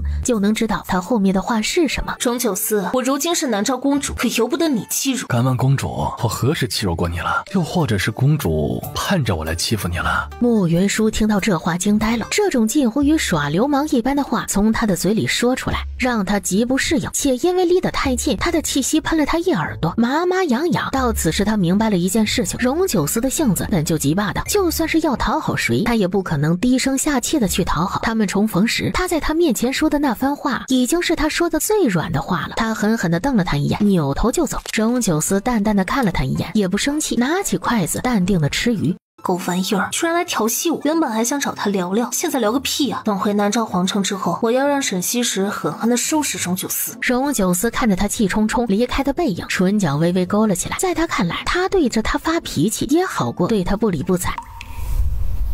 入夜后，木幽以往都跟慕云舒睡，今天晚上剑妻和他玩了个游戏，晚上就睡剑妻的房间。双儿见他有些疲累，便让人烧了热水，让他泡了澡放松一下。慕云舒泡在浴桶里，舒服的闭上了眼睛。双儿，帮我按一按。没有人答应，就有一双修长的手按上了他的太阳穴，按摩的力道刚刚好，十分舒服。双儿，你现在的记忆比之前更好了。身后的人依旧没有说话。慕云舒初时没有多想，却觉得那双按在他太阳穴的手似乎比双儿的手要粗糙一些，那双手也比双儿的手要有力一些，这不像是女子的手，更像是男子的手。慕云舒吓了一大跳，立即扭头便看见了荣九思那张帅气的脸。王爷这是要做什么？公主不是想我来欺负你吗？我不敢让公主失望，所以我便来了。放肆！更放肆的事情我都做过，今夜我只是来帮公主按摩的，算不得放肆，公主不必紧张。你不要脸！他此时庆幸双儿在沐浴的水里加了不少花瓣，有那些遮挡，不至于被他看光光。这就不要脸了吗？她是公主想看看我不要脸的样子。再这样子我就喊人了。好啊，公主你喊吧，反正我不介意。你出去。有些话我可以听你的，但是有些话我不想听。荣九思，你怎么变成了这样？不是我想这样，而是我若不这样，你根本就不会和我说话。云舒，我宁愿你生我的气，也不想你不理我。他说完，一把将他从浴桶里抱了起来。慕云舒尴尬的不行，伸手使劲拍他的胸口，只是他的这点力气在他的面前跟挠痒痒差不多。我胸口有些痒，你可以再用力一些。他怒极，直接在他的胳膊上狠狠地咬了一口。他将他放在了床上。咬我？那不如换个地方咬。他说完，俯身便把自己的唇抵在了他的唇畔。你现在可以咬了。这个男人是在不要脸这条路上一去不回头了吧？两人靠得太近，呼吸相闻。曾经两人同床共枕时，也曾这样交换着彼此的呼吸。慕云舒闻到了淡淡的雪松味，这是他曾经最熟悉的味道。无耻！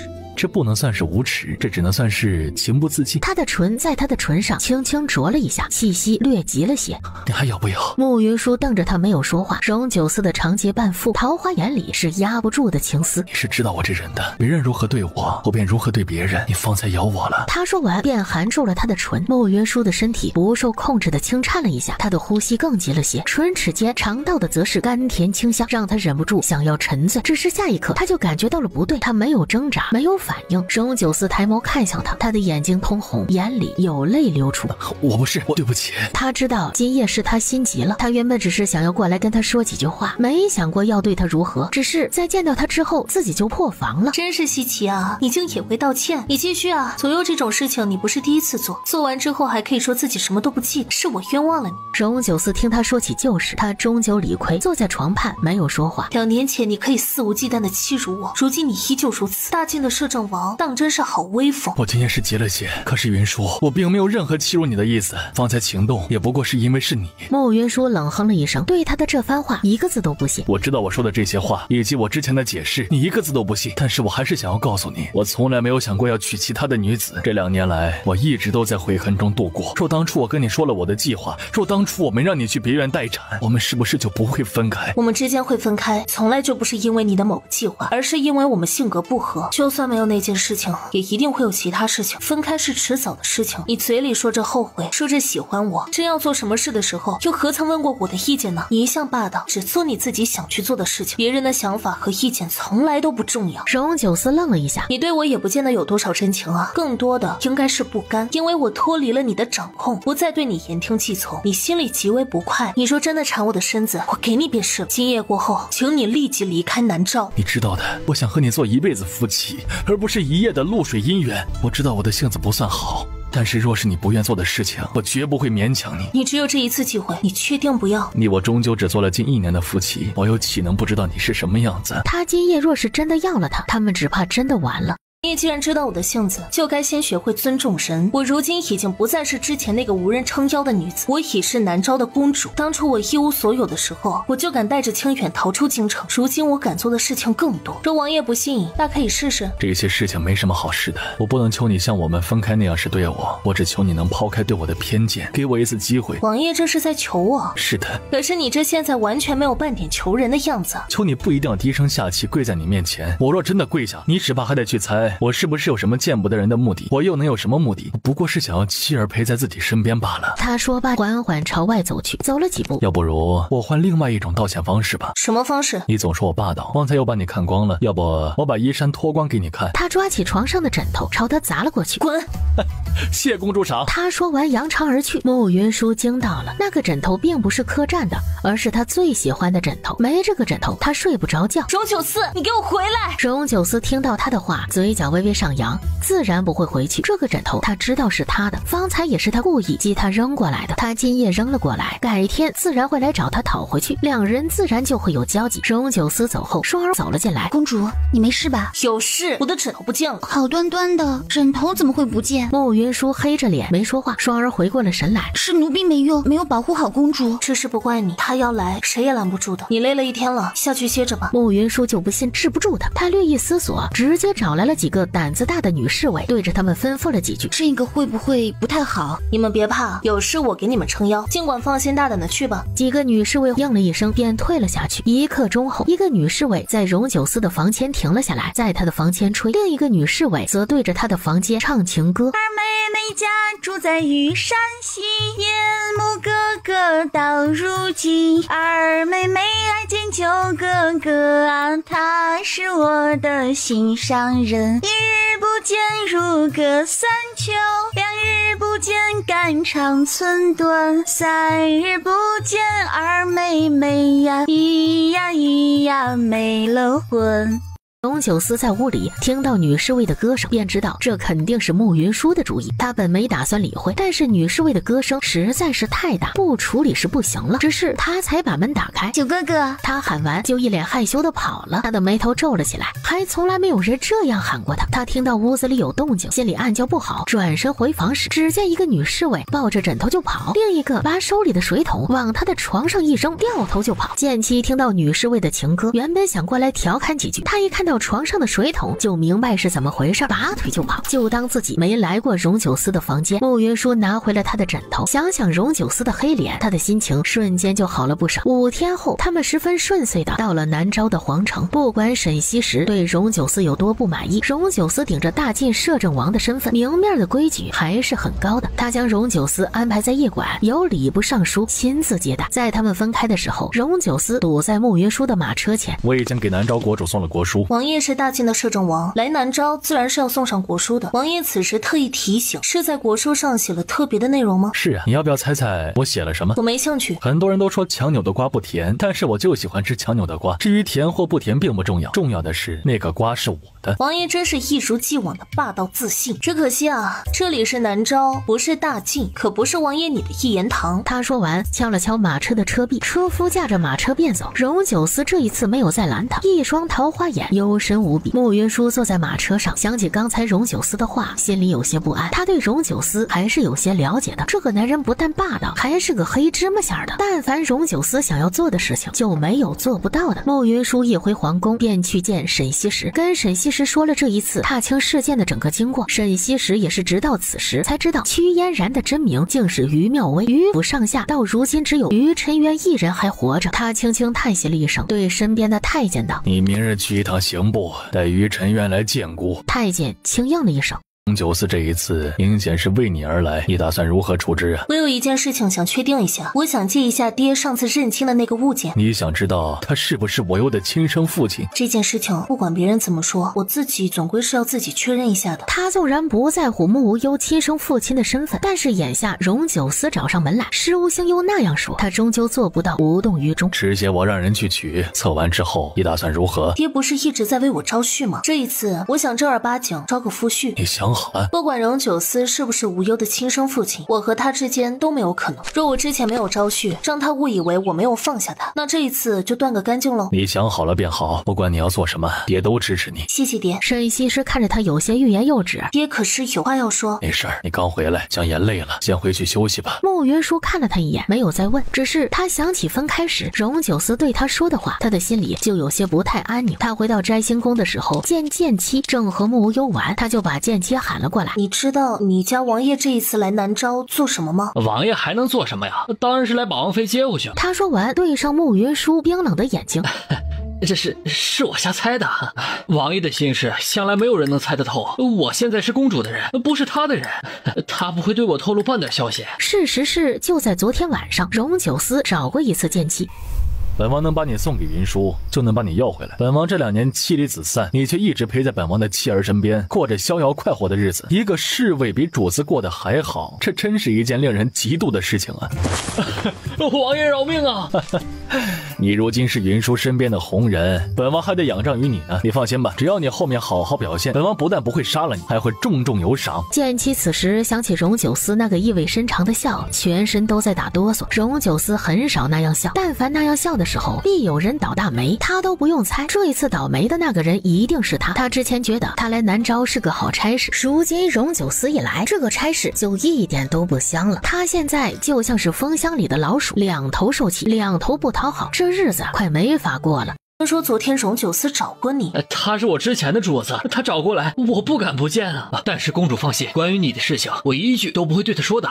如今你是我的主子，我的人我的心都是你的，绝对不会出卖你。我有说你会出卖我吗？还是你做贼心虚，已经出卖我了？没有，我怎么会做这种事情？没有就最好，我还是愿意相信你的。对了，你明天和双儿一起帮我把库房整理一下。公主好好的，为什么要整理库房啊？我的公主府早就建好了，这一次招了驸马之后，就不适合再住在宫里了，要搬出去住了。公主这一次真的决定招婿了？是啊，我之前觉得无忧有没有父亲都无所谓，但是这一次无忧见到荣九思之后，跟他十分亲近。我琢磨着是因为你告诉无忧荣九思是他亲爹的事情，所以我想了想，孩子还是在父母双全的环境中长大更好，所以我决定了给无忧找个爹。这个决定能把他炸翻，偏以他的身份还不能多说什么，但是什么都不说，荣九思知道后会撕了他。以前离得远，荣九思撕不了他也就算了，现在荣九思就在皇城，这事儿荣九思很快就会知道，他只能硬着头皮道。公主有没有想过，无忧和王爷亲不是因为我的那句话，而是因为他是无忧的父亲呢？他们这是血脉相通，父子天性。所以我觉得招婿这事儿，做生不如做熟，要不然就直接把王爷招过来做驸马得了。穆云舒听到这话，嘴角直抽，神他妈的做生不如做熟，你胆子可真大，居然让大晋的摄政王做驸马，你知不知道做我的驸马意味着什么？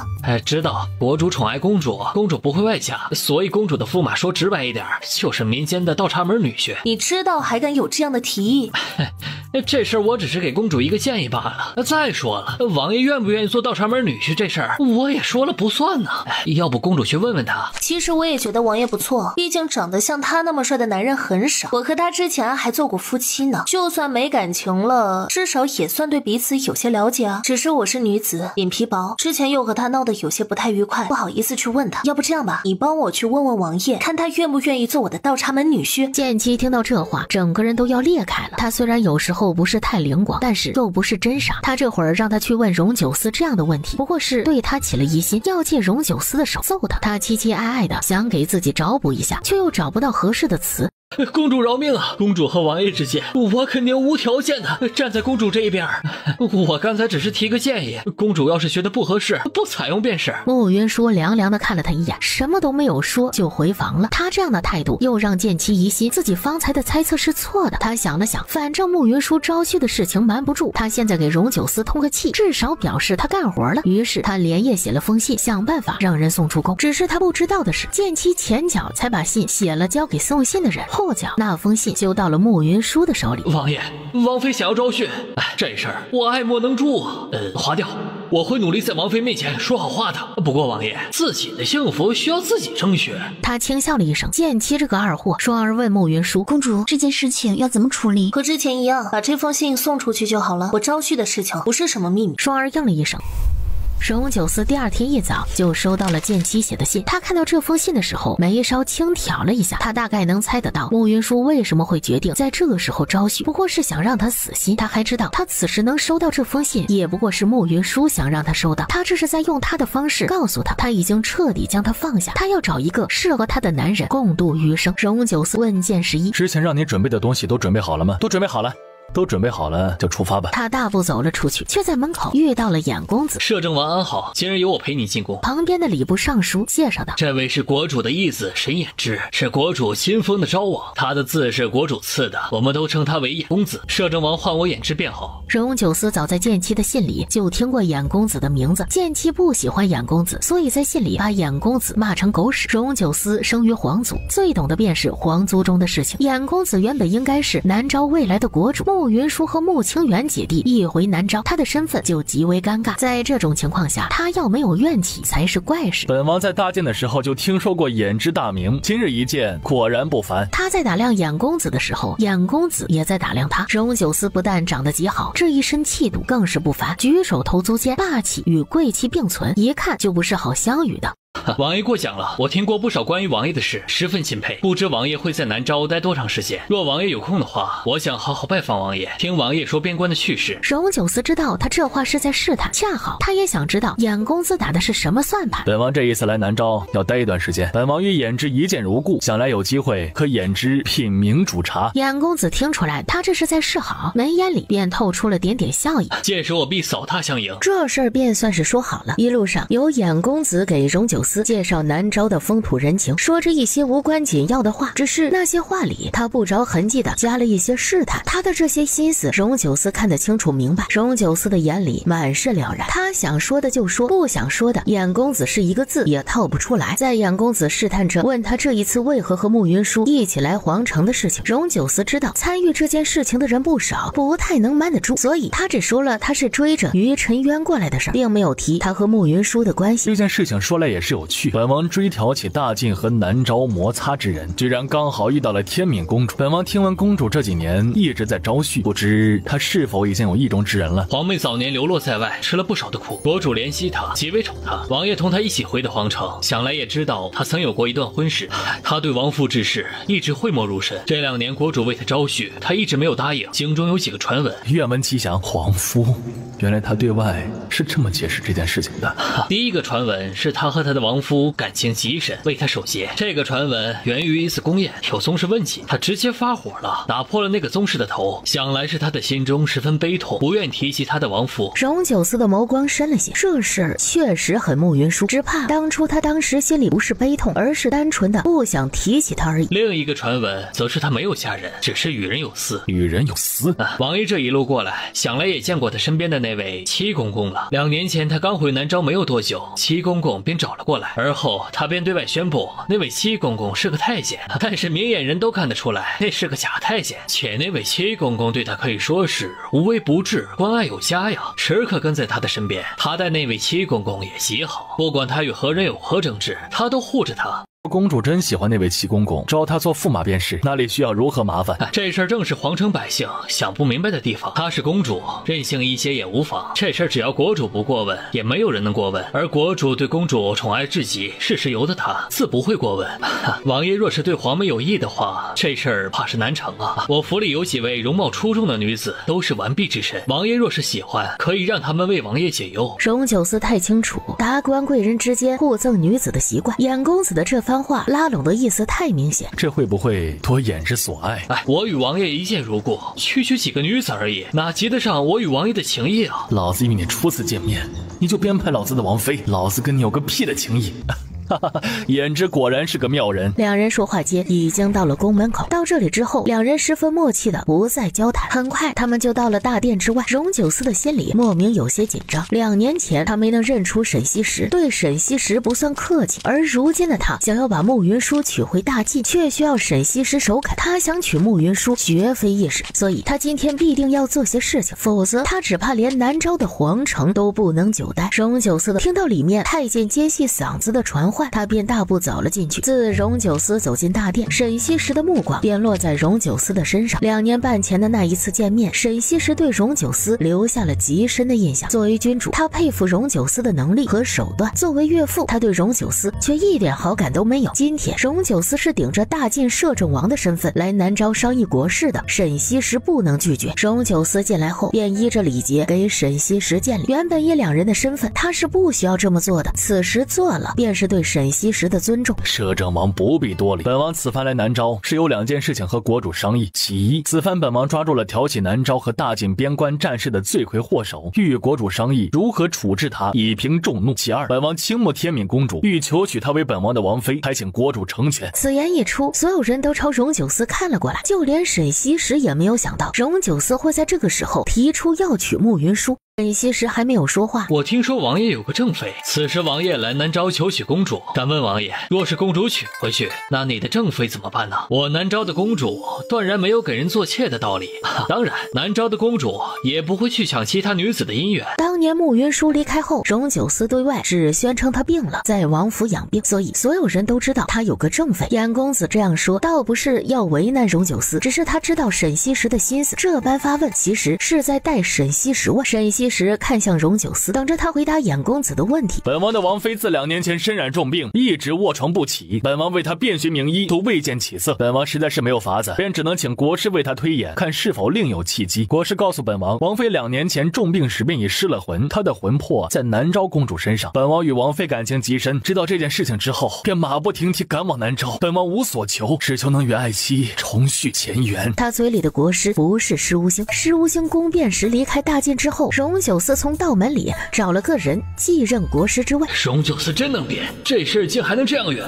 失魂之事就是无稽之谈。我与皇姐自小一起长大，她这2年并无任何异常之处。王爷既与王妃情深意重，此事更应守在她的身边，而不是赴南诏求娶皇姐。太子殿下有所不知，此事不仅是国师之言，也是王妃之言。她病重失智之前，就曾对本王说过此事，只是本王和她情深意重，不愿相信这种事情。只是本王守在她身边2年多，她未曾有好转，一直重度昏迷。国师又说出同样的话，本王才确信有此事，这才来南诏。说来也巧，本王到南诏后，追击挑起南诏和大晋战事的人时，恰好遇到公主。公主不但与本王的王妃一模一样，就连各种喜好也是一样的。本王这才确信，公主确实和本王的王妃是同一人，所以今日才来求娶。本王知道此事乍一听确实有些匪夷所思，但这就是事实，还请国主成全。若一切如王爷所言，为何我从未听皇姐说过关于王爷的事？国师说，魂魄流转到其他人身上，可能会出现失忆的迹象。失忆个屁！严公子对于荣九思的这番话也是一个字都不信，他也不觉得皇族的人能有长情之人。荣九思也不是真的要娶慕云舒，不过是借这件事情再生事而已。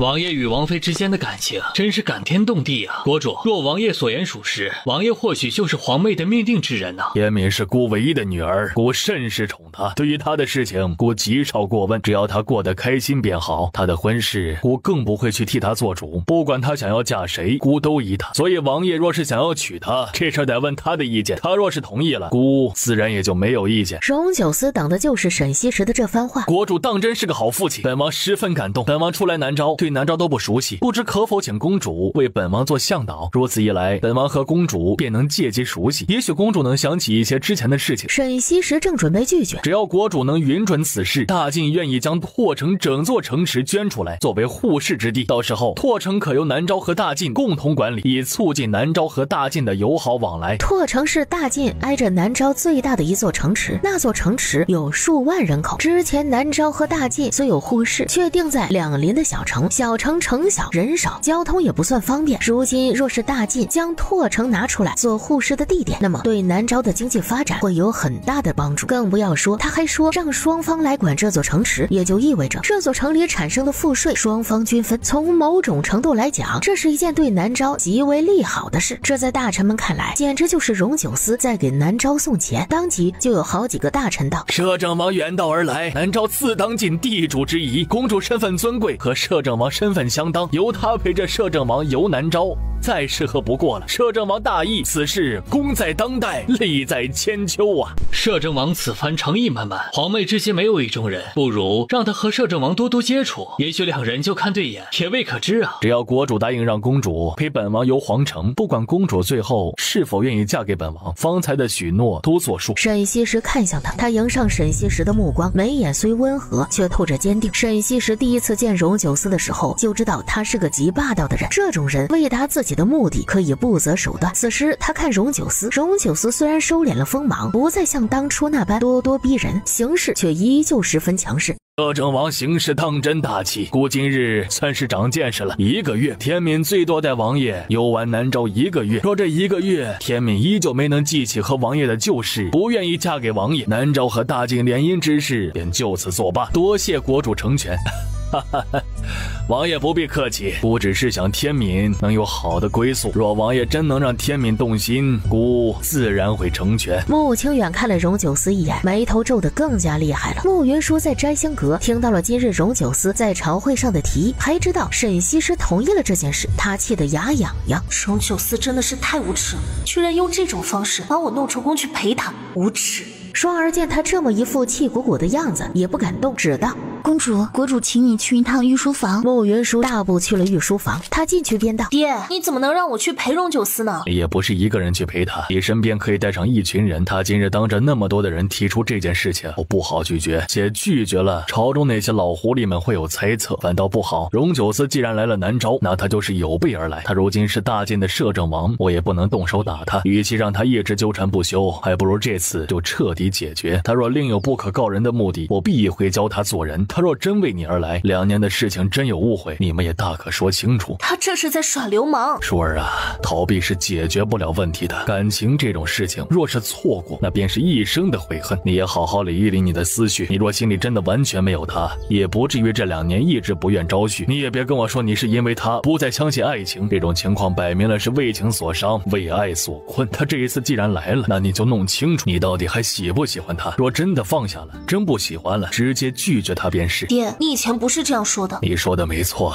我以前不是这样说的。今日一早我见了于沉渊，我问了他些问题，想起了一些关于我和你娘的旧事。我当初年少，性子也不好，和你娘吵的那架里是有误会的。当时我把话说得太重太难听，伤了你娘的心。我当时就在想，若我当时不把话说那么狠绝，我和你娘绝对不会走到这一步。穆云舒愣了一下，我不像你和我一样，等到事情无法挽回的时候再后悔。我和他的事情和爹娘当年的事情不一样。若是你真的完全放下了荣九思，那为什么不愿招婿？那是因为没有合适的。什么是合适的？长得像荣九思一样好看，能力和荣九思一样强，就对你一心一意的男人。穆云舒被问住了。不管你是否愿意承认，你后续择偶的时候都以荣九思做参照的标准。他那样的一个人，全天下也就只有一个。你按他的标准来，这辈子大概都嫁不出去了。他的这番话让穆云舒哑口无言，因为他骗不了自己。他在择婿的时候，确实会拿荣九思做参照。回去歇着吧。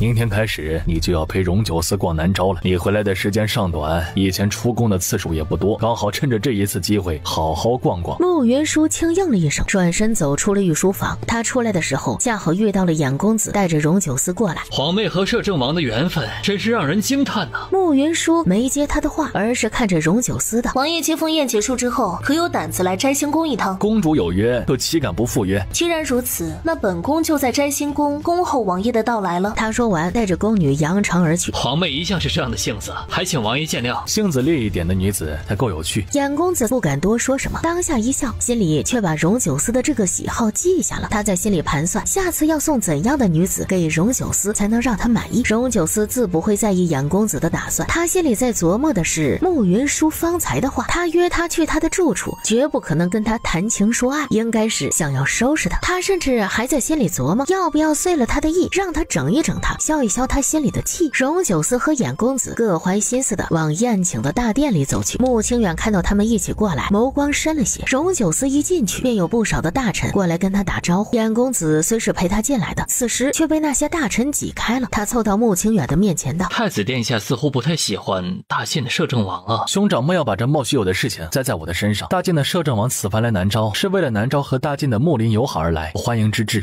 太子误会了，我不是这个意思。我只是觉得太子和皇妹从小一起长大，感情极好。国主之前虽然一直替皇妹招驸马，但是皇妹一直没有答应。之前的那些公子虽然也十分优秀，但是和大晋的摄政王一比，难免失色。如今摄政王来求娶皇妹，且诚意十足，我是怕太子舍不得公主嫁给他，而误了邦交啊。大哥多虑了。衍公子看到他这副样子，知道他这是不想再说下去了，当即笑了笑，不再多说什么。很快，沈西时便来了，接风宴正式开始。因为荣九思之前表现出来的诚意，南诏的这些官员看他都很顺眼，整体气氛很好。沈西时虽然那般劝着慕云舒，但是老丈人看女婿通常都是越看越不顺眼，更不要说还有之前的事情在。他给苏玉清使了个眼色，苏玉清会意，便拿着酒杯给荣九思敬酒，两人把杯中的酒一饮而尽。王爷好胆，其实我胆子挺小的，只是事关妻儿，只能鼓起勇气行事，倒是让苏相见笑了。我当年若有你一半的胆色，想来如今也不是孤家寡人了。苏相红颜知己遍天下，是这天底下的男儿求都求不来的福气。若拿天下的美人儿来换你的妻儿，你换吗？我又不是苏相，活该公主不要你。荣九思不语，放眼整个南诏，怕也只有我一人同情王爷，会站在王爷这一边。王爷这个时候还是拉些同盟的好，万一触怒了国主，还有人能为王爷说情啊。若苏相真的站在我这一边，那就不会拿酒来灌我了。你既然知道，那就好自为之。我其实还有点好奇，今日这场接风宴，王爷会如何收场啊？摄政王如此人物来了我南诏，大家可得好好招待啊。苏玉清是南诏重臣之首，他这般发话，众人知道这代表着是沈西时的意思。他的话音一落，立即就有官员拿着酒杯来给荣九思敬酒。荣九思看了端坐高台的沈西时一眼，便将杯中的酒一饮而尽。荣九思的酒量是在军中练出来的，还算不错，只是他的酒量再好，被一群人围攻，时间长了便也招架不住，约莫30余杯下肚，他就有些东倒西歪了。只是就算如此，他也依旧保持着一国摄政王该有的风度。沈西时在高台之上看到他们反应，轻挥了一下手，他身边的太监立即会意，打了个手势。原本在场中跳舞助兴的歌姬们都朝荣九思走去，他们往荣九思的面前一凑，倒酒的倒酒，捏肩的捏肩。荣九思看起来因为喝多了酒，反应比之前迟钝了些。那些女子过来的时候，他没有反应过来，但是他也就愣了约莫一息，竟直接挥手将那些女子推开。本王的心中只有王妃一人，尔等速速退下。那些女子得了授意，哪里会如此轻易的退下？王妃又不在此处，王爷何必如此紧张？王爷远道而来，想来十分辛苦，不如今夜让我等好好伺候王爷，为王爷解解乏。他们的手不太规矩，想往荣九思的身上摸，他一把抓住那只作乱的手。本王说了，本王心中只有王妃一人，尔等若是依旧如此不知羞耻的话，就休怪本王对尔等不客气。王爷别这么凶嘛，会吓到人家的。他的话还没有说完，整个人就被荣九思一把扔了出去。这一声巨响把众人的酒都吓响了不少，都怔怔地看着荣九思。本王是什么人，又岂是你能笑想的？本王的心里只有王妃，除王妃外，这天下的女子都休想进本王的身。他说完又对沈西时道：此女子胆大包天，竟敢对本王动手动脚，本王实在是忍无可忍，便对她动手了。此番动手非是对国主不满意，只是单纯不喜欢她的行事。若是在大晋，本王定叫人将她砍了。王爷不必如此动怒，只是个歌姬罢了。来人，将那歌姬带回教坊司，她冲撞了摄政王，严惩。他的话音一落，立即就有人过来将那女子带了下去。多谢国主，本王敬国主一杯。他说完身体晃了晃，又对旁边的一个官员道：苏相，一会儿我们喝。王爷，我不是苏相，我是礼部尚书。摄政王喝多了，你去送送摄政王。太监忙过来道：王爷，奴才扶您下去歇息吧。本王没有醉，本王还可以继续喝。他说完又一副伤心难过的模样。王妃，你何时才能原谅本王？几个太监过来扶着荣九思往外走。苏玉清看到荣九思这副样子，扭头看向沈西时问：他这是真醉还是假醉啊？应该是半真半假吧。众人都说酒品见人品，国主瞧着他可有做女婿的潜质。我之前便说了，天敏的婚事他自己做主，我不过问。若是公主真的同意了，国主或许就是另外一番说辞了。沈西时瞪了他一眼：是臣失言了。荣九思由太监扶着走出了大殿，他出去后人似乎清醒了些，他问身边的太监：摘星宫在哪边？他问的随意，旁边的太监也随意用手一指：在那边。荣九思朝那个太监指的方向微微一笑：公主今日约本王见面，本王这边去见约。他说抬脚就朝慕云舒的宫殿奔去，几个太监跑过去拦他：王爷，天色已晚，奴才带您回房歇息。荣九思觉得左右他现在办的是醉鬼，对醉鬼而言明显是没有理智这种东西。他伸手几掌就把那几个太监给劈晕过去，然后朝着摘星宫的方向走去。他知道整个南诏的皇宫里就没有宫妃，他也就不需要担心冲撞了哪位宫妃。孟云舒下午见到荣九思的时候放下了狠话，不过是一时气愤而已。他知道荣九思进宫后参加接风宴，依着规矩必定会闹到很晚，不可能来找他，便将这事抛到了脑后。他早早的就洗漱完毕，便猫在了床头看画本。他翻了几页，便觉得没意思。他刚要把画本放下，准备睡觉的时候，就听见剑七喝了一声：“什么人？”剑七，外面没有人答话，双儿依旧没有人应答。孟云舒抬脚就往外走，他一把将门拉开，便看见荣九思站在院子里。王爷半夜闯进摘星宫来，想要做什么？公主今日邀本王赴约，本王来了。本宫今日只是随口说说，王爷不必当真。如今天色已晚，王爷还是尽早出宫。明日一早，本宫会去驿馆找王爷的。对公主说的话，我句句都是当真的。国主既然同意公主陪我1个月，我既然来都来了，那又何必等到明日？不如公主今夜便先带我熟悉一下摘星宫，又或者我们夜游皇宫。王爷夜闯本宫的宫殿，还打晕了我的宫人，会不会太失礼了？他们一个个大惊小怪，我怕他们会扰到公主。公主也不必纠结，我们就先从游摘星宫开始。他的话一说完，整个人便骑到了慕云舒的面前。他来得太快，慕云舒大吃一惊，惊呼出声。只是他的声音只发了半截，后半截就被荣九思用唇堵住。慕云舒气得伸手掐他，荣九思没有理会他掐过来的那只手，确定他不会再叫，就松开了他的唇，抱着他跃上了摘星宫的屋顶。他有些恐高，到高处之后，原掐荣九思的手不自觉地搂住了他的腰，靠得近了，慕云舒能闻到他身上的酒气。王爷，你醉了，放我下去。公主请便。真的想要掐死荣九思了？这种地方他说请便，请的是哪门子的便呢？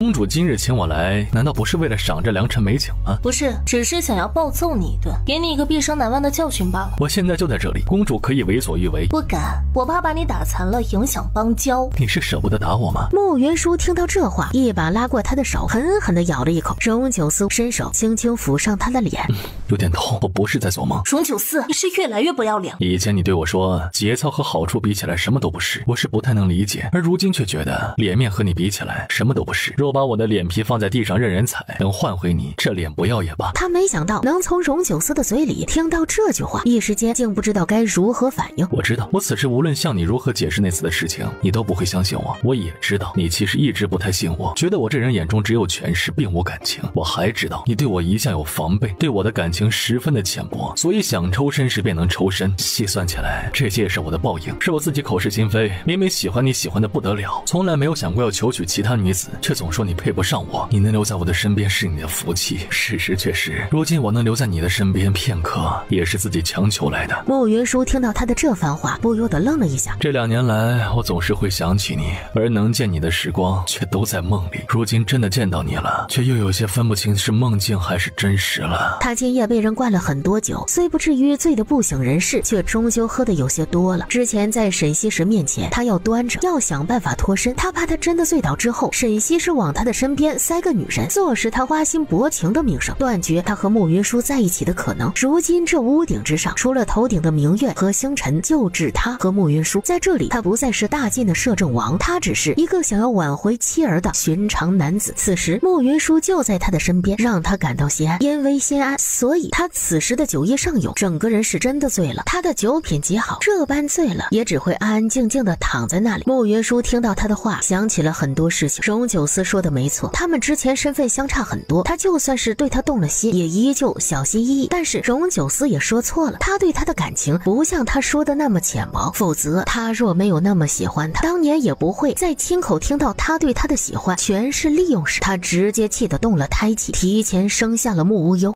这一次重逢，他也不像是自己表现出来的那样淡定和冷静，他努力想让自己看起来淡定一点。他试了几次，发现自己根本就做不到。沈西时的话也提醒了他，若不能真正放下，倒不如坦然面对他，看看他到底是个什么样的人，是不是真的值得他的喜欢。你给我说说2年前的事情呗，当年你为什么不管清源，为什么要娶苏府的女儿？他等了好一会儿，希望能听到荣九思的解释，他却一直没有说话。他发出悠长的呼吸声，竟已经睡着了。他竟睡着了。荣九思，他似乎睡得极沉，完全没有反应。你先别睡啊，你要睡也得先把我放下去，再去找地方睡啊。他四周看了看，想找地方下去，只是屋檐高高，根本就没有他能下去的落脚点。他只得是又折回荣九思的身边。荣九思，你醒醒！荣九思的眼睛猛地睁开，可算是醒了，我们先下去。他说完就发现有些不对，因为此时他的眼神看起来十分的危险，和方才完全不同。他还没有反应过来，荣九思的长臂一梳，便将他卷进自自己的怀里。虽然知道这是梦，但是本王才不管这是不是梦，只要你是云舒就行。他说完反身一带，就将他压在了身下，他身下全是瓦，硌得他很疼。他伸手推他，他的力气大，根本就推不开他。荣九思，你放开我，别在我面前耍酒疯。荣九思醉意困意来袭，听到他的声音，只觉得吵到极致。只是他睁开眼睛看了一眼是慕云舒，索性用唇堵住了他的唇。云舒乖，好好睡觉，今晚本王让你睡在上面。他说完，不由分说，身子一撤，便将慕云舒的身体放在了他的身上。他想要从他的怀里挣脱，他却抱得死紧，根本就挣不脱。时间长了之后，他也累得不行，索性就放弃了。等明天你睡醒，我一定要扒了你的皮，抽了你的筋，让你跪着喊爸爸。剑妻在下面看到屋顶的两人，既着急又尴尬。此时就算给剑妻10个胆子，也不敢爬上去把慕云舒抱下来。他知道自己此时有2个选择，一个选择就是上去把慕云舒救下来，然后被荣九思秋后算账；另一个就是和其他人一样继续装晕。他在这2个选择中也就犹豫了10息，就果断回房睡觉去了。反正他就算自己把自己劈晕，一会儿就得醒，在地上躺着睡夜又太难受。他不是个太能委屈自己的人，回床上睡是最好的选择。慕云舒不知道剑妻的这系列骚操作，他若是知道的话，怕是会直接拿刀剁了他。他在荣九思的怀里安安稳稳的睡着了。天气虽冷，他却是个大暖炉，能提供源源不断的热量。他这一夜竟睡得还不错。只是他早上睡醒的时候，发现有些不太对劲儿，四下有些吵，他心里有些迷糊。难不成他太过宽容，以至于这些工人越来越没有规矩？双儿，公主，奴婢在。慕云舒猛地睁开了眼睛，对上的却是荣九思的那张俊脸。你醒了？他腾了一下就坐了起来，他往下一看，就看见院子里不但站满了工人，就连沈西石也站在下面。这他妈的都是什么事啊？公主，要不你先从我的身上下来。要疯了！我昨天晚上居然真的在荣九思身上睡了一夜，还睡得十分香甜。他飞快的想要站起来，却忘了自己此时在屋顶上，再加上他睡了一晚，身上的血脉不太活，腿有些发软，脚下不稳，他整个人就又进了他的怀里。两人这副样子，在下面的人看来，因为角度问题，看成了他又扑进了荣九思的怀里。他们这是和好了吗？赶紧和好吧，要不然我的日子没法过了。哎呀，女大不中留啊！慕云舒一抬头就对上了荣九思黝黑带笑的桃花眼。这都是什么事啊？我送公主下去。他说完也不等慕云舒拒绝，一把揽着他的腰，飞身朝下跃去。荣九思看到沈西石在下面，他带着慕云舒稳稳地落在了沈西石的面前。见过国主。摄政王怎么来的摘星宫啊？昨日公主约本王酒宴散后便来摘星宫找他。公主约本王的时候，胭脂就在旁边。公主有约，本王不敢不赴，所以便来了。本王到了摘星宫后，本想见过公主就离开，可是公主说要带本王游摘星宫，公主盛情难却，本王不好拒绝，便和公主共游摘星宫。这个死不要脸的，这样都能被他圆回来。昨夜的事情太丢人，他就算是想反驳，都不知道该怎么反驳。他甚至都能想得到，他若反驳，荣九思大概率会说一句公主说的对，然后再往不可言说的方向引导。真狗，王爷是越来越狗了。他深深的觉得，这么狗的荣九思，也许真的有希望把慕云舒追回来。只是游摘星宫，怎么游到屋顶上去了？国主想来也知道，昨夜本王喝的有点多。昨夜本王和公主游了摘星宫，后面的事情就记得不太清楚了。敢问公主，我们是怎么上的屋顶？王爷真不记得了。你昨夜来摘星宫后，打晕宫里所有侍卫，是你把本宫抱上屋顶的。哎呀，真是醉酒误事。可能是公主和王妃长得极为相似，本王见到公主后，许是想到了王妃，行事便有些放浪了。这一次是本王唐突了公主，还请国主责罚。王爷也说了，昨夜是王爷喝多了，这事便作罢。毕竟方才所有人都看到是慕云舒压在荣九思的身上，荣九思此时把事情全揽在他的身上，也算是有担当。国主宽厚，本王十分感激。只是昨夜终究是本王唐突了公主，本王愿意负责。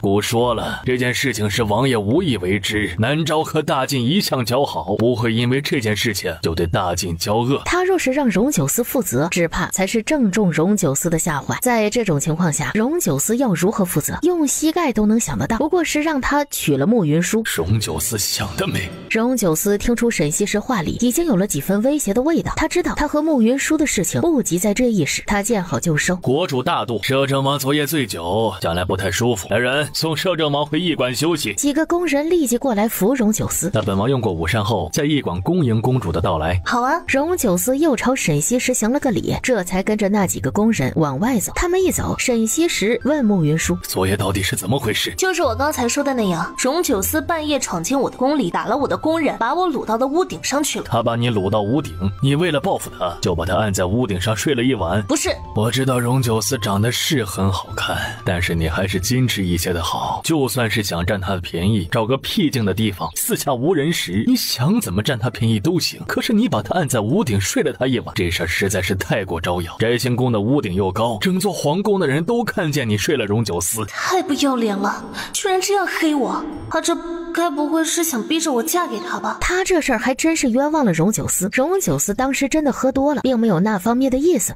没那么夸张吧？否则你以为我是怎么来的？今日一早，他的大太监就把他叫醒，说了屋顶的事情。沈西施刚听完的时候，也以为是荣九思欺负了慕云舒，气得他想拿剑直接把荣九思给砍了。可是过来一看，却发现是慕云舒压在荣九思的身上，他的老脸当时就没地方搁了。这事真不是爹想的那样。我自然相信事情是你说的那样，但是你如今要庆幸，昨夜酒宴众臣子都喝多了，今日没有早朝。若是有早朝的话，众大臣进宫看到摘星宫里面的情景。荣九思昨日原本就在大殿上求娶她，若再被那些大臣们看见，他觉得他的脸皮就算再厚，也有些撑不住。爹，以后这样的事情不会再发生了。这一次我替你把事情压下去了，你下次占荣九思便宜的时候，记得找个隐蔽的地方。沈西施用恨铁不成钢的眼神看了他一眼，扭头就走。若不是沈西施下了严令，只怕不用半天就能传得整个京城人尽皆知。他一走，慕云舒就瘫坐在椅子上，他在心里狂骂荣九思卑鄙无耻。双儿跪在他面前，是奴婢无能，没能保护好公主。你也是受害者，就荣九思的能力，他若是想要进来，没有人能拦得住他。他说完又看向剑妻，昨夜你难道一点动静都没听到？我发现王爷来了，还和他打了个照面。我当时一见是他呀，愣了一下，他趁着我愣神的那一瞬间就把我打晕了。他说的是事实，只是掩去了他很快就醒过来的事实。慕云舒看了他一眼，知道他在荣九思的面前一向怂得很，便也懒得和他一般计较。剑妻看到他的表情，暗暗松了一口气，他这是又蒙混过了一关。他在心里祈祷荣九思可千万给力一点，早点把慕云舒哄好带回去，他也好早日结束他悲催的生活。你拿本宫的帖子去通知京中各府的公子，就说本宫明日在留园设宴，请他们明日过来赴宴。请各府的公子？是啊，我已经招了2年的婿了，事不过三，今年怎么也可以招一个了。可是国主不是已经答应王爷，公主要陪王爷在皇都游玩吗？没错，明日也请王爷去留园。留园是皇城里除了皇宫之外最好的园子，既然要带王爷游玩，又岂能少了留园呢？可是公主还约了那些公子们，这事又不冲突，没有规定本宫陪王爷游玩，不让带其他人呢。听起来是有道理，但是他知道荣九思，慕云舒带着一群美男见荣九思，荣九思怕是能给他表演原地发疯。在纠结这事儿要不要通知荣九思，他想了一下，觉得还是不通知的好。通知了，荣九思会从今天开始发疯；不通知的话，他要到明天知道这事儿才发疯。为了荣九思的健康着想，剑妻觉得荣九思晚一点发疯也是好的。你的表情不太对啊，是不是对这事有意见？没有，公主不管做什么都是对的。慕云舒看到他那副怂样，心里有些好笑，不再为难于他。你通知各府公子的时候，一定要通知大将军府的郑公子和大学士府的齐公子。双儿看了他一眼，点头应下。剑妻听到他的话，却全身颤了颤。全皇城的人都知道，郑公子和齐公子都是慕云舒的疯狂爱慕者。如今慕云舒在南诏的行情比2年前不知道好了多少。他今年确定要招婿的消息一放出去，报名的公子比去年又多了不少。剑妻这一次是真的要愁死了。郑公子和齐公子都去的话，只怕明日的留园之宴会有血光之灾。他想劝慕云舒打消这个念头。公主，如今不年不节的，你这样开宴会，连个名目都没有。我觉得你明天不如出城陪王爷走走。如今虽是暮春，但是城外的景色还是相当不错的。本宫开宴会哪里需要什么名目，那还不是想开就开。你是公主，你说了算。不过你说到名目上这事太简单了，大金的摄政王是何等人物啊！我爹都要设国宴为他接风洗尘，我在留园为他开个宴，那简直就是顺理成章的事情。所以这个宴会就是我为摄政王准备的欢迎宴。双儿，你通知那些公子的时候，记得通知他们，摄政王十分优秀，届时可能会向他们讨教，你让他们好好准备一下，莫要坠了我们南诏的国威。双儿应了一声，立即去准备了。剑妻却头都大了，瞧慕云舒这模样，这是要给荣九思掐了。他莫名明就想起当年在定王府慕云舒和荣九思互掐的情景了。当时他虽然没有倚仗，但是凭实力和荣九思掐得平分秋色。只是他这一次的身份和之前略有些不同，他怕这一次看热闹被波及得太严重，丢了他的小命，所以此时剑气的态度是既盼着他们打起来，又怕他们打起来。慕云舒不知道剑气这狗的要死的心态，他要是知道了，估计第一个就是打死他。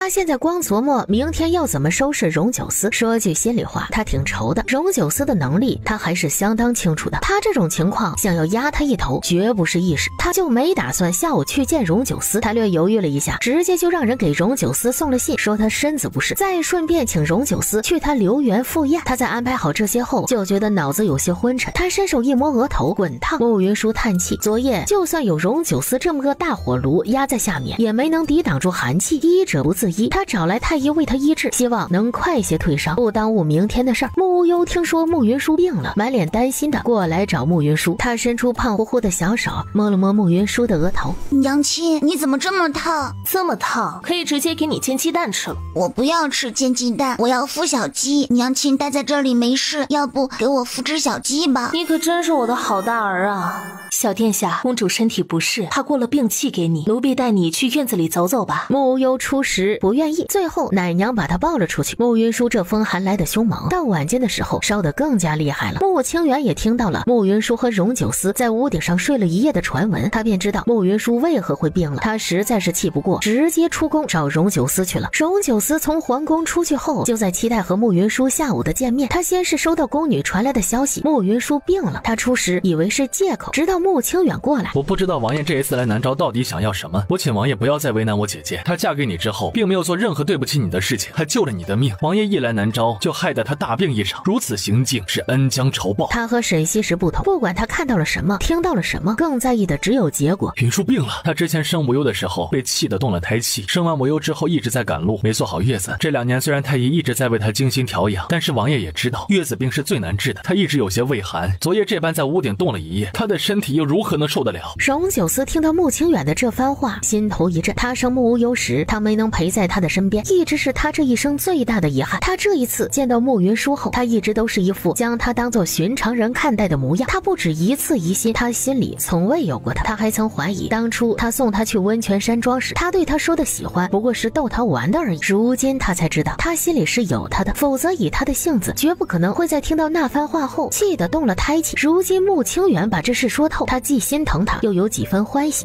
多谢你告诉我这件事情，我来南诏只有一个目的，那就是挽回你姐姐，带他们母子回家。我知道当年对不起她，但是那件事情真的只是误会，我从未想要过娶苏府的女儿，更没想过纳侧妃。昨夜我确实是喝多了，是做的不周全，害她生病，我以后会好好照顾她，不会再发生类似的事情。我方才说的话王爷没听懂，正是因为都听懂了，所以我才会这么说，让我放下你姐姐，除非我死。慕清远对上他那双认真的犹如宣誓一般的眼睛，他的眉头皱得更加厉害了。王爷能不能带走我姐姐这件事情，不是王爷说了算，而是他说了算。他如果不愿意，南诏国里虽不如大晋，却也无所畏惧。他说完，袖袍一甩，扭头便走。我对云舒的感情可以用时间来证明，等清远有了心上人之后，就当明白我的心情。慕清远听到了这话，没做理会，大步走出了房间。只是他才一出去，就看见站在门口的徐敏和徐英。清远，可以啊，现在出息了。他之前知道慕清远是南诏太子，这只是个概念，远不如慕清远穿太子正装出现在他面前，这样有视觉冲击力。慕清远的注意力却不在他的身上，而是在徐英的身上。徐英看到他那身太子正装时，第一次意识到他们之间的差距。他看见他，心里虽然欢喜，却更多的是担忧。清远，好久不见。还行吧，我只是回到自己家而已。当不得出息2个字，倒是你如今看起来和以前大不相同了，似乎更有男子汉的气概了。那是，我现在可厉害呢。慕清远失笑，他方才在荣九思那里攒的玉气，在此刻散了个七七八八。徐姑娘，好久不见，近来可安好？当初他喜欢他时，他还只是个微末的少年，他喜欢的是他那一身的书卷气。他曾数次设想，若他也能喜欢他，他要如何说服家里人同意他们的婚事。而他当年还没有得到他的回应，他便已经来到了南诏。徐英之所以会从军，不过是想待在离慕清远更近一点的地方。如今再见，当年那个身材单薄的少年，成了一个稳重又贵气的青年。他当年都没能得到他的回应，如今他这样的身份，两人大概是不太可能了。只是这是他自己心里清楚，却又觉得如今能再见他一面也是极好的。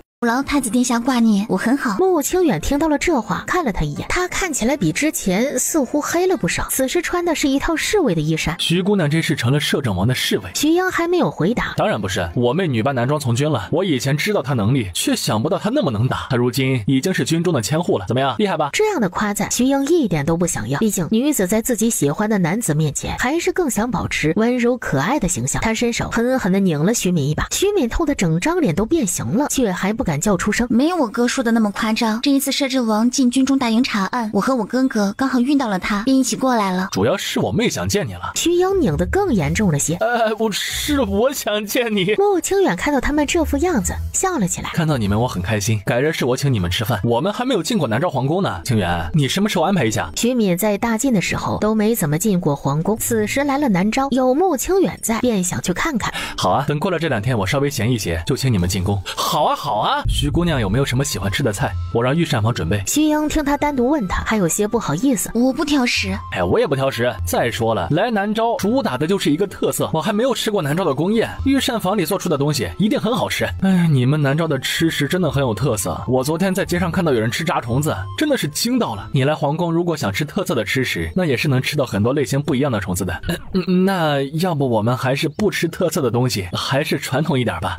好，徐敏欢呼出声。穆清远又看了徐英一眼，他此时正生无可恋地看着徐敏。穆清远离开驿馆的时候，早已经没有来时的气闷，他在心里琢磨要请徐氏兄妹吃什么好。荣九思在屋里听到他们的对话，轻轻叹了一口气，觉得这一次把这2兄妹带到南诏是带对了，只是他心里终究担心穆云舒。穆清远说他病了，他想去看看他。南诏的皇宫守卫森严，荣九思要闯是能闯得进去的，只是若是被发现，沈西时一直在找他的错处，若拿了这个把柄，还不知道会怎么收拾他。他决定忍一忍，先看看穆云舒明天还能不能在留园开宴会。若是明日他没能见到他，他就决定去皇宫看他。穆云舒是在第2天清晨的时候才退的烧，他烧了一夜，嗓子有些哑，精神也不太好。双儿给他端来了粥，让他喝一点。穆云舒今天的胃口不太好，勉强喝了半碗粥，便喝不下了。公主，你的身体若是不适，今日留园的宴会便取消了吧。我话都放出去了，说自己不到场，像什么样子？再说了，今天我过去就是去在旁边看热闹，也不需要做什么。昨儿他让双儿把帖子都发了，今儿只怕那些公子都已经准备去留园了。他此时再说取消，那些公子难免会有各种猜想，还有荣九思，只怕还会觉得他怕了他，都不敢见他了。这口气他还是要争的。他都这样说了，双儿便只能去准备相应的东西。穆云舒看着双儿忙来忙去的样子，心里有些过意不去，说不必如此，让他不要这么麻烦。公主，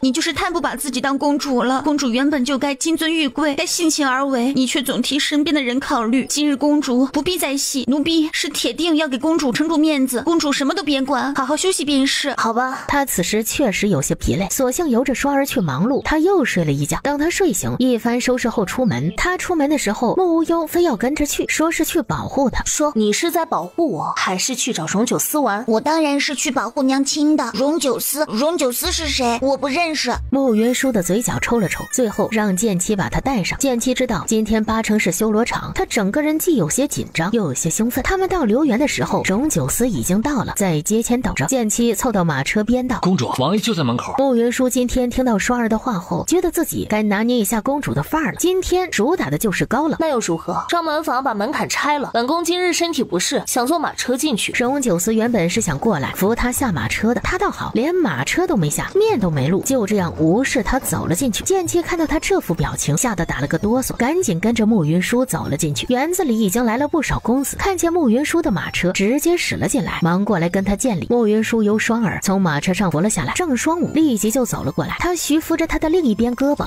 听闻公主昨日染了风寒，可要紧？只是不小心着凉了，不打紧。公主千金之躯，尊贵无比，就算是染上了风寒，又岂会是不打紧？今日公主好生歇着，我来替你打理宴席之事，定会招待好大晋的摄政王。那今日就辛苦郑公子了。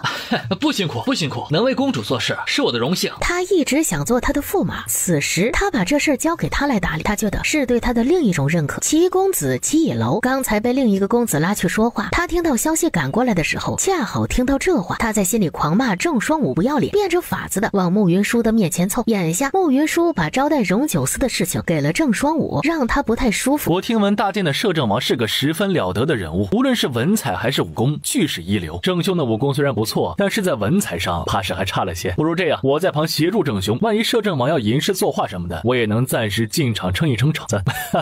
我们都是南诏人，可不能丢了南诏的脸面。齐公子说的对，那这事就由你们两人一起负责。还是公主想的周全。双儿扶着慕云舒往里走，郑双武和齐一楼都跟了过来。荣九思过来的时候，看到的就是一群打扮的跟花孔雀一般的公子围在慕云舒的身边，他的脸色肉眼可见的阴沉了下来。剑妻在外围看到他的表情后，轻声道：“王爷，冷静，这是在南诏，你和公主也已经和离了。”荣九思看了他一眼，他觉得有数把刀朝他扎了过来，他只得又硬着头皮道：“这些人都是南诏各大臣家里的公子，家世都十分的显赫。这里又是南诏的地盘，王爷要是没有原有的动手，怕是会有损两国的邦交啊。国主虽然有意和大晋交好，但是如果王爷把这些大臣的儿子全揍了，大臣们也会有意见的啊。到时候他们天天在国主的面前说王爷的坏话，吃亏的只会是王爷。”这些道理荣九思比剑妻还要懂得多。所以七公公这是在教本王做事？不敢，我只是怕王爷你一会儿忍不了，会太冲动。他说完一溜烟的跑了，他怕再留下荣九思会拿刀来把他给劈了。荣九思冷哼了一声，压下心里的怒火。昨日穆清远告诉他，慕云舒因为他染上了风寒，他心里极为过意不去，想着今天见面跟他认个错，好好哄哄他。结果今日以来就是这么刺激的场景，他再没有哄人的心情，只想杀人。荣九思之前就听说过慕云舒要招婿的事情，但是听说和亲眼所见却是完全不同的体会。他看见慕云舒由的那个男人扶着他的手，他就想把那男人的手给折了；再看见另一个和他十分亲昵的说话，他就想把那男子的脑袋给拧了。徐敏和徐英今天也跟着荣九思来了留园。徐敏原本就是京中的大纨绔，和这群公子混在一起，非常有共同话题，打听到了不少消息。他此时走过来对荣九思道：“王爷，打听清楚了，那个扶着公主的叫郑双武，是大将军的小儿子；那个穿白衣服看起来文气的公子叫齐以楼，是大学士府里面的公子。这两人是南诏驸马人选呼声最高的两个，一个武功高强，一个文采不凡。”荣九思的眸光深了些，可是我觉得那两人全加起来都不如王爷一人，他们唯一比王爷强的可能就是脾气了。王爷你瞧，他们在公主面前温顺的就像只小绵羊。荣九思疑心徐敏在内涵他，斜斜的看了徐敏一眼。不过我听说这女子大多都喜欢强势一点的男子，那几个男人一看就是娘娘腔，给王爷提鞋都不配，还是像王爷这种威武帅气的男人才有男子气概，才招女子喜欢。哥哥的话虽然有道理，但是这事儿也是因人而异。性子绵软没有主意的女子容易喜欢性子强硬一点的男子，就如菟丝花依附树木一样；而心里有主意聪慧的女子则更喜欢知进退懂得尊重人的男子，就如两棵比肩的树木。但是不管哪种女子遇到对他们百般体贴的男子，不说喜欢，讨厌肯定是讨厌不起来的。我只是从女性的角度来分析这件事情，若哪里说的不对，还请王爷见谅。荣九思沉着脸没有说话。郑双武过来：“王爷，公主请你过去说话。”荣九思看了郑双武一眼，他只觉得整个人如同坠入冰窖之中，寒冷刺骨。荣九思压下心里的冲动，来路。郑双武内心是抗拒的，但是脚下却不自觉地往前走。他收回目光后，郑双武心里暗暗吃惊，他也算是有见识的人。荣九思的这样威压十足的气场，他只在沈西时的身上见过。他之前觉得，就算荣九思是大晋的摄政王，到了南诏后是条龙也得盘着，不足为惧。但是他现在发现，荣九思比他预期的要可怕得多。他之前定好的对付荣九思的策略还得调整一下。荣九思去见慕云舒时，郑双武把齐以楼拉过来道：“今日你我联手，等摄政王离开南诏之后，你我再一较高下。”好。荣九思来南诏后，当着满朝文武的面求取慕云舒的事情，他们是都知道的。他们没见荣九思之前，没太想把他当回事，都觉得国主绝不会把慕云舒外嫁。今日只一个照面，他们就察觉出荣九思的不同寻常。属于男人的直觉告诉他们，这样的荣九思实在是过于优秀。还烧吗？老王爷挂心了，如今已经不烧了，只是我今日身子不太爽利，不能陪王爷去游园了。没事，以后补上便是了。今日是我带王爷游南诏的第一天，却出了这样的差错。王爷大度不跟我计较，我却不能失了礼数。这流言取得长流天地间的异境，是前朝一位学识渊博之人找的江南的能工巧匠所建。园子里不说一步一景也差不多了。我虽不能陪王爷逛园子，却也请了几个对园子还算熟悉的公子陪王爷逛逛。王爷一会儿随他们逛逛园子，一会儿开宴的时候，我再差人来请王爷。他说完就咳了几声，一副若不胜衣的模样。荣九思听他的话说得客气疏离，他的眸光微微冷了下来。若是别人这样跟他说话，他怕是早就发作了。而此时说话的是慕云舒，再加上他会染上风寒，都因他而起。他心里就算是再不舒服，也得忍着。他让那些驸马的备选人陪他游园，怕也是有了几分让他知难而退的意思。只是知难而退这种事情，在荣九思这里从来就不存在。公主既然想让本王随那几位公子去游园，本王去便是。公主好生休息，本王迟些再来看公主。慕云舒冲他假假一笑，他看见他这样笑，也回了一记差不多的笑。慕无忧从旁探出了脑袋，荣九思的面色立刻缓和了几分。你也要去玩吗？慕无忧当然想去，却知道慕云舒必定不会同意。不去，我要留在这里陪娘亲。慕云舒十分欣慰，他儿子真乖，这一次没有被荣九思拐走。荣九思看了他一眼，笑了笑，转身跟着郑双武和齐以楼去游园。最初他们只是试探着问了几句，然后在心里估算着对方的能力和本事，只是估算归估算，嘴里说的总归做不得数，得落到实处才能知晓对方的能耐。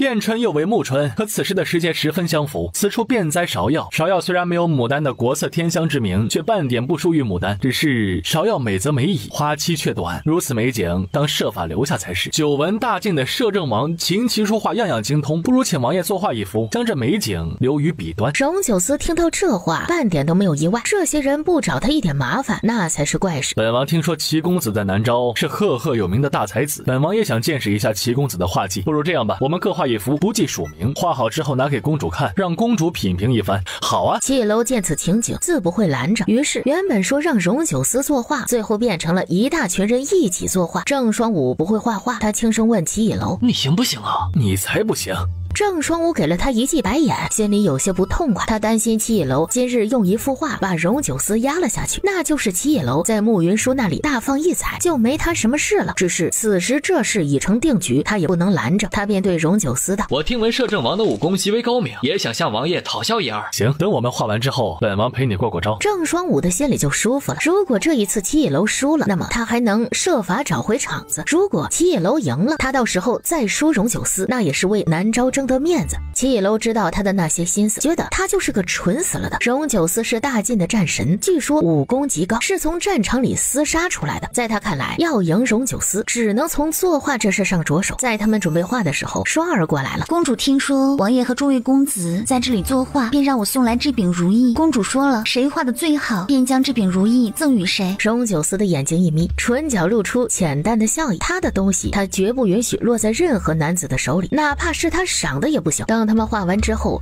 然后便由剑妻呈到慕云舒那里。剑妻从收画的侍从手里接过画的时候，荣九思意味深长地看了他一眼，他打了个寒战。齐以楼则含笑道：“辛苦齐公公了。”剑妻一下子就明白他们的意思了，这两人都是在让他作弊，让他提醒慕云舒哪幅画是谁的。剑妻知道慕云舒还在生荣九思的气，他只要点出荣九思的画，那幅画肯定是倒数第一。齐以楼虽然对自己的画作十分有信心，但是他刚才看见荣九思的画了，荣九思的芍药真的是极好。荣九思要么在边关打仗，要么在忙于政事，哪来的时间作画呀？看荣九思作画的功底，这不花上几年的苦功夫，是别想画出那样的画作来的。剑妻在送画的路上就已经想好了，他夹在慕云舒和荣九思之间，不管帮哪个，另一个总会收拾他。所以他此时最好的做法就是谁也不帮，他要做一个正直的剑妻。当他把画呈到慕云舒的面前，让他给点提示后，他直接装傻，表示他完全不懂他的意思。此时荣九思就站在那里，慕云舒也不能做得太明白，只能自己去选画。他心里有点后悔让剑妻去收画，换其他人的画怎么也得给他一点暗示。荣九思的字写得龙飞凤舞，想来他的画也是。昨天荣九思让他有口难言，今天他怎么也得杀一杀他的威风。于是慕云舒当先把那些画风比较狂的画作全部剔除出去，余下的那些画工精细的画作再从中挑出画工最细腻的画作来，那肯定不可能是荣九思的。本宫觉得这幅当为最佳，此画画工极佳，将芍药的娇美形态全部展现出来，本宫很是喜欢。齐公子，这幅画可是你画的？不是，这不是我画的。那这幅画是谁画的？不管是谁，总不可能是荣九思。他还在人群里看，谁会主动站出来认下这幅画？反倒是荣九思缓缓地走到了他的面前，道：“公主喜欢这幅画。”慕云舒的心里生出不好的预感。若是公主喜欢，本王日后可日日为公主作画。这画是王爷画的？是啊，让公主见笑了。那些说画如其人的人，全他妈是骗子！谁能想得到啊？荣九思竟能画出这样细腻的画来。荣九思看到他的表情，嘴角微微上扬，他不过是预判了他的预判而已。王爷当真是让人意外，竟还有这样的本领。公主过奖了。慕无忧从一旁钻了过来，娘，这里还有你的画像。慕云舒有些意外，往后退了些看去，那个花蕊点的十分有技巧，竟是他的含笑的脸。他之前也听说过某些名画的画师会藏一些玄机在里面，形成画中画的意境。他没有想到今天他竟在荣九思这里见识到了。他目光复杂的看向荣九思，他回忆一笑，哥好厉害，你怎么做到的？我有想学吗？我改天教你。那就这么说定了。这两人是当我不存在吗？这一局荣九思以出人意表的方式胜出。慕云舒原本因为染了风寒还没有好透的脑袋，这会儿又嗡嗡的疼了起来。他输了，让郑双武既开心又有些担心。荣九思能把画画得这么好，难不成是因为荣九思把精力都放在作画上？如果是这样的话，荣九思的武功是不是就没有传闻中的那么厉害了？他觉得自己应该是真相了，便又添了几分信心。于是用过午宴之后，他便向荣九思发起了挑战。本王之前就听闻郑公子是大将军之子，武功十分精湛，只是在本王看来，你们这些在京中焖肉箱里泡大的公子所会的武功都太过绵软。本王征战沙场用的都是杀人的本领，真要动手，稍不留神可能就会伤了郑公子。剑妻听到这里，在那里装傻。他跟在荣九思的身边多年，太清楚荣九思的心思了。荣九思此时这样说，是在为后面打人找借口了。剑妻明白的事情，慕云舒自然也能想得明白，只是切磋而已，点到为止即可。郑双武却觉得这是千载难逢的在慕云舒面前露脸的机会，这样的机会绝不能错过。公主放心，我绝不会坠了我们南诏国威的。既然是比武，武功也会有很多种，剑法、枪法、拳法都是武功的一种。不如这样好了，你们比3样吧，3局2胜。他之前听说郑双武的剑法极好，枪法又是家传的，这2样要是赢了，后面也就没有必要再去比拳法了。公主说的是，王爷意下如何呀？荣九思知道他的武功如何，有什么擅长的，慕云舒并不是太清楚。他此时这样说，八成是郑双武擅长剑法和枪法。荣九思听出来慕云舒对郑双武的偏袒，心里十分不痛快。好啊，公主说了算。慕云舒轻声问剑妻，王爷的剑法和枪法如何？这2样是王爷会的所有武器中最不擅长的。慕云舒听他这么一说，便放心了。慕云舒早上又喝了些药，此时感觉好了不少，他便决定去看看他们武斗。他一去，慕无忧便也跟着过来。好，慕无忧的小手都要拍红了，他扭头对慕云舒道：“娘亲，他好帅啊！”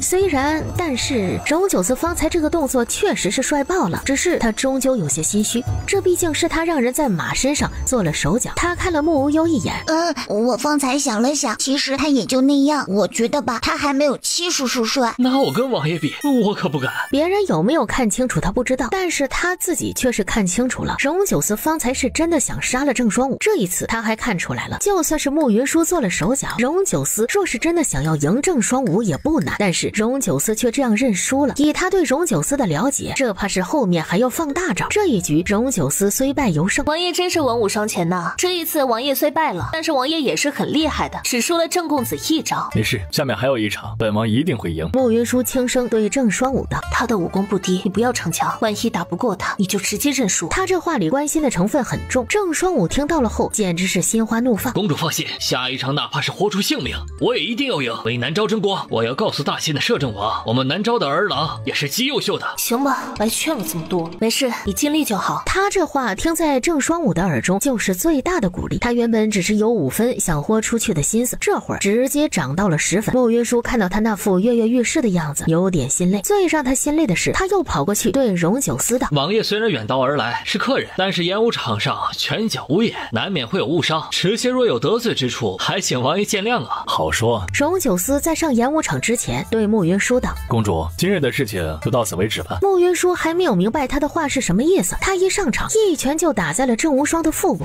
痛得他一句话也说不出来。他到此时才意识到，之前荣九思动手都是有所保留的，此时才是荣九思真正的实力。郑双武到此时也才完全明白慕云舒方才的提醒是什么意思了，只是他想起他在慕云舒面前说的话，此时若是直接认输，那也太丢人了。他忍着痛想要反击，而荣九思根本就没有给他反击的机会。荣九思一把扣住他的手，将他重重的往地上一摔，简直就是没眼看呐！荣九思摔郑双武那一个货真价实啊！他们之前猜到郑双武不会是荣九思的对手，却也没有想到他在荣九思的面前会如此不堪一击。荣九思暴揍了郑双武好几下之后，他就有些撑不住了，是真的想要认输了。只是荣九思根本就不会给他认输的机会，直接动手，打得他一点声音都发不出来。慕云舒看着情景，荣九思怕是真的要打死郑双武了。住手！荣九思的眉梢轻挑，却就着他的那句话，一下子将郑双武摔在了地上。他摔得非常有技巧，直接将郑双武扶过慕云舒的那只手摔成粉碎性骨折。郑双武痛得太厉害，直接就痛晕了过去。方才公主说什么？我说什么还重要吗？他已经把人打残了。他说完，顾不得再摆着公主的架子，他欲为郑双武查看伤势，荣九思却一把拉住他。公主这么关心他呀？不过是切磋而已，王爷何必下这样的死手？下死手？公主是不是有什么误会？方才我们在动手之前就说好了，演武场上动手难免会有误伤。王爷把郑公子打成这样了，难道这只是误伤吗？看来公主对本王是真的太不了解了。但凡跟本王动过手的人，就没有人能够活下来。眼下郑双武只是断了手而已，这绝对是本王手下留情了。毕竟本王当年学武的时候学的就是杀敌的本领，但凡本王出手，必见血光。慕云舒对上他的眸光，他的眼里有掩饰不了的杀意，整个人看起来冷到极致。他的心头不由得一跳，他实在是太强了。他这才发现他对荣九思的了解确实太少。两人虽然经历了不少的事情，但是他当时并没有主动去了解过他。他以前觉得他很凶很霸道，他真正凶起来的样子应该是此时的模样。他甚至隐隐的在他身上看到了天子一怒伏尸万里的味道。他第一次意识到荣九思在他的面前怕是真的耐着性子在迁就他。他也意识到他此番和京中的这些公子们比试，是他在陪他玩，而此时他的耐心也已经耗尽。王爷身份尊贵，今日自降身价陪南诏的公子们切磋，是本宫考虑不周，往后本宫一定会好好提点他们，注意分寸。他说完又看了郑双武一眼，荣九思以为他还想给郑双武治伤，眼里透出了森寒的冷意。公主听本王一句，这位郑公子的伤，公主最好不要管，要不然他必死无疑。王爷，这里是南诏，不是大晋，不是你能发疯的地方。那又如何？本王是大晋的摄政王，本王若连自己的女人都失去了，那么发疯又算得了什么？惹急了，本王不但会杀人，还能屠城。就他们这些人，根本就配不上公主。公主以后最好和他们保持距离，否则他们哪天怎么死的都不知道。慕云舒实在是没有想到，她都成了南诏的公主，如今在南诏的国土上还要被荣九思这样的威胁。他们配不配得上本宫，那是本宫的私事，不劳王爷操心。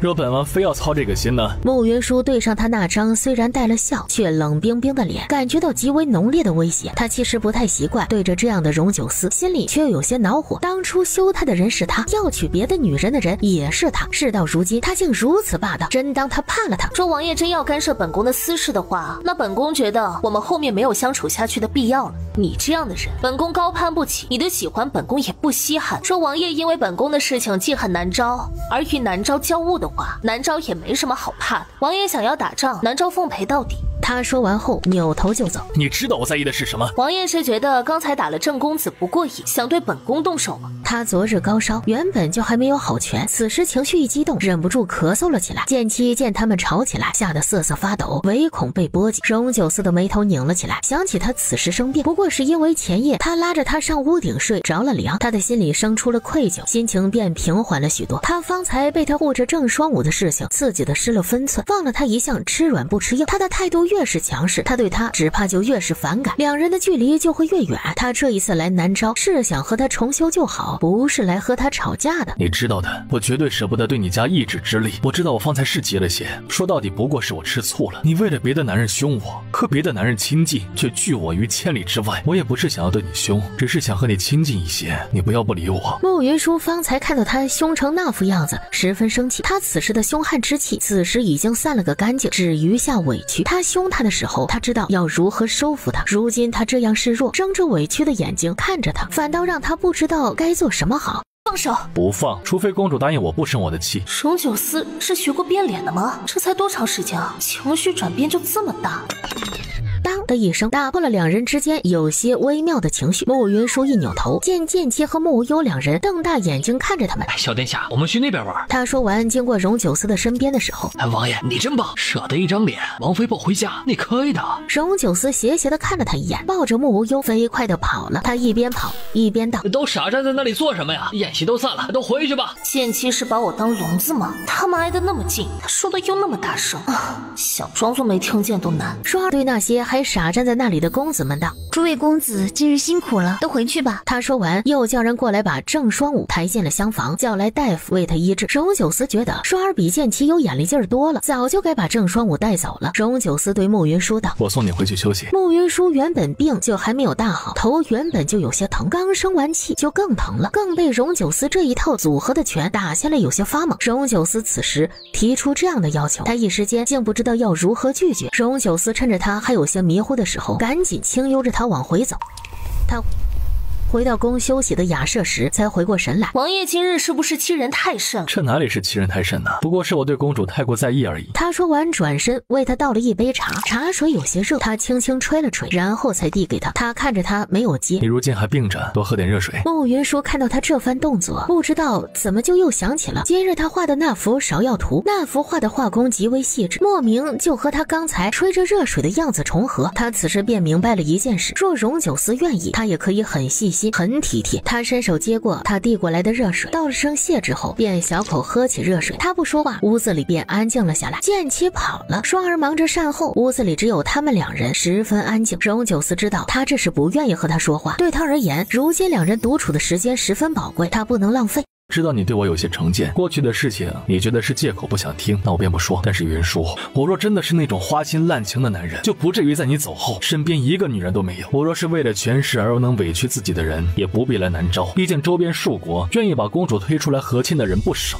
我这一次来，若是不能把你带回去，我是不会走的。这2年你不在我的身边，那日子太难熬了，我不想再过那样的日子。你说我霸道也好，不讲道理也罢，说到底不过是因为我喜欢你。我之前不知道情节是什么意思，如今却懂了，那是真的挖心挖肝，生不如死。若之前有人跟荣九思说他会对一个女人丧失原则，为讨她的欢心用尽手段，他估计会嗤之以鼻。如今却知道，只要他愿意和他在一起，让他做什么都愿意。穆云舒之前也从石无星那里听说过荣九思会有情节这件事，只是当时他也没有放在心上。如今他听到荣九思的这句话，才意识到他的情节怕就是他。王爷言重了，这世上哪有什么情节，不过是自己给自己找的借口罢了。毕竟是王爷自己做的事情，话也是王爷自己说的，不怨自己却去怨所谓的情节，会不会是本末倒置了？他被他对的一句话都不能反驳。我知道王爷的身份尊贵，习惯了所有人都围着王爷转，但是王爷也当知道，这世上总归有人不需要养你鼻息而活，也不需要你权势。我与王爷之间最大的问题，不是之前的旧事，而是我们相处的方式。如王爷所言，你身处高位，要什么样的女子没有？我是南诏的公主，南诏的男子同样任由我挑，总归不缺长得好、脾气也好的男子。我又何必放着自己舒心的日子不过，而去受王爷的气呢？养着王爷的鼻息过活？若王爷连这个道理都不明白的话，我们之间其实没什么好谈的，王爷也不必在我身上浪费时间了。我从来没有想过让你养着我的鼻息过日子，罢了，许是我之前做的不太好，才会让你生出来这样的感觉。穆云舒没有和他争论这件事情，毕竟对荣九思而言，他的性格就是如此，不会觉得那样强势的态度有问题。而他今天展现出来的强烈的占有欲，则在提醒着他，他对他的势在必得。有不对的地方，你也一样有。别的不说，光说今天我和郑双武比试的第2场，那匹马就是你动的手脚吧？是的，我知道郑双武不会是王爷的对手，所以我在马上做了手脚，倒不是想让他赢了王爷，而是觉得那一场是今世南诏唯一可以赢的机会。我还知道王爷常年征战沙场，骑术必定极为高明，那匹马是伤不到王爷的。虽然今天不是什么正式比赛，但是说他们全部都输了，那也太丢人了。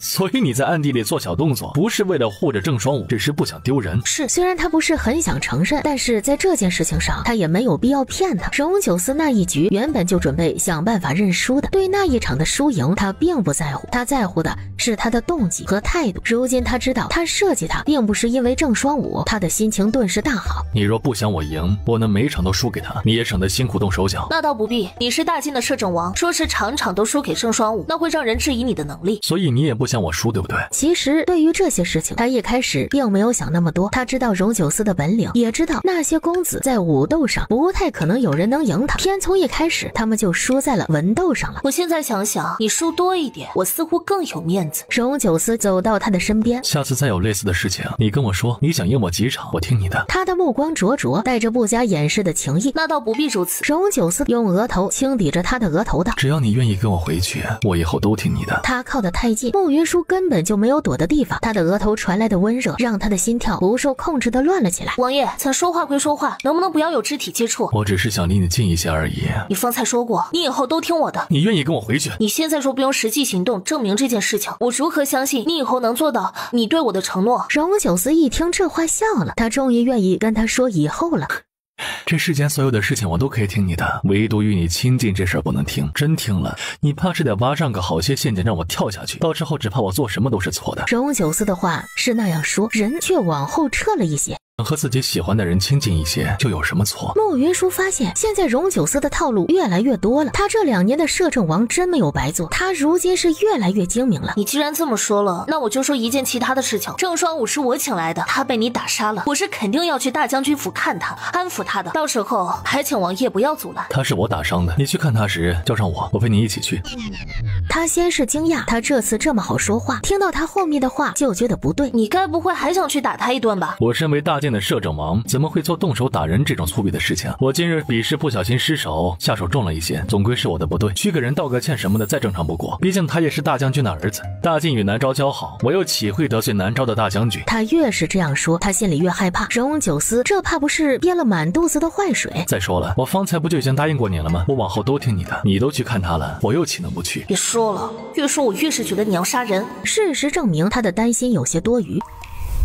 第2天上午，荣九思跟在他的身后去大将军府看郑双武。荣九思的态度极好，当他愿意放下身段和人好好说话时，他就是大晋那位尊贵的却能礼贤下士的摄政王。不管是礼节还是用词，他都拿捏得极好，让人挑不出一点错出来。郑大将军原本因为郑双武的手被打折了，心里有些恼火，但是慕云舒和荣九思主动上门来道歉，尤其是荣九思态度诚恳，他心里的气也就消了。毕竟今日是郑双武主动去荣九思的面前挑事的。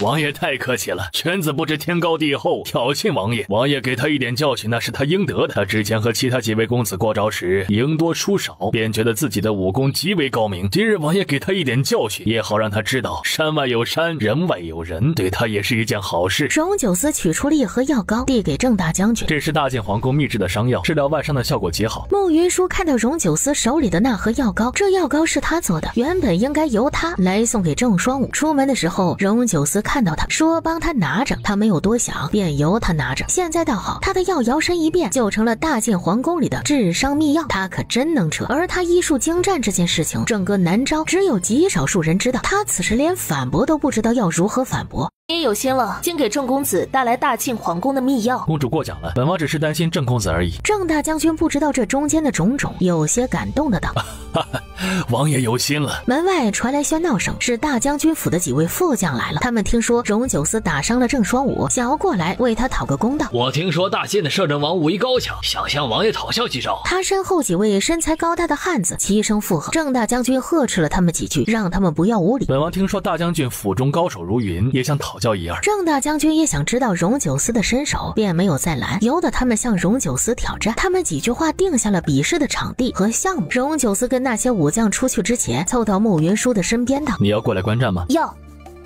那这一次你希望我赢几场？这是我做不了你的主，你高兴赢几场便赢几场。荣九思的唇角微扬，眼里的笑意直接漫了出来，跟着那些武将走了出去。郑大将军把两人的互动看在了眼里，眸光深了些。他们出去后，郑双武没忍住道：他昨日动手的时候狠辣至极，谁稀罕他假惺惺的来看我？娶公主这个想法也趁早打消的掉。公主待荣九思很不一般，也是，只要人眼睛不瞎，肯定会选择荣九思，不会选你。我也不差呀，昨天他使诈，我还没有准备好呢，他就动手了。就算你准备好了，他也能一拳打翻你。不是我看不起你，而是你们之间的差距实在是太大。说句不好听的，就你这样的，给他提鞋都不配。我昨天也赢了他一场，我没那么差劲。你能赢，八成是荣九思觉得你太烦，想要亲自动手打断你的手。他强烈怀疑这是不是他的亲爹。儿子呀，听爹一句劝，你比不过荣九思，咱不娶公主了，爹给你找个脾气软和的姑娘做媳妇儿。郑双武不语，他觉得郑大将军今天的这番话比昨天荣九思打断他的手还要让他难受。他极度怀疑自己是庶子，或者是郑大将军从外面捡回来的。儿子呀，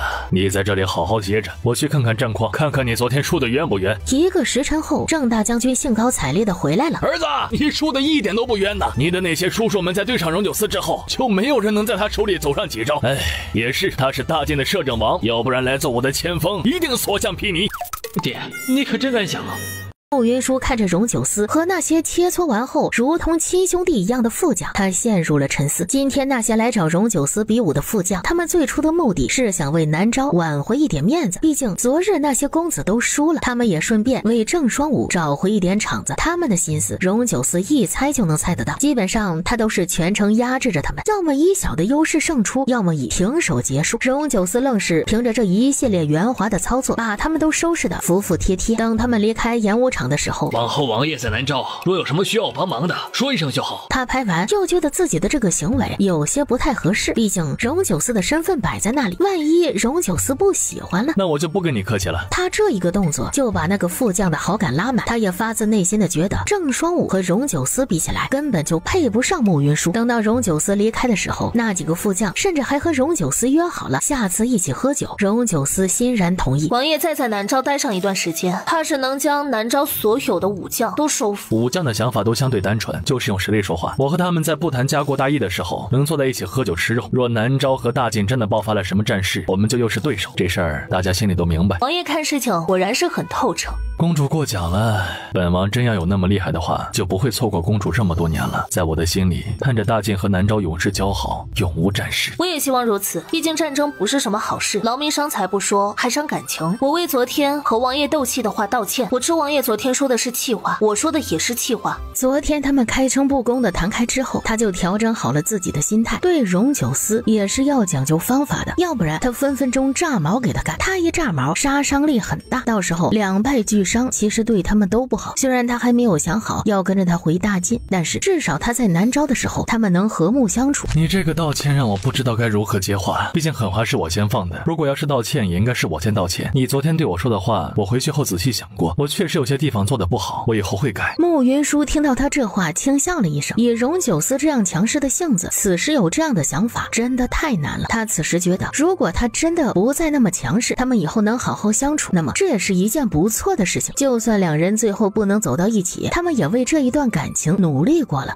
如今想起前段时间做下的事情，也觉得自己有些钻牛角尖了。当年的事情，不管荣九思是出于什么目的去做的，他如今来了南诏，至少就表示他心里对这段感情是在乎的。是吗？那我拭目以待。徐敏在旁看到他们心平气和说话的样子，觉得挺神奇的。毕竟昨天这两人当着所有的面吵架，两人的气场都极强，都快把他给吓死了。若是有人跟我这样吵架，我铁定永远都不要理对方。所以你到现在媳妇儿都找不到？这话有些扎心了，这跟找媳妇有什么关系啊？徐英的心情不算好，也就懒得跟他多说，自己想。我要是能想得明白就不问了。你最近这是怎么了？脾气这么坏？我的手有点痒了，想打架了，要不你陪我打一架？我不要。他虽然是哥哥，从他记事起他就没打赢过徐英。徐英看到他的那副怂样，轻掀了一下眉。他看着走在前面的穆云舒和荣九思，倒有些能体会他们的心境。感情这种东西是最没有道理的。他想起自己对穆清远的情谊，心里又生出了怅然。荣九思和慕云舒一起上了马车。慕云舒如今算领了沈西时的旨意，陪荣九思逛南诏。他觉得这事他还是需要想办法做好的，于是他直接带着荣九思去了南诏最繁华的集市。荣九思走在大街上，看着充满了异域风情的街道，他也有些好奇。慕云舒决定做一个合格的向导，给荣九思介绍南诏的各种美食。他们逛累之后，一个婢女模样的人走了过来。见过公主，见过摄政王。公主和摄政王想来也累了，我家公子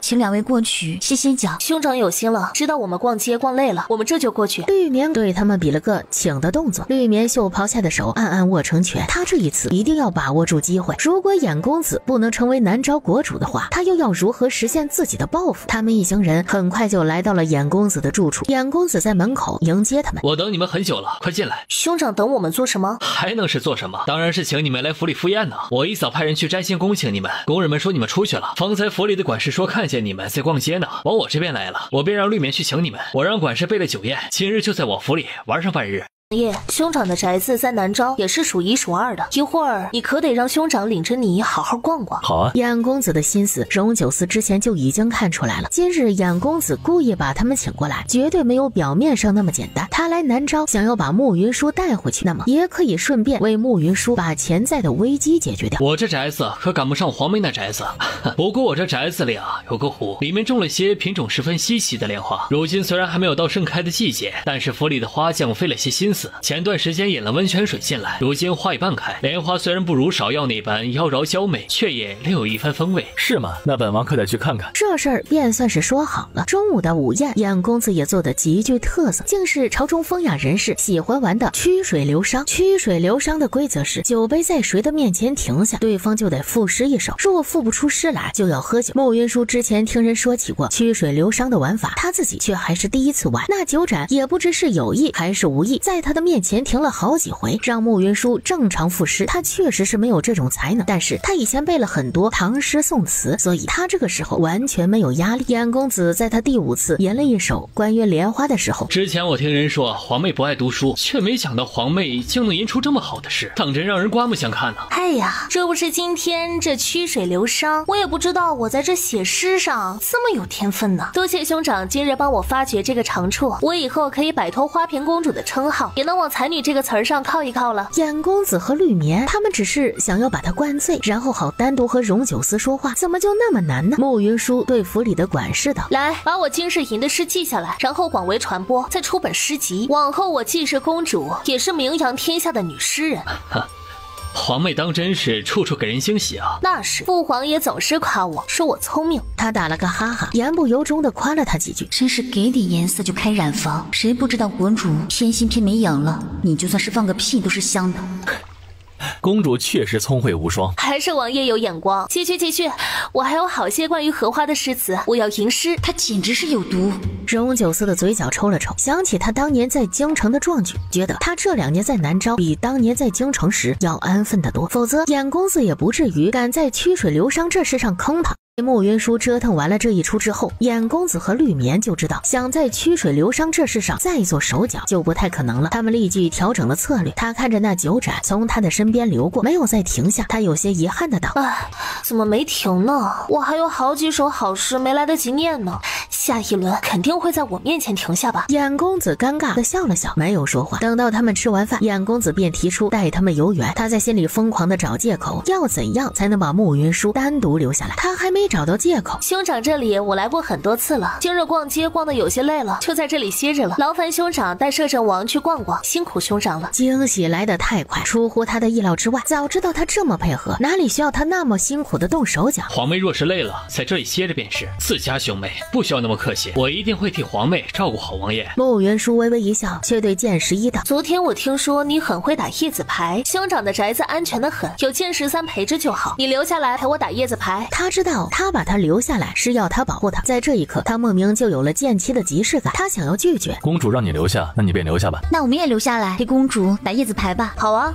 他让绿棉去找了一副叶子牌来，他们4个人刚好可以凑成一桌。绿棉把牌拿来后，慕云舒立即道：今天谁输了，说的最多的那个人就去摄政王那里说一句我讨厌。能不能换个赌注啊？我觉得你们的脑子都比我好，我不敢对王爷说这种话。既然是赌注，总归得难一点，要是太容易了，大家没有紧迫感，打牌的时候就不够刺激了。这样的刺激我们一点都不想要。我们输了就去王爷面前说公主提议的赌注，但是我觉得若是公主输了，得换个赌注。换什么赌注？公主就去亲王爷一口，或者说你喜欢王爷。慕云舒轻掀了一下眉，他在定王府的时候就知道剑11和剑7是完全不同的款式，这货就是个心机 boy。哎，我觉得剑11这个提议很好啊，公主，你敢不敢答应？如果是你们输的话，就还得再加一条，踩王爷一脚。如果你们敢答应这个，我就敢答应剑11的提议。剑11把牙一咬，好。曲敏既兴奋又有点想要瑟瑟发抖，却也答应了。行啊，就这么定了。因为这个赌注的原因，4个人打牌的时候都拿出了看家的本领。慕云舒他们4人打叶子牌，打的是火气四射的时候，眼公子已经带着荣九思逛到了一个僻静处，那里不是整个府地风景最好的地方，却是最清静最雅致的地方。颜之似乎也很懂得享受生活呀。王爷来南诏应该也有喜事了，应该知道我的尴尬处境，对我来讲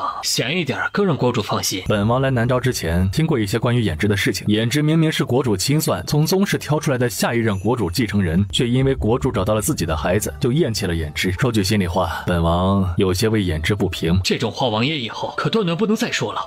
我本是国主从宗室抱来的，他亲自教导了我那么多年，我发自内心的感激他。人都是有私心的，他想把皇位传给他的亲生儿子，这本就是情理之中的事情。荣九思知道他此时说的这些话不过是试探而已，便轻摇了一下头，不再接话。王爷是真的想要娶皇妹吗？国主只有公主一个女儿，视若掌上明珠。大晋和南诏资源互补，原本就应该友好相处。本王虽然是摄政王，但是却终究不是一国之君。放眼古今，摄政王若是不能成为一国之君，下场都不会太好。毕竟朝臣们会有意见，元明帝驾崩之后会有新帝登基，新君又岂能容得下本王？说起处境之尴尬，本王其实和颜之并没有本质的差别，所以对本王来讲，总归得未雨绸缪。公主虽然嫁过人，但是她年轻貌美，女人嘛，到了榻上都差不多。燕公子听到这话，便觉得他之前的猜测是对的。荣九思并不是真的喜欢慕云舒，只是因为她是南诏的公主，沈西时极为宠她。荣九思想要娶慕云舒，不过是为娶她有很多好处。我真心替王爷感到可惜啊！我那皇妹虽然得宠，模样也极好，却终究嫁过人，年纪也大了些。王爷这样的身份，这般委屈自己，实在是让人唏嘘啊！我这和颜之比起来不算什么，颜之如今还没有娶妻，往后颜之的妻子只怕门第不会高，也很难是颜之的意中人。燕公子的脸色变了变，如此，颜之真的甘心吗？王爷说笑了，这有什么不甘心的？我本就不是国主亲生的，能拥有如今的一切，都要感谢国主的恩赐。也是，那本王就祝颜公子前程似锦，这一生平安喜乐。本王还要去陪公主，就先失陪了。王爷留步。荣九思看向他，我今日找王爷是想向王爷请教我这种局面的破局之法，如今我很是困惑，还请王爷不吝赐教。这狗玩意儿竟然还想套我的话啊！颜公子客气了，本王刚来南诏，对南诏并不熟悉。他扭头就走，迎面绿棉带着2个模样极为娇美的女子过来。这2位美人是我家公子送给王爷的，还请王爷不吝赐教。荣九思抬脚就将绿棉踢飞，绿棉重重的倒在了地上。王爷这是什么意思？他是个什么东西，竟敢用这样的语气跟本王说话？他明面上是眼公子的婢女，实际是个谋士。他一向自视极高，所以方才在荣九思的面前，语气就少了几分卑微。本王知道眼公子礼贤下士，待人温和，但是待人温和不代表没有尊卑。这样的婢女若是在大晋，本王早就直接打杀了。多谢王爷赐教，只是绿棉不是寻常婢女，她乃我的心腹。那她就更应该注意自己的言行了。就她这模样，不知道的还以为她是主子。颜公子连下人和心腹都分不清楚，都不能调教好的话，只怕这闲散王爷你都做不了。他说到这里，又看着那2个吓傻了的美人，光有其表，没有内涵，没有半点胆色，和公主完全没法比。这种草包一样的玩物，就算是给本王暖床也不配。那2个美人是他精心为荣九思挑选的，却得到了这样的评价。他知道荣九思此时会有这样的反应，不过是因为他方才没有在荣九思的面前说实话，被荣九思发现了。再加上方才绿棉过来时语气不够尊敬，荣九思就借题发挥。今天这事儿让他见识到了荣九思翻脸如翻书一般的状态。他之前听说过荣九思的种种，却都不如今天这么直观。公子荣九思也太目中无人了。他来皇城不过短短几天，就把郑大将军一府的人都收拾得服服帖帖。他打了郑双光武，郑大将军却一点都不生气，齐乙楼也输在他的手里，却还心服口服。这样的一个人有嚣张的底气，目中无人一点也属正常。我觉得他有一句话说得很对，每个人都要认清自己的地位。绿棉，这几年我宠你宠破头了，让你认不清自己的身份。奴婢对公子忠心耿耿，绝无半点轻视公子的意思。你的忠心我不怀疑，但是你也要谨记自己的身份。我们的处境原本就十分艰难，不能再出任何的差错。公子教训的是，我以后会谨记自己的身份。人前你的身份是婢女，要自称奴婢。绿棉的手不自觉地握成了拳。是，奴婢谨记自己的身份。你受伤了，先下去歇着吧。绿棉轻点了一下头，他转过身的时候，脸上的表情有几分狰狞。他师承名将，奉命来辅佐衍公子。当初原本是要以衍公子妾室的身份留在他的身边，他不同意。他说他是一国储君，名声极重要，在没有娶正妃之前，不能随意纳妾，所以绿棉只能以婢女的身份留在他的身边。绿棉原本觉得做他的婢女也无妨，在他成为国主之后，他的身份也就水涨船高。可是计划赶不上变化，让绿棉的心里有些不甘。衍公子看着绿棉离开的背影，眼里有了几分冷意。绿棉的野心他看得清楚明白，只是今天荣九思的反应也有超出了衍公子的预期。衍公子想起自己的某个谋划，若能得到荣九思的帮助，必定能成功。他觉得今日的试探基本上达到了他的目的。荣九思从那里离开之后，冷笑了一声。今日衍公子试探的意思极为明显，想看他的反应，那他就给衍公子想要的反应。只要他清楚地记得2年前的惨痛经历，这一次他会把他的计划跟慕云舒说清楚。当他到达水县那边的时候，看见慕云舒脸上贴满了纸条。这是怎么了？慕云舒平时在皇宫里也常带着剑妻和双儿一起打牌，输赢皆有。他的牌就没有一次像今日这么烂的。他那么烂的牌和徐敏那么好的牌一对上，简直就是灾难现场。公主出牌啊！慕云舒破罐子破摔，随手扔了一张牌。我等的就是这张牌，不好意思，公主，你又输了。他很想把徐敏扔出去暴打一顿。公主这事儿可怨不得我，依我看，这所有的一切都是天意。十一，你说是不是？没错，这就是天意。公主，真不是我不帮你，而是想帮都没法帮啊。在你输和我输之间，我觉得还是你输比较好。毕竟我输了可能会被王爷打死，但是你输了，王爷估计会开心死。公主，今日这局是你传的，赌注也是你提的，如今这样的结局，你可不许反悔，愿赌就要服输。王爷，恭喜你，公主输了。荣九思不知道事情的前因后果，但是这事一听就知道这里面有些问题。你们不派个人解释一下吗？我觉得这事儿得等公主兑现了她的赌注，我们再解释比较好。慕云舒磨了磨牙，他狠狠地瞪了剑十一一眼。你给我等着！剑十一笑了笑，气定神闲地站在那里。过了今天，他就是荣九思的大功臣，他才不怕。主愿赌就得服输，这个道理你想来也是懂的。慕云舒别别扭扭地走到荣九思的面前道：我喜欢你。惊喜来得太突然，他还没有回过神来，徐敏凑到他的面前，飞快地说了事情的前因后果。我们今日为了王爷3家打1家，才促成了这个局面。王爷，你得好好的赏我们。王爷，我们都是为了你。公主对自己有信心是好事，但是天意不可违啊。我今天是真的想要帮你的，但是根本就没有我出牌的机会啊。赌场得意，情场失意，就你这样的，一辈子都娶不到媳妇。等王爷娶到媳妇儿之后，到时候给我赐个婚，我就有媳妇儿了。他竟无言以对。别跟他们一般见识。荣九思说完，看着剑十一道：你今天做得很不错，本王决定要好好赏你。剑十一的眼睛顿时就亮了。以后你和剑妻一样，调到公主的身边，以后公主就是你的主子。这也太吓人了吧！这哪里是赏赐啊，这摆明了就是惩罚。王爷也不用把它拨给我，借我用个2天就行了。好啊，这事公主说了算。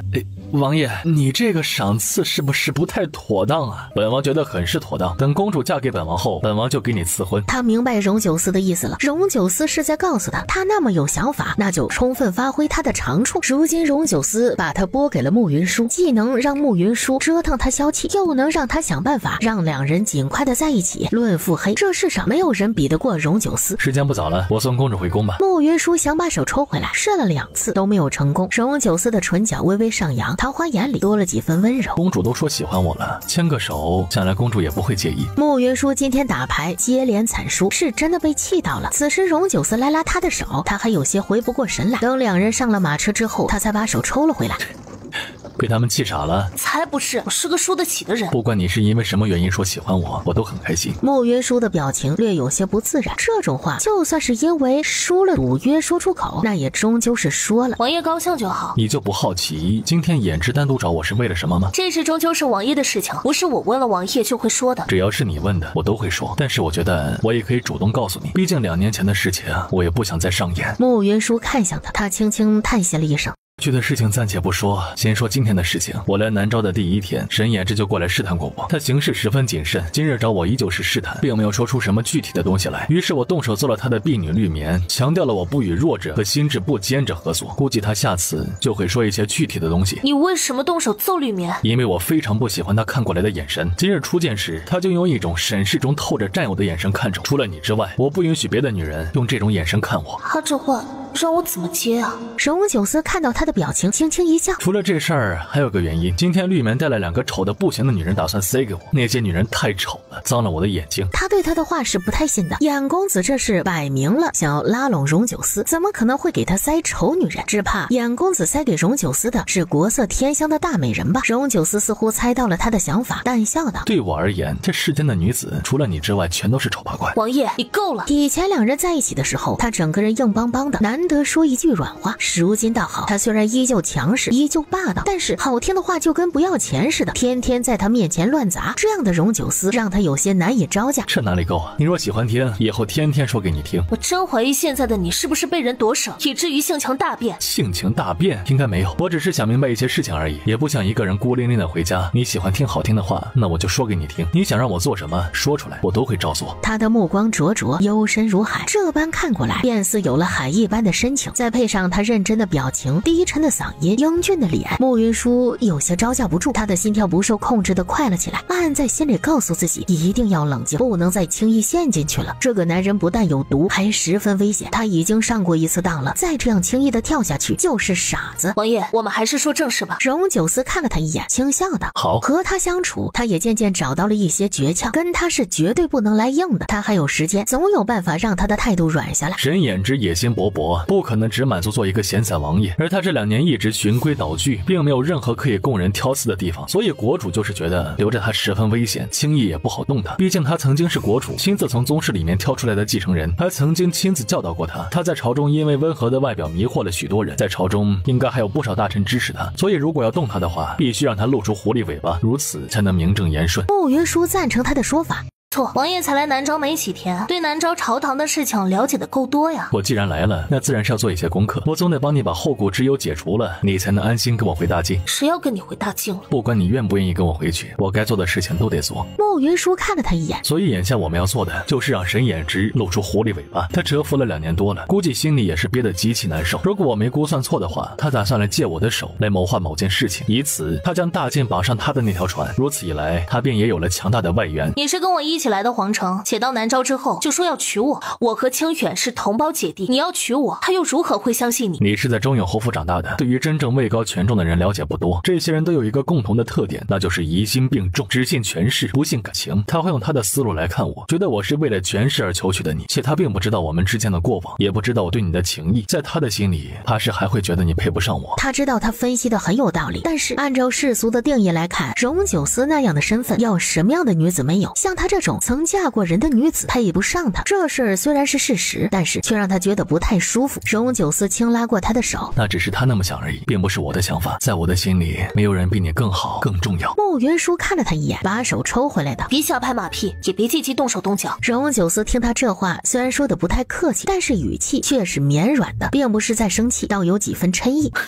正是因为他有这样的想法，所以觉得我对你并不是真心，且国主也没有直接答应我们的婚事，在接风宴上也算是为难了我，所以他便觉得这是他的机会。今天他打算塞给我那2个女人，不过是在投石问路，同时他也是在告诉我，只要我愿意跟他合作，南诏的美人任我选，他也会无条件的支持我。你就真的一点都不心动？我为什么要心动啊？我已经是大晋的摄政王了，如果是要美人的话，大晋的美人比南诏更多。我要的从来都不是什么美人，也不是什么权势，只是想要妻儿都在自己身边罢了。我想想要的东西他从来都给不了，所以他的许诺从头到尾都只是一个笑话。穆云舒回到摘星宫的时候，还在想荣九思在马车上说的那番话。要说他一点都不心动，那肯定是骗人的。重逢的荣九思实在是让人难以拒绝。眼公子这个藏匿在暗处的毒蛇，确实需要想办法拔除了。剑妻抱着穆无忧走了过来，开心的道：“公主，王爷把剑11也拨给你了。”穆云舒点头：“我就说嘛，我的眼光是最好的。剑11那个蠢货，天天觉得抱王爷的大腿才安全，却不知道公主的大腿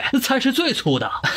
公主，我和剑11是我先到你身边的，你能不能跟他说，让他往后也听我的呀？”穆云舒知道剑妻又生出了奇奇怪怪的好胜心，他也不惯着他，这是你自己搞定。他太阴险了，没公主帮忙，我搞不定他呀。穆云舒看到他那副没出息的样子，气不打一处来，直接把他轰了出去。娘，荣叔叔是不是要登堂入室了？什么登堂入室？戚叔叔说，娘这几天光知道陪荣叔叔，才不理我和戚叔叔了。看这光景，娘应该对荣叔叔动心了。荣叔叔很快就能登堂入室了。你知道登堂入室这个词是什么意思吗？不知道。不知道就别乱用。剑妻，你给我滚回来！剑妻一听他这说话的声音就不对，果断躲远一点。双儿拿点心过来的时候，穆云舒正在教训穆无忧，没弄明白意思的成语不能乱用，知道吗？好的，那娘妻，你是不是国色天香、沉鱼落雁、闭月羞花的绝色大美人？他今天先在荣九思那里听了一堆的情话，回来又听到穆无忧的彩虹屁，这感觉真的是绝了。这些词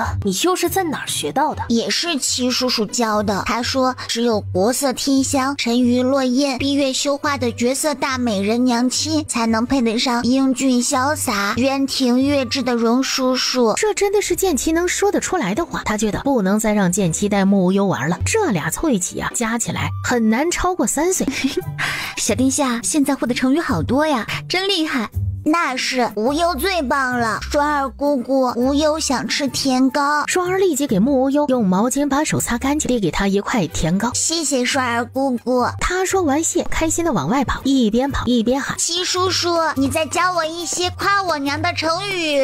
穆云舒整个人都要麻了。小殿下聪慧又孝顺，长大之后一定是个极优秀的小公子。我只盼着他长大之后少气我一些，我就谢天谢地了。双儿轻笑了一声，门口有宫女进来禀报，国师来了。穆云舒这才想起，今日是他之前和石无星约好的每个月来蹭饭的时间。厨房里的食材买好了吗？奴婢一早就从御膳房那里把食材准备好了。那就好。婢女将石无星请了进来。兄长先在这里坐一会儿，我去小厨房把菜炒一下。等一下，怎么了？你的命宫晦暗阴沉，这是有大劫难的预兆，一个不好，只怕还会有性命之忧。我有性命之忧？他知道石无星是道门的天才，看相算卦的本领全天下最好。他这样说必有缘由。石无星掐着手指想算一下穆云舒这是什么情况，却什么都没有算出来，他的眉头皱了起来。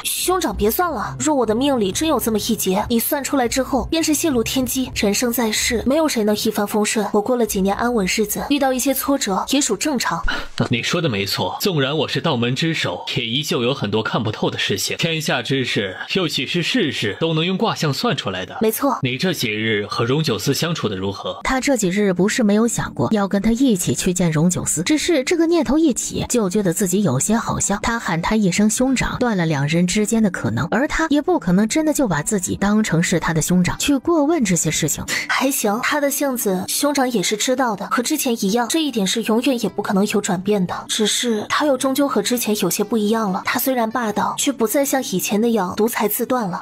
那便很好，你要和他一起回大晋吗？这事还没有想好，我得再想想，也得再看看。左右我爹和他之间约定的是1个月，如今才过去2天，我还有很多时间去想这事。看来这几天荣九思做得很好啊。我和他之间会闹到这一步，其实更多的是性格上的原因。若我们都愿意放下自己的骄傲，去倾听对方的声音，也许真的能重修旧好。这事其实也提醒了我，我和他之间，他有他的问题，我也有我的问题。听你这么说，似乎想通了很多事情。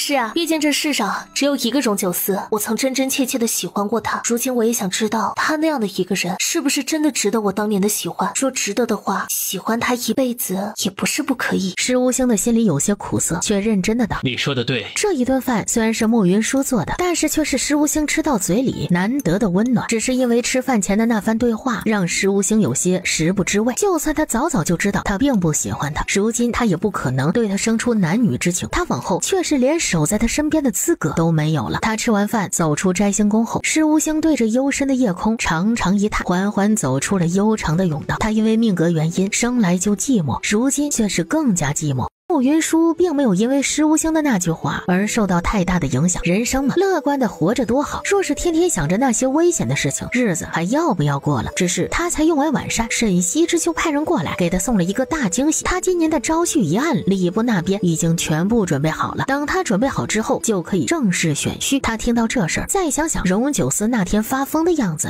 他若真的要在这个时候招婿，他怕荣九思直接疯给他看。他去找沈西时，爹，这个时候招婿会不会不太合适啊？招婿这事儿不是你之前就同意的吗？是你跟我说今年一定要招个夫婿的。这话他确实说过。怎么这几天的荣九思相处下来，觉得他很好？不是，只是不是什么，只是什么？我只是觉得招婿这事或许可以等荣九思走了再说的。只怕他走的时候，你已经跟着他走了。他一时间真的不知道要说什么好。荣九思脾气再大，心思再深，这件事情也得依着规矩来。毕竟他来南诏的时间比我为你招婿的时间要晚。他若想做你夫婿，我可以给他开个后门，塞进招婿的名单里。到时候他能不能娶到你，就看他自己的本事。可不要怪我棒打鸳鸯。爹怎么可以做出棒打鸳鸯的事情来呢？我只是觉得他若进了招婿的名单里，以他的性子，估计会揍其他入选的公子。到时候他若是凭一己之力打伤我南诏数十个青年才俊，吃亏的也是我们南诏啊。我觉得你说的很有道理。既然如此，那就改一下选拔的规则嘛。需要武斗的地方都和器械打，主要以文士为主。慕云舒想起上次在留园里荣九思做下的事情，他觉得再来一次可能也就是那件事情的翻版。爹，你这是要帮荣九思还是要害荣九思啊？因为单说能力的话，荣九思肯定远胜过那些公子。正经比试，那些公子估计没有人能赢得过荣九思。处理的好了，那就是荣九思光芒四射。但是这里是南诏的主场，沈西时若是做些手脚，情况就得另说。他是大晋的摄政王，我害他做什么？慕云舒看到他这样的表情，觉得这事儿可能没那么简单。他来南诏后亲眼见过沈西时的手段，他作为一国之君，从来就不缺手段。他斜着眼看沈西时，你这样看着我做什么？没什么，只是觉得爹这会儿在憋着坏呢。虽然我不知道你具体在憋什么坏，但是我就是知道这是直觉。沈西时瞪了他一眼，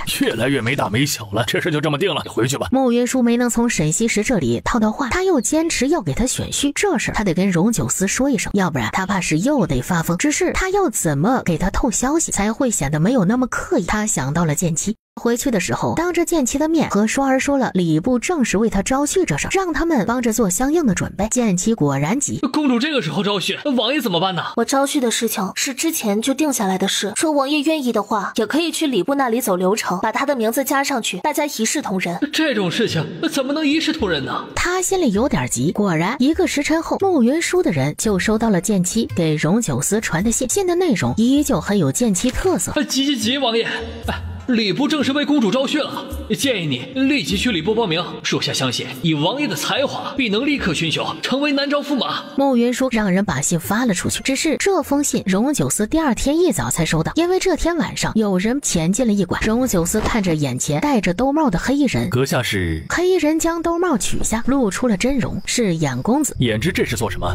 我想请王爷去一个地方。本王和衍之并不算熟，南诏也不是大晋，本王出于自身安全考虑，入夜后不会跟人出去。我知这些话都是王爷的借口，王爷这是在生我的气。我白天确实有所隐瞒，王爷生我的气也在情理之中。我在这里给王爷赔个不是，还请王爷见谅。我如今的身份太过尴尬，不得不谨慎行事。谨慎？衍之怕是谨慎过头了吧？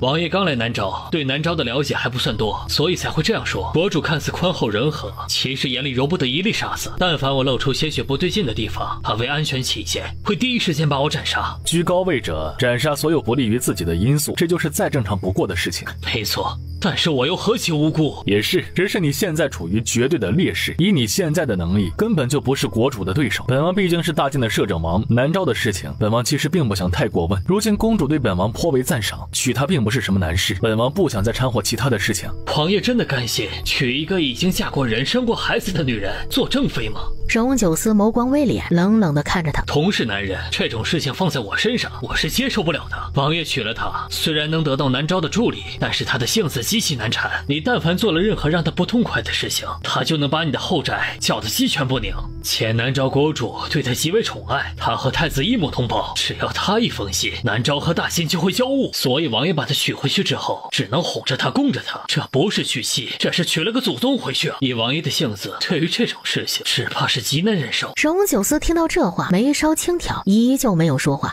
当然，若王爷喜欢公主的姿色，又或者是喜欢已婚妇人，这事儿也好说。等我成了南昭之主，可以把她送给王爷，且那时他没了国主和太子为他撑腰，就什么都不是了。在王爷的面前，一定会乖巧无比。你说了这么多，在本王看来都不是什么重要的事情。有件事情本王也不妨明着告诉你，本王从不和无能之人合作。王爷说的是，只是王爷也知道，皇族之中无能的人是活不下来的。这句话虽然是实话，但是如果没有看到实物和听到可行的计划，也不值得信。因为这种事情太过危险，成功了尚好，一旦失败，身家性命怕是都得交出去。没错，只是王爷再到南昭之后，就对我展现友好，不正是看好我吗？对我，想来王爷也是有些了解的，我不会让王爷失望的。言之应该知道，事情是用来做的，不是用来说的。说的再好，其实都是虚的。所以，言之不让本王见真章吗？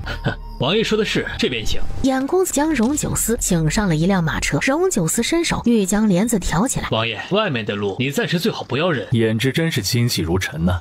夹缝中求生，若不小心一些，怕是连命都没有了。好在王爷能理解我的难处，没有为难我，我很是感激。那本王就盼着言之不要让本王失望，必不敢让王爷失望。他们一路向前，荣九思知道南昭的皇城虽然没有宵禁，但是入夜之后城门是会关上的，所以不管眼公子的马车在皇城里跑了多远，其实他们还是在皇城里面。荣九思觉得眼公子的胆子还是蛮大的，居然在沈西时的眼皮子底下做手脚。只是他一眼也能明白，这或许就是传说中的越危险的地方就越安全。马车停下后，王爷里面请。荣九思就看见了那个空间里的一切。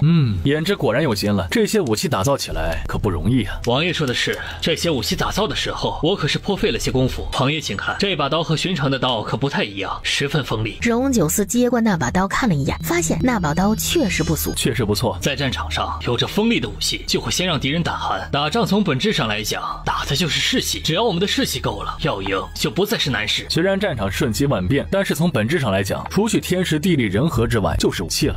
一把好的武器能增加士兵的信心，打仗之时士兵就能大增，赢面就会大得很多。他是大晋的战神，在打仗这件事情上他最有发言权，因为他有发言权，所以他的肯定对眼公子而言就十分重要。眼公子眼里的笑意不加掩饰。武器虽好，但是我们都知道，光有武器是不够的，前提得是有人。王爷说的没错，如果没有人，只有武器，这仗也不用打的。人马这2年我也有所准备，别的不说，发动一场宫变是足够了。荣九思在听到这句话的时候有些意外，因为他知道京城常驻的兵马并不算多，而要赢得一场宫变，至少要能打得过驻守京城的京畿卫和禁卫军，又或者说京畿卫和禁卫军里有眼公子的人。本王收回之前的话，言之确实准备的极为充分，言之有这样的武器，还有足够的人马，只要时机成熟，确实能有很大的赢面。若我能成为南昭之主，我必定会全力支持王爷。只是在此之前，我也需要王爷的支持。这里是南昭，本王从大晋过来，总共也只带了100来个侍卫。你要发动宫变，本王这点人手应该帮不上你什么忙。宫变之事自不需要王爷插手，王爷只需要帮我做一件事。什么事？10天之后就是南昭1年1度的夏季大典，每年的这个时候，国主都会带着皇族和重臣去兴台举办夏戏。以王爷的身份，国主必定会邀请王爷去观礼，王爷到时候帮我拖住国主1刻钟就好。事成之后，南昭就是大晋最亲密的盟友，往后但凡王爷有用得到的地方，我义不容辞。拖住国主1刻钟什么意思？就是字面上的意思，具体的计划为防万一，我不能跟王爷说。且这事儿王爷如今不知晓，我觉得对王爷更好，能少一些没必要的麻烦。眼公子说的话不无道理，但是本王的条件你真能答应？王爷请说。第一，大晋在南昭100箱顶级红莲。红莲并不是莲花，而是一种极为昂贵的药材，能治疗很多的病症。这种药材只生在南昭，极为稀少。100箱这个数目差不多是南昭10年红莲产量的总和。眼公子点头。数量虽然有点多，但是我可以答应。第二，本王需要言之一起帮忙对付鞑靼人。虽然之前鞑靼人被本王打得元气大伤，但是他们如今缓过来了，又开始蠢蠢欲动。如今大晋百废俱兴，暂时不一起战事。若鞑靼人南下，本王想向言之借5万兵马。绿棉在旁想要说话，眼公子将他拦下。这事儿我答应了。颜值果然是个爽快之人，本王最喜欢你这样的人了。王爷也很爽快，我希望我们能合作愉快。本王还有最后一个条件。燕公子耐着性子道：王爷请说。事成之后，本王还要天冕公主和南诏的10个美女。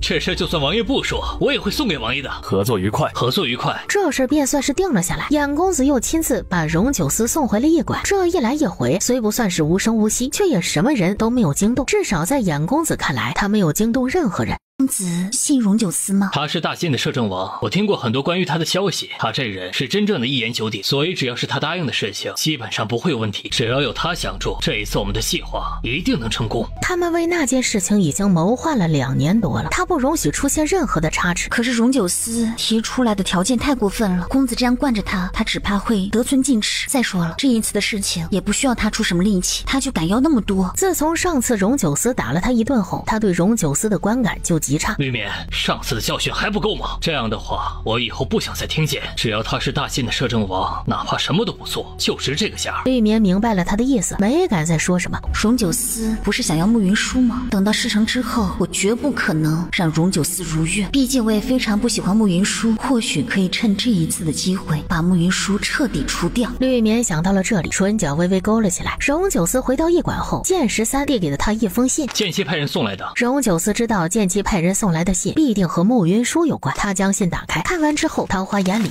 暗流汹涌。剑13看到他这副样子，暗暗的往后面不着痕迹的退了几步。也是，他原本就要招婿，如今不过就是按部就班的做这件事情罢了。剑13往旁边又退了些许，他们跟在荣九思的身边多年，知道他这是生气了。你收拾一下，去宫里接公主。约莫半个时辰之后，剑11便将慕云舒接了过来，只是他的头上多了一朵极为艳丽的牡丹花。荣九思看到这样的剑11时，嘴角抽了抽。11这样打扮好看吗？你觉得好看那就是好看。慕云舒轻撇了一下嘴，觉得他这话有些敷衍，却也没计较。今天我们去游湖吧。游湖以后，我今天要其他的事情。什么事啊？先去一趟礼部，报个名，顺便拿个名单。慕云舒一听这话，就有些心虚，明知故问。报什么名？荣九思看了他一眼，笑了笑，没有说话。他心里就更毛了。事实证明，他的直觉是对的，因为荣九思到了礼部后，直接就说他是来报名选驸马的，然后再拿走了份名单。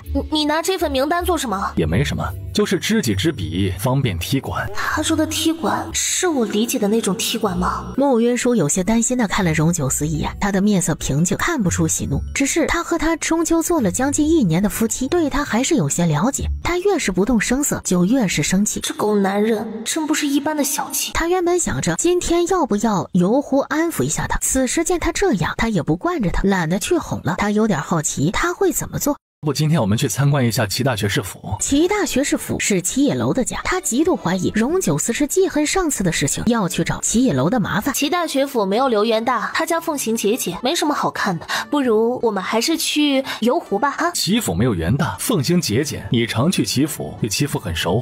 他觉得他抓重点的方式实在是一言难尽。齐大学士是南诏的栋梁之才，我与他家夫人相熟，曾去他家参加过宴会。如此说来，齐夫人很喜欢你。我是南诏的公主，她敢不喜欢我吗？王爷，你今天的行为不符合我选驸马的规则，你若一直这样的话，可能第1轮就会被刷下去的。你选驸马的规则不是长得好看，这只是其一。荣九思眯着眼睛看着他，最重要的是要拥有良好的男德。良好的男德？什么是良好的男德？时下之人推崇女德，我是南诏的公主，我的驸马就需要有男德。男德嘛，顾名思义，类同于女德，就是要对我恭敬、体贴、温柔、千依百顺。长得好看是基本条件，性子要开朗、风趣幽默，还要聪明、懂进步、有才华。齐野楼具备这些特质，他倒觉得这些条条框框是他专门为他家的，是想让他知难而退。他的眼里不自觉的就染上了几分危险。具备这些特质的男子万里挑一，有的拥有1、2样，有的拥有3、4样。正因为目前还没有完全符合这些条件的男子出现，所以才需要择婿啊。荣九思的桃花眼里透着淡淡的冷意，扭头对车夫道：去齐府。慕云舒怕他跑到齐府去闹事，齐府全是读书人，他若带着他的那些侍卫过去，只怕能把齐府杀个7进7出。他想劝，却又怕越劝越出事。我爹极看重齐大学士，言下之意是让荣九思不要做出太出格的事情，惹怒沈西氏。荣九思不置可否，直直接带着他的一众侍卫去了齐府。只是事情和他预期的有些差距，荣九思把所有的侍卫都留在了外面，他自己拿着拜帖进了齐府。大晋摄政王的身份还是相当好用的，他的拜帖一送进去，齐大学士立即就亲自来门口见荣九思。荣九思看起来十分有礼，和齐大学士客套了几句，就直奔主题。王在大晋的时候就听闻齐大学士才华横溢，之前就想向您讨教一二，只是大晋和南诏相隔甚远，一直没有机会。如今来了南诏，还请齐大学士不吝赐教。齐大学士对于荣九思的突然造访有点摸不清头脑，他见门口的那些侍卫井然有序，荣九思看着又很礼貌，此时只得先把人迎进去。只是他往里走的时候故意落后荣九思一步，扭头看了慕云舒一眼。慕云舒摊了摊手，表示他也不知道荣九思要做什么。齐大学士心里虽然有些忐忑，但是他毕竟是朝中大臣，也是见过世面的，还能稳得住。荣九思一进去，跟齐大学士开门见山的道：听闻大学士才高八斗，书画也是一绝，特来讨教。齐大学士不知道荣九思想要怎么讨教，就让人取来了一些字画，请王爷赐教。荣九思看到齐大学士的字画，就发现他比起齐野楼来，功底不知道要深多少。大学士客气了，你这字画虽然不错，但是比起前朝大家来，还是要稍逊一筹。这只是我的兴趣爱好罢了，哪里能与前朝的名家相提并论？上次听犬子说王爷的画是一绝，今日王爷过府，不知能否赐下墨宝。荣九思觉得齐大学士还是很上道的，当即答应了下来，写下了厚德载物4字。好字，好字！王爷这字颇有当朝书圣的风骨。当年本王在云岭关的时候，曾与书圣偶遇，跟着他练过一段时间的字。齐大学士书画是一绝，最喜欢的就是书圣的字，当即问了不少关于书圣的事儿。书圣是享誉六国的一股清流，不攀附权贵，他能教荣九思写字，必定是对荣九思极为认可。荣九思对于书圣之事知无不言，很快就和齐大学士聊开了。不管齐大学士说什么，荣九思都得和他聊得十分投机。齐野楼还好，还能听得懂大部分。慕云舒坐在那里直打瞌睡，他们这一聊就直接聊到了中午，让管事备下了十分丰盛的午餐，留荣九思在家里用膳。荣九思在齐府待了差不多3个时辰，从头到尾都没有要闹事的迹象。且在这个过程中，荣九思只字不提慕云舒招驸马的事儿，他只是在用膳的过程中给慕云舒加了他喜欢吃的菜。用完膳之后，亲自取过帕子给他擦手。他想要拒绝都不知道该如何拒绝，毕竟他今天刚给他科普完什么是难得。慕云舒在离开大学士府的时候，已经知道荣九思今天用的是什么套路。王爷真是一如既往的有手段呢。公主这话我听不懂，我今天只是向齐大学士请教而已，哪来的手段？慕云舒轻撇了一下嘴，懒得和他争辩。这狗男人一向看着人模人样，其实一肚子坏水。他们离开齐府后，齐夫人抚着胸口道：哎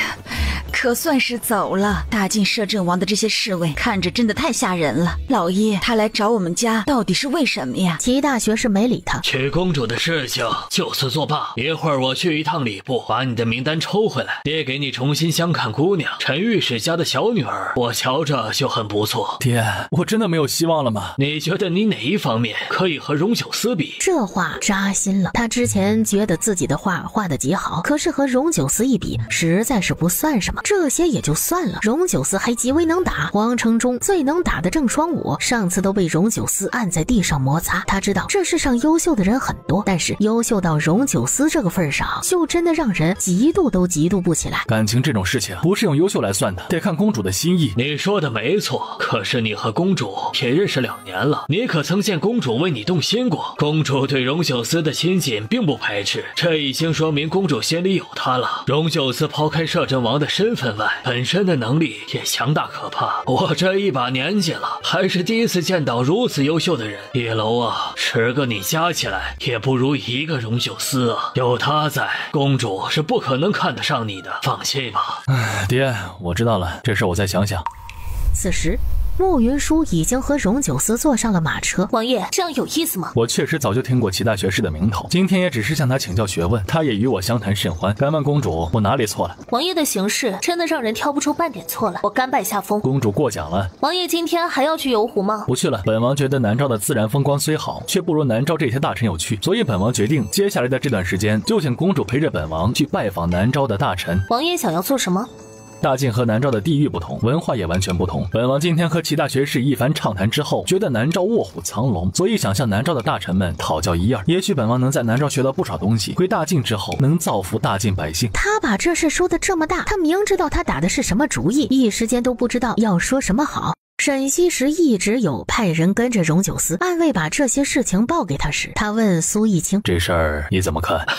荣九思这次来南诏是铁了心想要把公主带走啊！他上次的求娶，这一次高调的挑衅驸马的候选人，都十分霸道，很有他的风格。这些事情国主都看得清楚明白，又何必再问我呀？这里是南诏，他还如此霸道，真是没把我放在眼里。就他这性子，我怎么放心把淑儿嫁给他？他若是一味低声下气的求着国主，只怕国主还嫌他没有男子气概，会看他更不顺眼。不过他能不能娶走公主这事儿，国主的态度不重要，重要的是公主的态度。沈西时瞪了苏逸清一眼，国主心疼公主，对荣九思也是认可的，就别整天板着个脸了，偶尔给荣九思一点好脸色，这样才能更好的拿捏他。我什么时候认可荣九思了？是，国主就从来没有认可过荣九思，在国主的心里，荣九思就是个人渣。你这是觉得淑儿的眼光不好？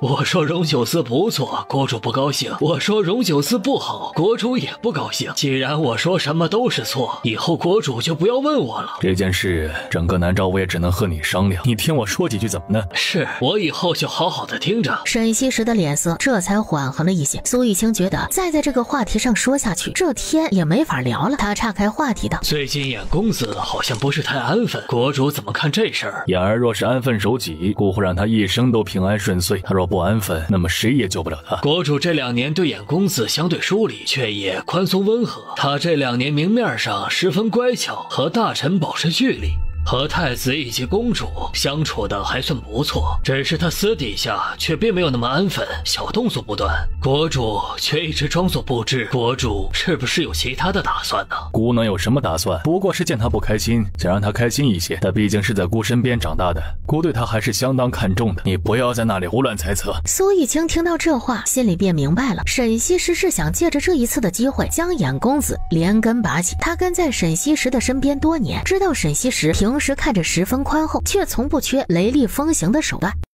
臣不会乱猜的。沈西时的眸光幽深，没有再说什么。荣九思今天的所作所为也已经传到了眼公子的耳中。荣九思真有点意思，他直接去那些驸马的备选人家里，不找那些人，去找那些人的父亲。荣九思直接把那些人的父亲都按在地上摩擦，那些人又哪里还敢有其他的心思啊？他这行事虽然霸道，却也需要极强的实力。公子，荣九思自从来南诏之后，就对公主展现了极大的兴趣。他这一次来南诏，该不会是为了公主而来的吧？那又如何？他的这个心愿，我们也是能帮他实现的。我看他和公主的相处方式十分熟稔，我怀疑他之前就认识公主。他和公主是在落阴谷认识的，他们一路过来已经相处了很长时间，熟一点很正常。可是没有可是，我知道上次他打了你脸的事情，你一直耿耿于怀。但是你要知道一件事情，他是大晋的摄政王，在我们这一次的行动中，他并不需要出太大的力气，而我却答应给他那么多的好处，不过是想借这一次的事情向他示好。我让他知道，我成南诏国主之后，能给他更多的资源。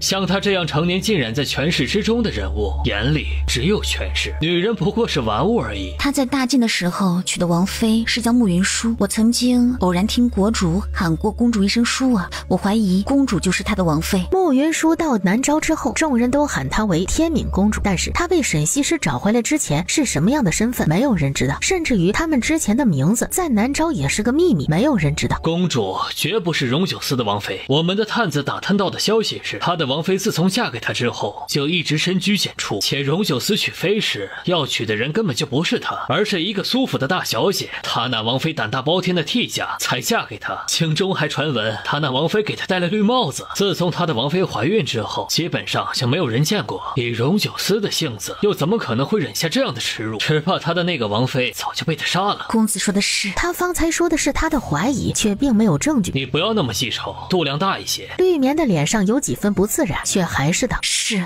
荣九思知道他今天做下的这些事情必定会极快地传遍南诏，对于这些他一点都不介意，他只要达到他的目的就行。这种事情他不但会做，还会变本加厉地做。第二天，他把慕云舒从皇宫里接出来后，又开始带着他去拜访那些准驸马名单上的人。他要让慕云舒的驸马正式开选时，他除了他之外无人可选。慕云舒不知道他心里的这些盘算，他原本觉得他昨天去齐府闹了那么一回后应该就够了，可是当他见到荣九思司后，他居然又说要去拜访某位官员，他的头都大了。王爷，你到底想要干什么？兵法有云，知己知彼，百战百胜。我不是要竞选驸马吗？那总归得了解那些竞争对手的实力，如此一来，我才能保证我在这场竞争中胜出。你这样做完之后，只怕没有人敢去选驸马了。谁说的？至少还有本王。王爷，你这样子会不会太过无聊了些？知我者，公主也。我就是有些太无聊了。我在大晋的时候，每天公务缠身，每天都忙得不可开交，平时连吃饭的时间都没有。如今来了南诏，没了公务，每天都挺无聊的。这么无聊的日子实在是太难受了，我就只能给自己找点事情做。信他个鬼！谁无聊了像他这样子？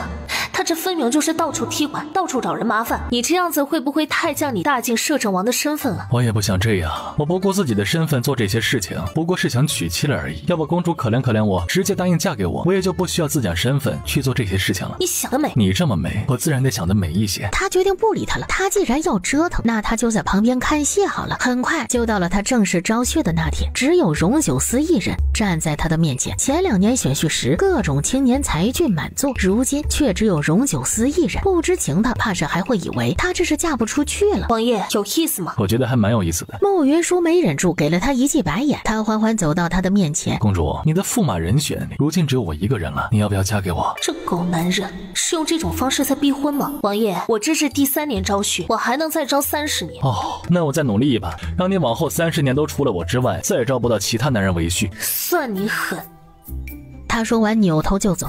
公主，我觉得我真的挺不错的，你可以好好考虑一下我做你驸马的事情。穆云舒没理他，荣九思也不急，这一次的事情他这样做会惹他生气是再正常不过的事情，只是他的反应并没有他预期的那么激烈，所有的一切似乎都在朝着好的方向发展。公主，明天一起游湖啊！有个大头鬼啊！他闹了这么一出后，这湖他已经不知道要怎么游了，他直接飞快的走了。荣九思轻笑了一声，这一次没有再跟过去。沈西施身边最得脸的大太监赵来走了过来。王爷，国主有请。劳请公公带路。王爷不愧是大晋的摄政王，咱家佩服。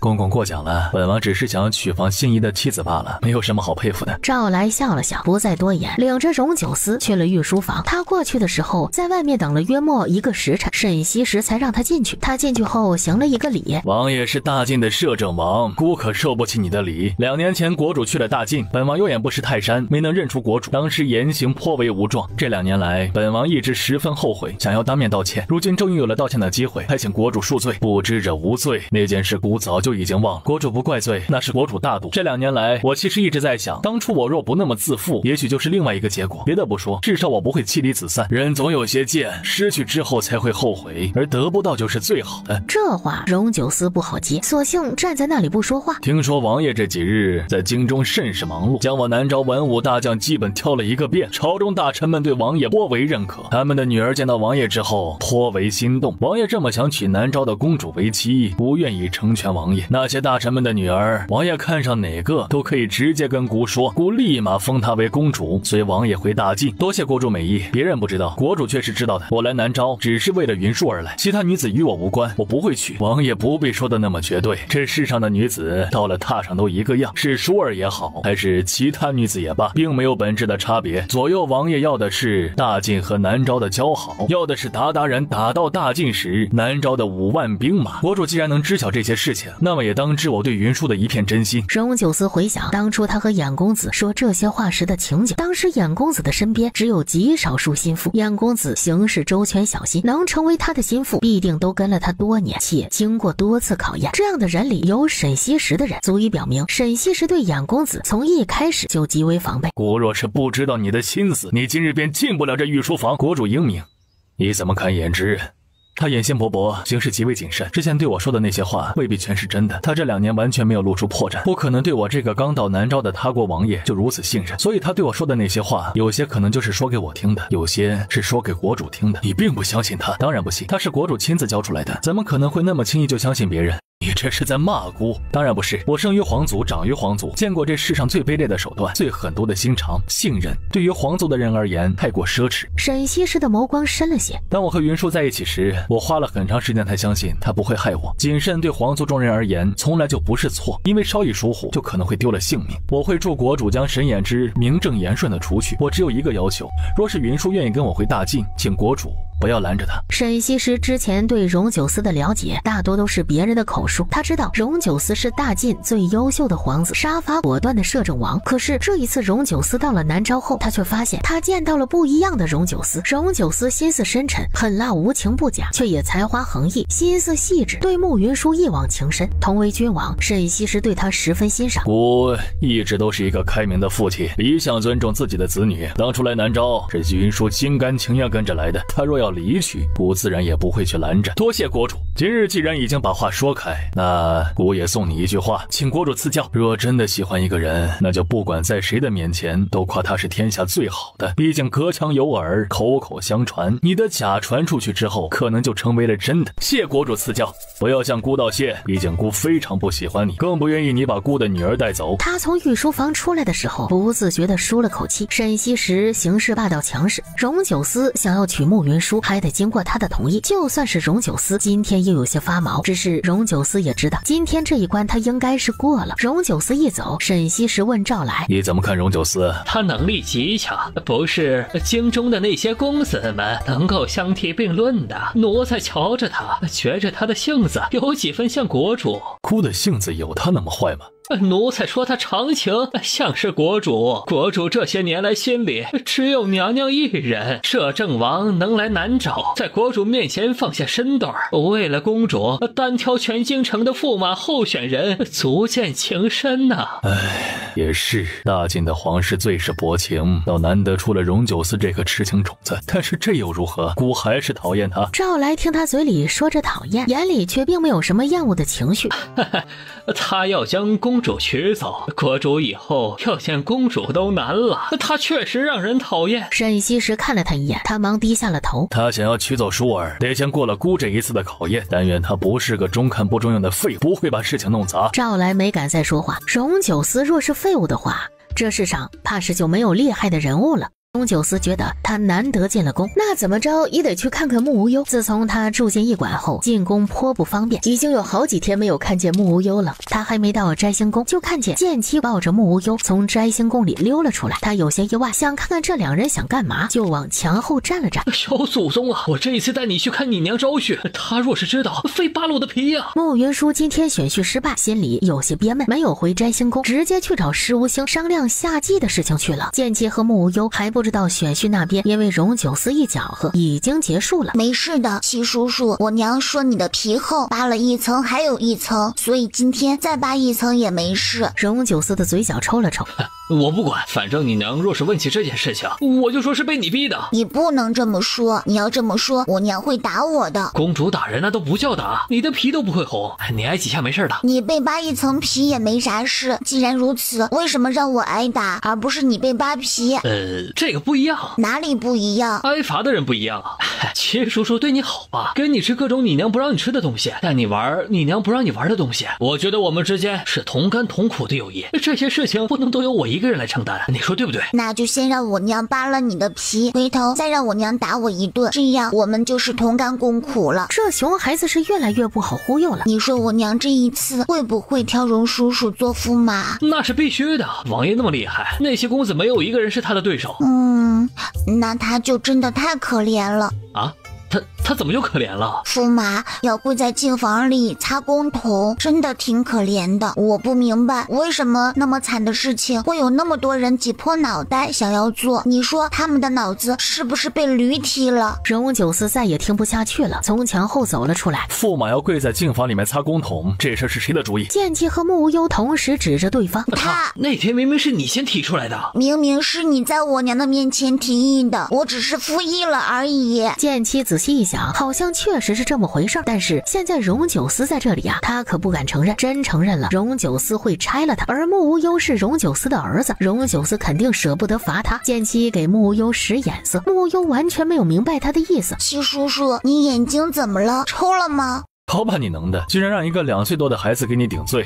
王爷，我当时提这事儿的时候，真不是说你啊，当时求娶公主的人实在是太多了，我只能这么说，去吓吓那些别有用心的人啊。荣九思看见穆无忧的心情好，才懒得和剑姬这个二货一般计较。走，带我去看看你平时生活的地方。可是我想去看我娘选驸马，他们说他的驸马以后就是我爹，我想知道我爹是谁。那边的事情已经结束了，你现在过去什么都看不到了。这么快就结束了吗？早知道这样，我中午就不午睡了。王爷，公主是不是选了你啊？那倒没有，不过最后只有本王一个人去选婿，其他人呢？当然都是被本王打跑了。王爷真是太厉害了。荣九思之前来过一次摘星宫，只是当时入了夜，他又醉了酒，今日再来，感觉就完全不同。荣叔叔，你会成为我爹吗？我本来就是你爹，你爹也只能是我。这事儿我娘同意了吗？你娘迟早会同意的。穆无忧的眼睛转了一圈，他迈着小短腿飞快地跑进了他的房间。荣九思不知道他要做什么，便在外面等他。片刻后，穆无忧抱着一个大盒子走了出来。送你的。荣九思有些好奇，穆无忧能送什么东西给他？他将盒子打开一看，见里面好些金豆子和银克子，还有小金锁和小金手镯。为什么把这些东西送给我？娘说让我把这些东西好好攒着，留着我长大之后娶媳妇儿用。荣九思的嘴角抽了抽，这话是慕云舒能说得出来的？既然是你娘给你娶媳妇用的，你给我做什么？我还小，娶媳妇还早着呢。他们说娶媳妇可花钱了，更不要说我娘还是公主，就需要更多的钱。我看你这一次过来的时候，身边并没有带什么值钱的东西，我这些先借给你，等你把我娘娶走之后再翻倍还我。荣九思没有想到会从穆无忧的嘴里听到这么一番话，他的心顿时软成了一团，伸手将穆无忧抱进了怀里。不要，对不起。当初他其实动过不要穆无忧的念头，如今想来，好在当初没做那种傻事，若做了，他便没有这么贴心可爱的儿子了。我送你东西，你为什么跟我说对不起，而不是谢谢我？因为我太开心了，想起了一些旧事，感谢苍天把你送到我的身边，让我能做你的父亲。这是他这一生收到的最好的礼物。穆忧不是太明白荣九思的心情，还不是我的父亲呢。快了。穆无忧看着他泛红的眼圈和脸上绽开的笑容。荣叔叔，你没有发烧吧？没有。我看你今天又哭又笑，好像生病了的样子，要不我帮你找个太医瞧瞧？不用，我很好。你不用讳疾忌医，你若是真的生病了，该看病还得看病。你是不是没钱看病？拿这些钱，你一半拿去看病，一半拿去娶我娘。他虽然有些哭笑不得，却看到了穆无忧天象里的善良和温软。我的病几年前你娘就已经替我治好了，如今的我很健康，我娶你娘的银子早已经准备好了，你这些自己留着慢慢还。真的不需要吗？你若真的要送我，那我就收下了。穆无忧听他这样说，又有些舍不得，从里面拿出了个金手镯的。这是我娘送我的，我得留着。好。穆无忧想了想，又从里面拿出来一把金锁。这是皇祖父送我的，我也不能给你。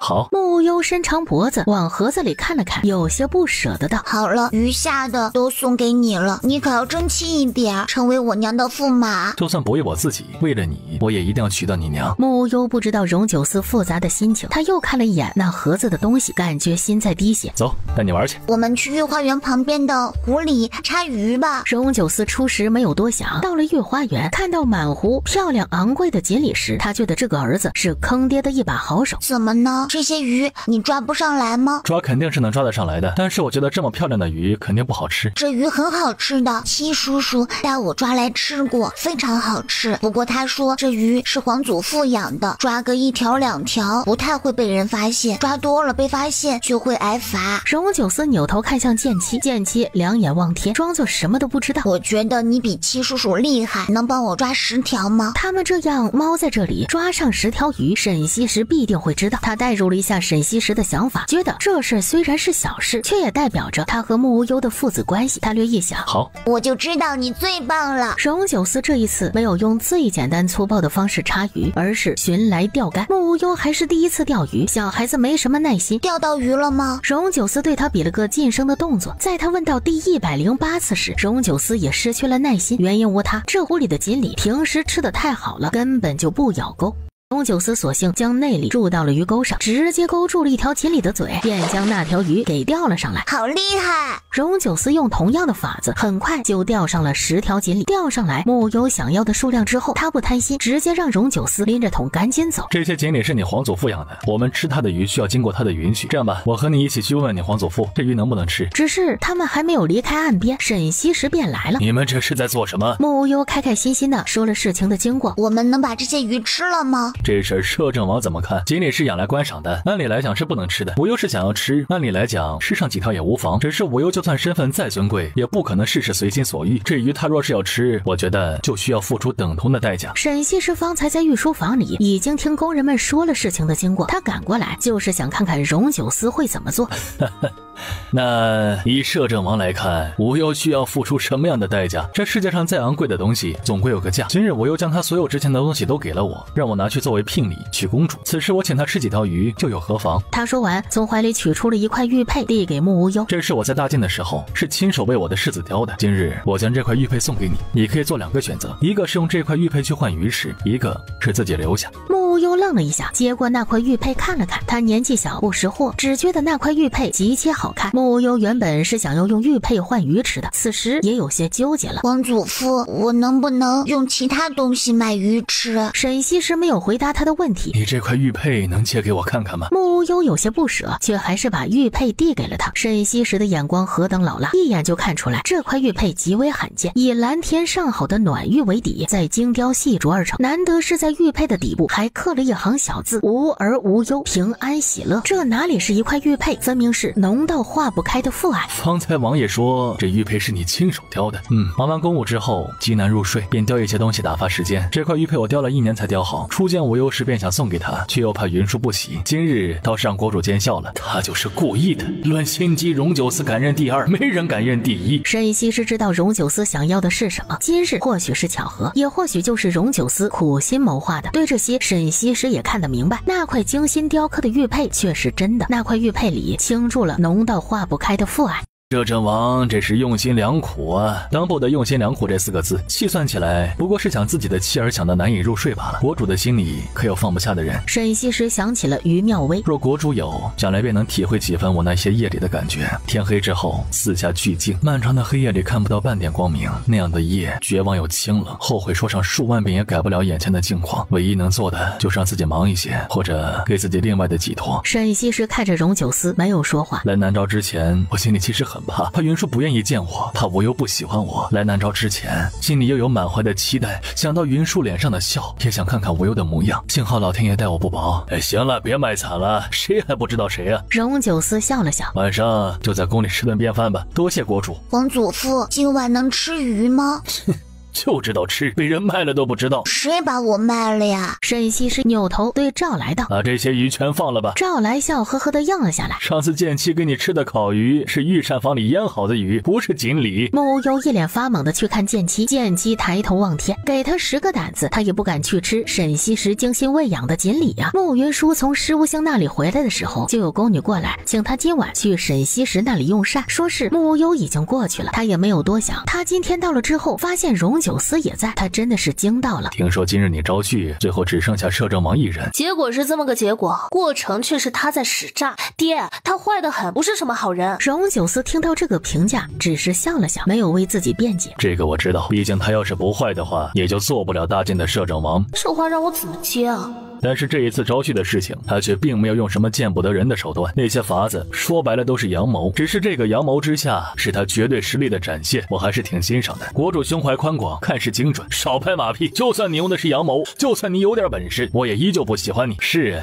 国主的不为难，在我看来就已经是极好了，你知道就好。穆云舒听到两人说话时熟人的语气，整个人都要惊到了。原因无他，沈西时平时不是那么好接近的，她是南诏的国主，在外人面前架子不小，她平时话也不多，真讨厌谁根本就不会让那个人出现在她的面前。可是今天她却让荣九思跟他们一起吃饭，话里话外还带着几分亲昵之意。穆云舒趁着沈西时交代赵来某件事情时，他凑到荣九思的面前问：“你今天对我爹做什么了？”也没什么，只是和他追忆了一些往事，我们都有些感触罢了。穆云舒明显不信他的话，最近他对他的套路有了更深一层的体会，这货就是个大尾巴狼，心思深得很。娘亲，抱抱。穆云舒的思绪被打断，看到了被他挂在脖子上的玉佩，这个哪儿来的？荣叔叔送的，娘亲好不好看？他拿起那块玉佩看了一眼，他有些意外，扭头看了荣九思一眼。我亲手做的。他准备将玉佩还给穆无忧的时候，看到了最底下的那行小字：雕工不错，王爷哪天不做王爷了，去做个玉匠也不错。你若是不怕跟着我吃苦，我是愿意的。穆云舒送了他一个鬼脸，他轻笑了一声。沈西时在旁看着他们的互动，轻掀了一下眉。穆清源此时也过来了，他看见荣九思的时候也有些意外，他用眼神询问穆云舒。他看了沈西时一眼，赵来过来问：“国主，可以上菜了吗？”沈西时轻点了一下头，菜很快就上来了，绝大多数都是穆云舒爱吃的菜。哇，好多好吃的菜，还是爹最疼我，知道我今天饿了。这是摄政王列的单子，让御膳房做的，所以你不用谢我，要谢就谢他。他扭头看向荣九思，他夹了一筷子他最爱的菜放进了他的碗里。我记得你以前最喜欢吃这个。谢谢王爷。无忧也要吃。荣九思见那道菜十分清淡，便也给穆无忧加了些。用完膳之后，天色已晚，沈西时便让荣九思今夜睡在宫里外院宫臣子们休息的客房。穆无忧玩了一天，早就困了，一吃完饭就睡着了。我先送公主回摘仙宫。穆云舒扭头朝沈西时看去，你们都下去吧。穆云舒又看了荣九思一眼，他已经抱着穆无忧往外走了，他只能匆忙跟了过去。他们一走，爹，你这是接纳荣九思了吗？我接不接纳他重要吗？重要的是你姐有没有接纳他。他来皇城也不过小半个月的光景，你姐的胳膊肘就往他那里拐了。人都是有逆反心理的，我越是不让，你姐可能就要越和他在一起。我倒不如由得他去，他们能不能成，由你姐自己决定。上次他和穆云舒说起荣九思的时候，他也已经感觉到了穆云舒对荣九思态度的转变。那时沈西时其实是有些焦虑的，他怕荣九思心思不纯，只是这几日荣九思为穆云舒花的心思他是看在眼里的。穆清远听到沈西时的话倒有些急了，爹，说荣九思这一次又是骗我姐的，他若心思不纯了，那只能说是你姐太蠢了，眼光也太差了，才会在同一个男人的身上摔倒2次。穆清远皱着眉头，可是行了，你这么关心你姐的婚事，还不如先关心一下你自己的婚事。之前给你姐招婿，却一直没有为你选妃，你如今也不小了，也该成亲了。我已经让礼部给你着手选妃了，你喜欢什么样的可以告诉我，我让礼部那边多挑一些你喜欢的一类的姑娘。穆清远没想到这把火能烧到他的身上。我不着急，这事以后再说。每次跟你说你婚事的时候都这样说，2年前你确实还小，我就不多说什么了，由得你去。如今你已经19了，马上就要加官了，你身为国储，你的婚事就不是你一个人的事。我不想娶妻，我也是过来人，这句话你觉得我会信？穆清远的面色微微有些不自然，是不是有喜欢的姑娘？穆清远没有说话，脸微微有些泛红。原来是有意中人了，这事儿你也不用瞒着爹，直接跟爹说，只要那姑娘的身份不是太低，不是残疾，爹都可以为你做主。爹，你再给我些时间，我想先问过他的意见。还没成亲就先维护上了，行吧？那我就给你半个月的时间，半个月后你如果还没拿定主意，就选妃吧。穆清远知道沈西时给的时间是充沛的，只是他自己的心情是复杂的。半个月后，荣九思就要回大晋，徐英也会跟着回去，所以这半个月他如果不能把徐英留下来，给他再多的时间也没有用。好，沈西时看到他的样子，轻轻叹了口气。穆清远虽然和穆云舒是双胞胎，在感情方面，沈西时更担心穆清远。穆云舒和荣九思从沈西时那里离开后，便问：“你今天到底跟我爹说了什么？”今天我又把他那颗金颗子和银豆子都给我了，让我拿去给你做聘礼，把你娶回家。真的假的？这种事情我没有必要骗你。说句心里话，我今天触动很大，我不止一次在心里庆幸，当初没有做下傻事。我又这么好，才是老天爷可怜我，送给我最好的礼物。他的声音说到最后有些哽咽。穆云舒原本还在想荣九思会不会诱导了穆无忧什么，此时他看到他的表情，他就知道自己错了。这小没良心的，我对他这么好，他居然想把我嫁出去。他不过是想一家团聚，又哪里有错？8成是剑妻又在他的身边胡说八道了什么？他平时总是跟剑妻在一起，好好的一个孩子都会变傻掉。穆云舒的嘴角抽了抽，在孩子的成长过程中，父亲的身份无人可以取代。我又虽然从小被人宠着爱着，但是这些人中并没有他的父亲。他如今还小，很多事情还不懂，等他再大一些，他肯定会问你这件事情。知道以你的身份招来的驸马必定不敢对无忧不好，但是他们对无忧再好，我都觉得不会有我这个亲生父亲对他好。他犯错的时候，你招来的驸马因为不是他的亲生父亲，必定不敢严格管教他。他那么聪明，如果没有正确的引导，很容易就会走歪的。而我不但能把我的所有一切都给了他，同时也能很好的教育他，让他成为一个优秀的孩子。他的这番话对慕云舒有些触动，不管他是否愿意承认，荣九思的这番话是既定的事情，也是摆在明面上的事情，只是他此时在他的面前，他也不会承认。你说这么多，不过就是想要骗我跟你去大晋呗？不是骗你去大晋，而是带你回大晋。这段时间你也看到了，整个南诏所谓的青年才俊，他们是武打不过我，文比不过我。我不敢说我是这个世界上最好的男人，但是绝对会是对你最好的那个男人。且从养无忧的长远的角度来看，我也是最适合你那个人。你就差把你自己说的天上有地上无了。王爷，我知道你很优秀，但是这样夸你自己会不会不太好啊？主要是我觉得我自己确实很好，你要是觉得谁比我更好，你跟我说，我把你让给他。此时已经到了摘星宫的门口，等我找到那个人的时候，一定告诉你。他说完就往里面走。公主不是说今年一定要招个去吗？考虑一下我呗。慕云舒走进摘星宫，停下了脚步，扭头看了他一眼，他轻笑了一声，抱着慕无忧便走了进去。荣九思虽然今夜没有从他的嘴里得到肯定的答案，却也能感觉得到他对他态度的松动。慕云舒把慕无忧抱进房间后，双儿立即过来帮忙。慕云舒看着睡得无知无觉的慕无忧，想起他把他丝裤里的宝贝都给了荣九思，小没良心的。小殿下是心疼公主，公主别和他一般计较。慕云舒没有多说什么，只轻轻地叹了一口气。3日后便是南诏的夏季，依着规矩，由国主领着太子和大臣们一起祭天。今年这事做了一些调整，衍公子没有看见沈西时教撵时。今日怎么没见国主？父皇昨夜不小心染了风寒，今日一早发了高烧。父皇思来想去，夏季的日子是之前定好的，不好再改。清远是太子，由他来代替父皇领文武百官举行夏祭，也是合适的。衍公子的眸光深了些，兄长怎么了？可是哪里不妥？我只是有些担心国主的身体。父皇的身子骨一向都很是康健，想来过几日就好了。皇妹说的是，一会儿夏季祭天时，我一定会在心里为国主祈福。兄长有心了，这是我应该做的事情。此时礼部尚书过来找他商议某个细节，他和衍公子打了个招呼，便匆匆走了。衍公子看着他的背影里，眼里有了几分阴怒。玉棉走到他的身边，轻声问：公子现在怎么办？按原计划行事。国主没来更好。绿棉有些不太明白他话里的意思，因为根据他们最初的计划，如果沈西时不来的话，他们的计划就会被破坏。衍公子没有对绿棉解释什么，去做事吧。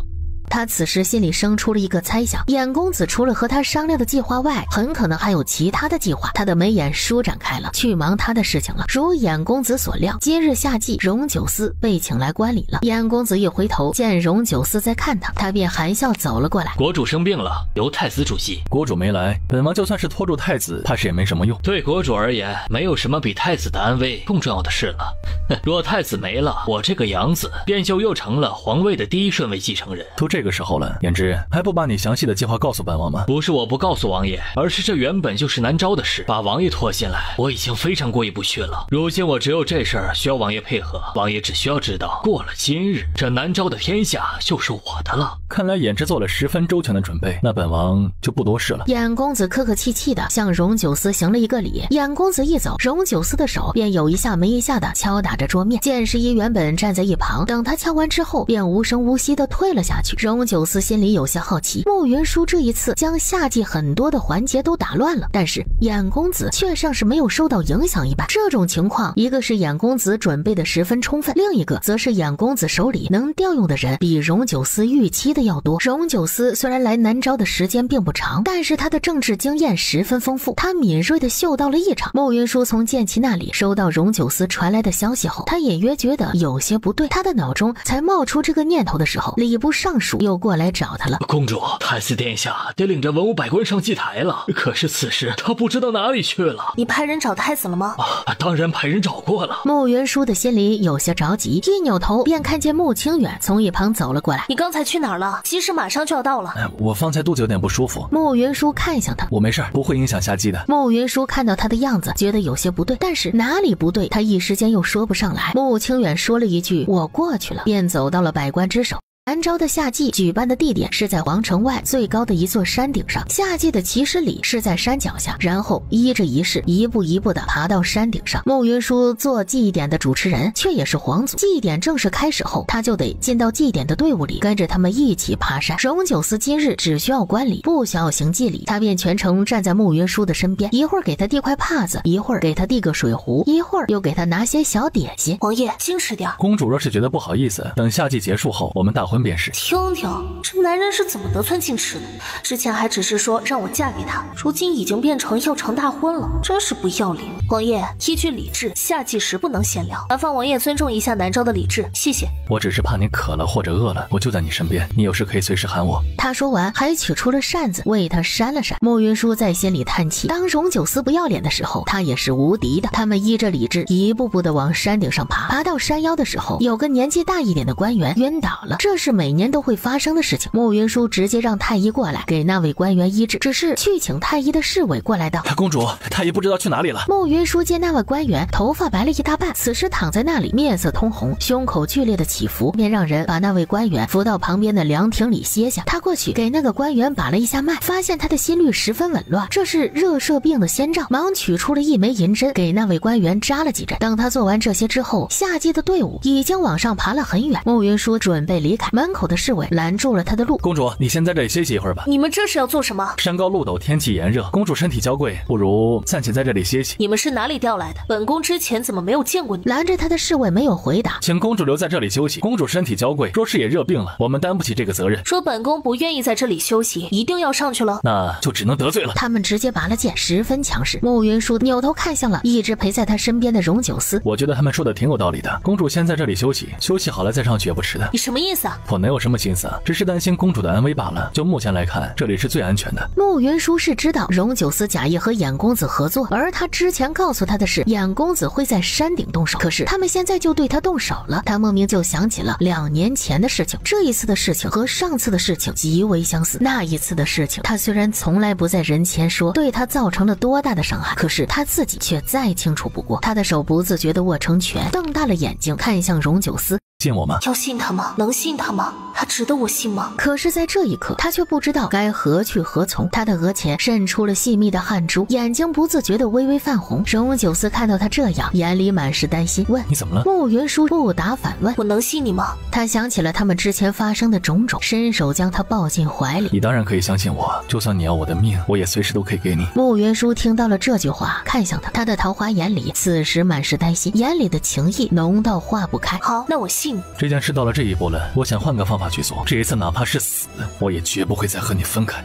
他说完了这句话，手里的剑出鞘，直接就将方才拦着穆云舒的那2个侍卫杀了。穆云舒有些意外，你现在杀了他们，就不怕衍公子对你起疑吗？他们从来就没有相信过我，就好像我从来没有相信过他一般。我们要的是他动手，用事实来证明他谋反了，将他连根拔起。他要的不过是我参与其中，不管是我帮了他还是帮你，对他所谓的大局都没有影响。穆云舒有些意外地看向他，因为我是大晋的摄政王，我这次过来总共也只带了132人，在这样的宫变面前，我的这些人马能起的作用很小，所以他根本就不在乎我的态度，从头到尾都没有跟我说过他的具体计划。那他想要做什么？应该是玩一票大的。穆云舒的眸光深了些，他是在用他的方式向我证明他的实力，同时他也是在告诉我，没有人比他做南诏的国主更加合适。这里不安全，我们走吧。我们去哪里？不管去哪里都比在这里合适。他的目的是国主和太子，他对于你的下落不是那么关心，而我又是他请来看戏的，只要我不进到核心区域，他就不会对我动手。可是清远还在上面。还是那句话，你相信我吗？穆云舒的眉头微微皱了起来。信我一次好吗？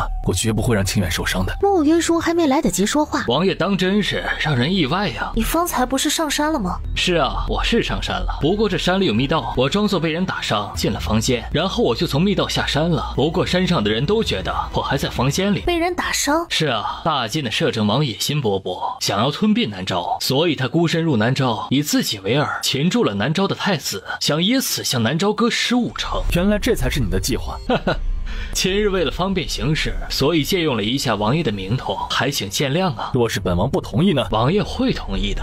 我之前答应给王爷的东西一件都不会少。不但如此，我这一次借了王爷的名头行事，等事成之后，我会加倍还给王爷。眼下公主我已经送到了王爷的身边，只要王爷愿意，随时可以带她走。等这边的事情完全定下来之后，我会向南诏的文武百官解释清楚这件事情。南诏与大信依旧交好。你这是在败坏本王的声誉。这是我和王爷的合作，算不得败坏王爷的声誉。只要我成为南诏之主，就会澄清这件事情啊。当然，我若是失败了，这个锅王爷怕是就得背上。国主必定不会罢休啊！王爷是聪明人，想来知道该怎么选。有点意思，已经很长时间没有人威胁过本王了。我这也是无奈之举，为了名正言顺的行事，只能暂且委屈一下王爷。还是那句话，等事成之后，我一定会有重谢。行吧，就这一次，下不为例。那边有间屋舍，劳王爷去那边休息，劳皇妹好好伺候王爷。皇妹辛苦了。你这是露出原形了，不装了？我也不是装，我只是想要活下来。我对皇妹从头到尾都没有恶意。皇妹这几年择婿择得那么辛苦，却一直没有合适的人。如今我为皇妹找了全天下最好的男子为婿，皇妹应该感谢我才是啊！世人都说衍公子是谦谦君子，没想到骨子里竟如此无耻。皇妹对我的误解有点大呀，不过没关系，我相信总有一日你会明白我的良苦用心的。我这个妹妹性子脾气有点大，还请王爷多多担待。好说好说。衍公子对他们比了个请的动作，整个人看起来如往常一样温和有礼。你到底想要做什么？我要做什么，皇妹不是已经猜到了吗？你放心吧，就算是我登基称帝了，你也依旧是我的皇妹，我会和以前一样对你好的。我爹是不会放过你的。太子一死，国主没有更多的选择，他会以大局为重，将南诏的天下交给我。你若杀了太子，我爹一定会杀了你。我知道国主对你们姐弟当真是极好的，他也很护短。若他知道太子死在我的手里，他是肯定不会同意把皇位传给我的。所以杀太子的人只能是摄政王。好在这一次南诏的暴乱是因摄政王而起，那些逼宫的兵马也全都是大晋的兵马，毕竟大晋和南诏在边境起了不少的摩擦。慕云舒的眉头皱了起来，那些兵马不是我的，都是他派人假扮的。其实也不能全部都算是假扮吧，王爷与我合作，我的人马也就是王爷的人马。简直真有趣，本王对你是越来越认可了。慕云舒扭头看了荣九思一眼，没看到几分怒气。他知道他最讨厌被人威胁，今天衍公子把他的禁忌全犯了一遍，看起来却一点都不生气。这件事情有点反常，也因为他反常的反应，反倒让他相信了他。眼下衍公子在这里，他不方便问，那就只能是配合他把这一出戏演完。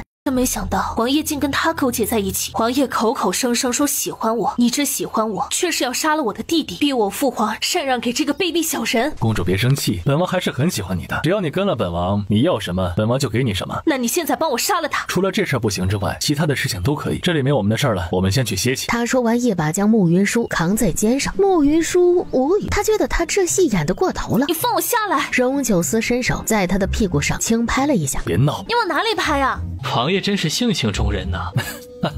沿着你忙你的，本王先带公主去歇息了。侍卫便领着荣九思往山下走。绿棉轻声问：公子真的相信荣九思？我信不信他不重要，重要的是他在这一次的事情当中不会起到什么作用。说白了，他只不过带了100来个人来南诏，又不是南诏人，左右不了南诏的大局。之前公子跟我那般说的时候，真的是吓死我了。我真的以为公子相信荣九思，什么事情都跟荣九思说了。我真没有想到公子早就有计划，已经暗中布置好了一切。这一次我们出其不意，一定能大获全胜。今天的事情虽然我布置了很久，但是依旧十分危险。国主一直对我十分防备，派人监视着我。这一次的事情他之前就知晓一些，肯定早有布置，我们却还是要打一个出其不意。怎么个出其不意法？他们以为我们今天的目的是太子，其实我的目标从来都不是太子，而是皇宫。今天国主没来下戏，而守在皇宫，这事儿对我而言是件大好事儿。绿棉听到他的这句话后，才知道他其实从来就没有在荣九思的面前说过一句实话。也是直到今日，他才知道这2年的时间，他不但挖通了夏季这座山上的地道，还挖通了衍王府对外的地道。他之前是真的担心衍公子意志消沉，甘心做一个闲散王爷，如今知道这所有的一切不过都是假象，他就安心了。恭喜公子，今日所有的一切都对公子有利，公子一定能成功。这件事情如今才刚刚开始，还没有尘埃落定，说这些为时尚早。他嘴里这样说，眼里却是志在必得。因为他清楚的知道，他只有这一次机会，他这一次若是不能成功的话，就只有死路一条。我相信公子的能力。皇宫那边有人安排，我们先把这边的事情做完。荣九思和公主那边真的不用管吗？公子今日这样的安排，只会已经把荣九思得罪透了。他这一次脱险之后，只怕不会善罢甘休。玉棉，你不懂男人，尤其是身居高位的男人，他们对于权势的渴望远大于你的预期。对他们而言，只要利益够了，就没有忍不了的事情。再则这一次，我只是借了他的名头行事，对他并没有什么大的损伤。像荣九思这样的人，低声下气的给他许以好处，还不如在他的面前展现实力。只有真正的强者才有资格和他说话。等事情了结之时，我给他足够的好处，他就不会再计较这件事情了。我总觉得荣九思对公主有些不同，说是公主在他的耳边吹枕头风，到时候只怕会生出变故来。你说的这些我也知道，不过这件事情不是现在需要考虑的事情。等他回国的时候，到时候大不了把公主杀了便是，再给荣九思一些好处。公子说的是。燕公子计算了一下时间，带着绿棉从密道直接上了山顶。荣九思此时和慕云舒已经被燕公子的侍卫带到了离这里不远处的一座道观里。他们到了之后，他就往外冲，被荣九思一把抱进了禅房。几个侍卫看到荣九思的反应，笑了笑，都站在外面守着。慕云舒被荣九思抱进去后，他拉着他的胳膊就咬了一口。荣九思由得他咬，气有没有消掉一些？若是没有消掉，可以再咬一口。你到底要做什么？等他露出狐狸尾巴，然后将他背后的力量全部铲除。这是我爹的意思？是的。你和我爹什么时候关系这么好了？女婿也是半个儿子，适当的时候可以用来分忧的。简公子心思深沉狠毒，你并不知道他的计划。眼下他这样发难，只怕会下狠手。清远和文武百官还在山上，他绝不会放过清远。你也不用太过担心，在他没有完全掌控局面之前，不会对清远不利。至于那些朝中大臣，他就更不会动手了。毕竟他那么野心勃勃，还叫朝中大臣为他做事。眼下我们先在这里歇一歇，静观其变。静观其变？等什么变化？荣九思还没说话，外面就传来一声巨响。慕云舒吓了一大跳，推开窗户往外看，就看见下界的那座山上火光冲天。你等的就是这个变化吗？荣九思之前猜到燕公子必定会有所动作，但是眼下看来，燕公子比他预期的还要疯狂。正在此时，皇城的方向又传来一声巨响。燕公子只怕是疯了。如果他这样疯，那就不能再让他这样疯下去了。此时下界的那座山上已经乱成一团，那些大臣们根本就不知道发生了什么事情，此时都有些焦急。大家不要慌，都到这边来。他虽然是南诏的太子，但是他在朝堂中的威望还不算高。可是此时突逢变故，众大臣人心惶惶，他们就不太可能会听他的安排。苏一清大声道：“皇上嘛，没听见太子殿下的话吗？都到这边来！”他是南诏的宰相，是百官之首，在百官之中威望极高。他此时这么一喊，众官员一见是他，倒镇定了不少。属下，这到底是怎么回事啊？苏一清没有回答那些官员的问题。太子殿下，此事当如何定夺？来人，先去外面看看到底发生了什么事。他身边的侍卫应了一声，立即出去打探消息。公主在哪里？可有人看见公主了？周太师中暑了，公主带人去照顾她了，至今没有回来。什么？公主还没有回来？殿下，我去找一下公主。现在外面情况不明，苏相此时出去，怕是会有危险。姐姐一向机敏聪慧，遇到事她一定能想到稳妥的处理方法。你先别急。苏一清看向他，心里有些奇怪。穆清远和穆云舒姐弟情深，眼下外面明显是出事了。以穆清远的性子，肯定会急着找他。可是此时穆清远却不让他去见穆云舒，这件事情有些反常。恰好此时打听消息的侍卫回来了，苏一清的注意力又被引到了另一边。太子殿下不好了，我们下山的路全部被炸毁了，外围全部值守的侍卫全部被炸死。还有什么？属下方才查看的时候，看到山下旌旗飞扬，上面都打着禁字，看起来似乎是大晋的军队打过来了。大晋的军队好端端的怎么会打过来？你没有看错，那么大的禁字，属下绝对不会看错。且那些士兵穿的衣衫，也不是我南诏的衣衫。大晋的旗帜和衣衫，这事不对。眼下大晋的摄政王就在我南诏，大晋的兵马怎么可能会打过来？燕公子的声音传来。荣九思一向野心勃勃，我之前一直没能想明白，他好端端的为什么来南诏，如今却明白了，他来南诏就是想侵吞南诏。燕公子这样说，可有证据？燕公子指着下面的士兵道：“那些全部都是证据。荣九思这样欺我南诏，是觉得我南诏没有人吗？狼子野心！简直就是禽兽不如。这些人马是从哪里来的？就算荣九思是大晋的摄政王，他想要无声无息带这么多兵马来南诏，那也是不可能的事情。别的不说，光是大晋到南诏皇城这段路程，这么多人，我们不可能一点消息都没有。一时间，众文武百官说什么的都有。这正是荣九思的厉害之处，他是大晋的战神，要如何行军避开人，对他而言，只怕没有太多的难处。若不是亲眼所见，我也不愿意相信他会做出这样的事情。他来南诏娶公主是假，想要夺得南诏才是真呢。公子分析的很有道理，只是眼下不是说这些的时候。若下面的兵马都是荣九思的，这足以证明他的野心。眼下他已有心算无心，我们南诏处于极为被动的境地，眼下还是要想办法解决这个危机，将他赶出南诏才是。苏相说的很有道理，只是我们下山的路被炸断了，我们想要下山并不是一件容易的事情。在这种情况下，我们需要赶紧将消息传给国主才是。这话立即就得到了其他官员的附和，就是得让国主带兵来救我们。诸位大人说的没错，可是现在国主怕是带不了人过来救我们了。此时皇城那边也陷入了险境，荣九思此时带着人马杀入了皇城，我们同时被困在这里，并不知道这消息，衍公子的消息是从哪里来的。方才我有些不适，在屋里休息，从我的住处打开门，能看得见皇城的方向。我方才看到了下面围攻我们的士兵，也看到了皇城那边的动静，所以才会有这样的猜想。毕竟在南诏，楚境也只有他有这个实力做这件事情，真没想到荣九思会做出这样的事情来。他这话便算是为这件事情下了定语。一时间，在场所有的官员都跟着骂起了荣九思来。太子殿下，这件事情你怎么看？这事我觉得不是荣九思做的。为什么？如果是荣九思做的，就不会只杀最外围的侍卫，而不杀各位大臣了。毕竟他如果想要得到南诏，让南诏大乱是最好的法子，因为只有南诏乱了，他才会有更多的机会。可是现在他却完全没有动我们，就足以表示这件事不是他做的，是有人在冒用他的名头行事。太子殿下分析的很有道理，但是若这事不是荣九思做的，又是谁做的呢？这事我也不敢妄言，但是总有自以为是之人，妄想得到更多的东西。太子殿下这是在怀疑我？这话可不是我说的，而是你自己承认的。我真没想到，我已经退让到了这一步。太子殿下还不放过我，既然如此，今日之事我一定会证明给所有人看，这不是我做的。他这副样子果然立即就引起了其他朝中大臣的同情。太子殿下，你现在一点证据都没有，就说出这样的话来，也太让人寒心了。太子殿下只是提出质疑而已，怎么衍公子可以有怀疑的人，太子殿下反而不能有怀疑的人？这话把那些大臣们给问住了。衍公子在心里狂骂苏义清是个老匹夫，非要跟他对着干。他之前的计划里便是要除去苏义清这一个环节，毕竟苏义清对沈西时忠心耿耿，这样的人不可能收服。苏相说的是，太子殿下怀疑我也是有道理的，谁叫我是国主的养子？他这话基本上是在直接说穆清远容不下他了。原本面色缓和了的大臣们，一个个看着穆清远的眸光又冷了下来。衍公子打了个眼色，立即便有几个的士兵一脸凶狠地冲了过来。原来你们都躲在这里，那好，今天就让爷爷把你们全剁了喂狗。他们说完立即动手，还活着的侍卫立即过来抵抗。顷刻的功夫，便有好几个侍卫被杀，好几个官员被砍杀。你们是什么人？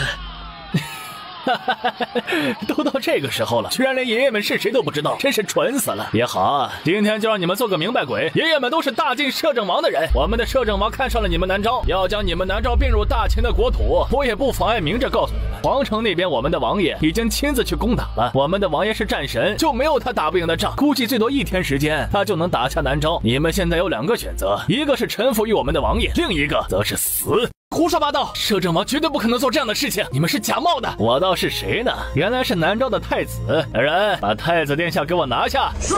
那些士兵立即就朝穆清远的方向杀了过去。穆清远的身边有好些侍卫，立即拼了命的护着他。只是对方的人手实在是太多，他们很快就有些护不住了。很快就有一把刀架在了穆清远的脖子上。你们简直是！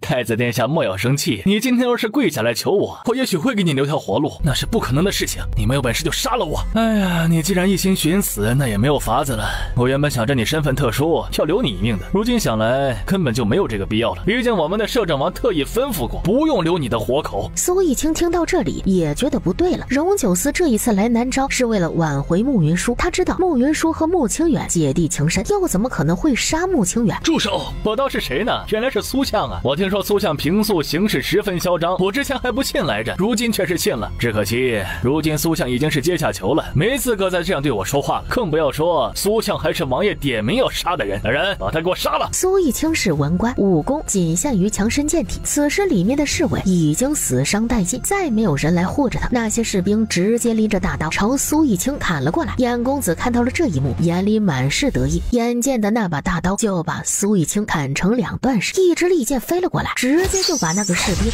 射了个对穿。荣九思的声音传来：本王是真不知道，本王居然带着兵马来南诏，还要点名杀苏相和太子。燕公子听到荣九思的声音时，面色微变，他一扭头便看见荣九思和慕云舒从他的那间房间里走了出来，他眼里不再平静。荣九思会出现在这里，就表示荣九思不再和他合作。王爷，外面的人当真不是你的人？荣九思见他到了此时还在演戏，便道：对啊，那些人当然不是本王的人，眼只有件事情可能还不知道，本王这一次来南诏，只为了求娶公主，所有和公主作对的人都是本王的敌人。真没看出来，王爷竟还是个多情之人。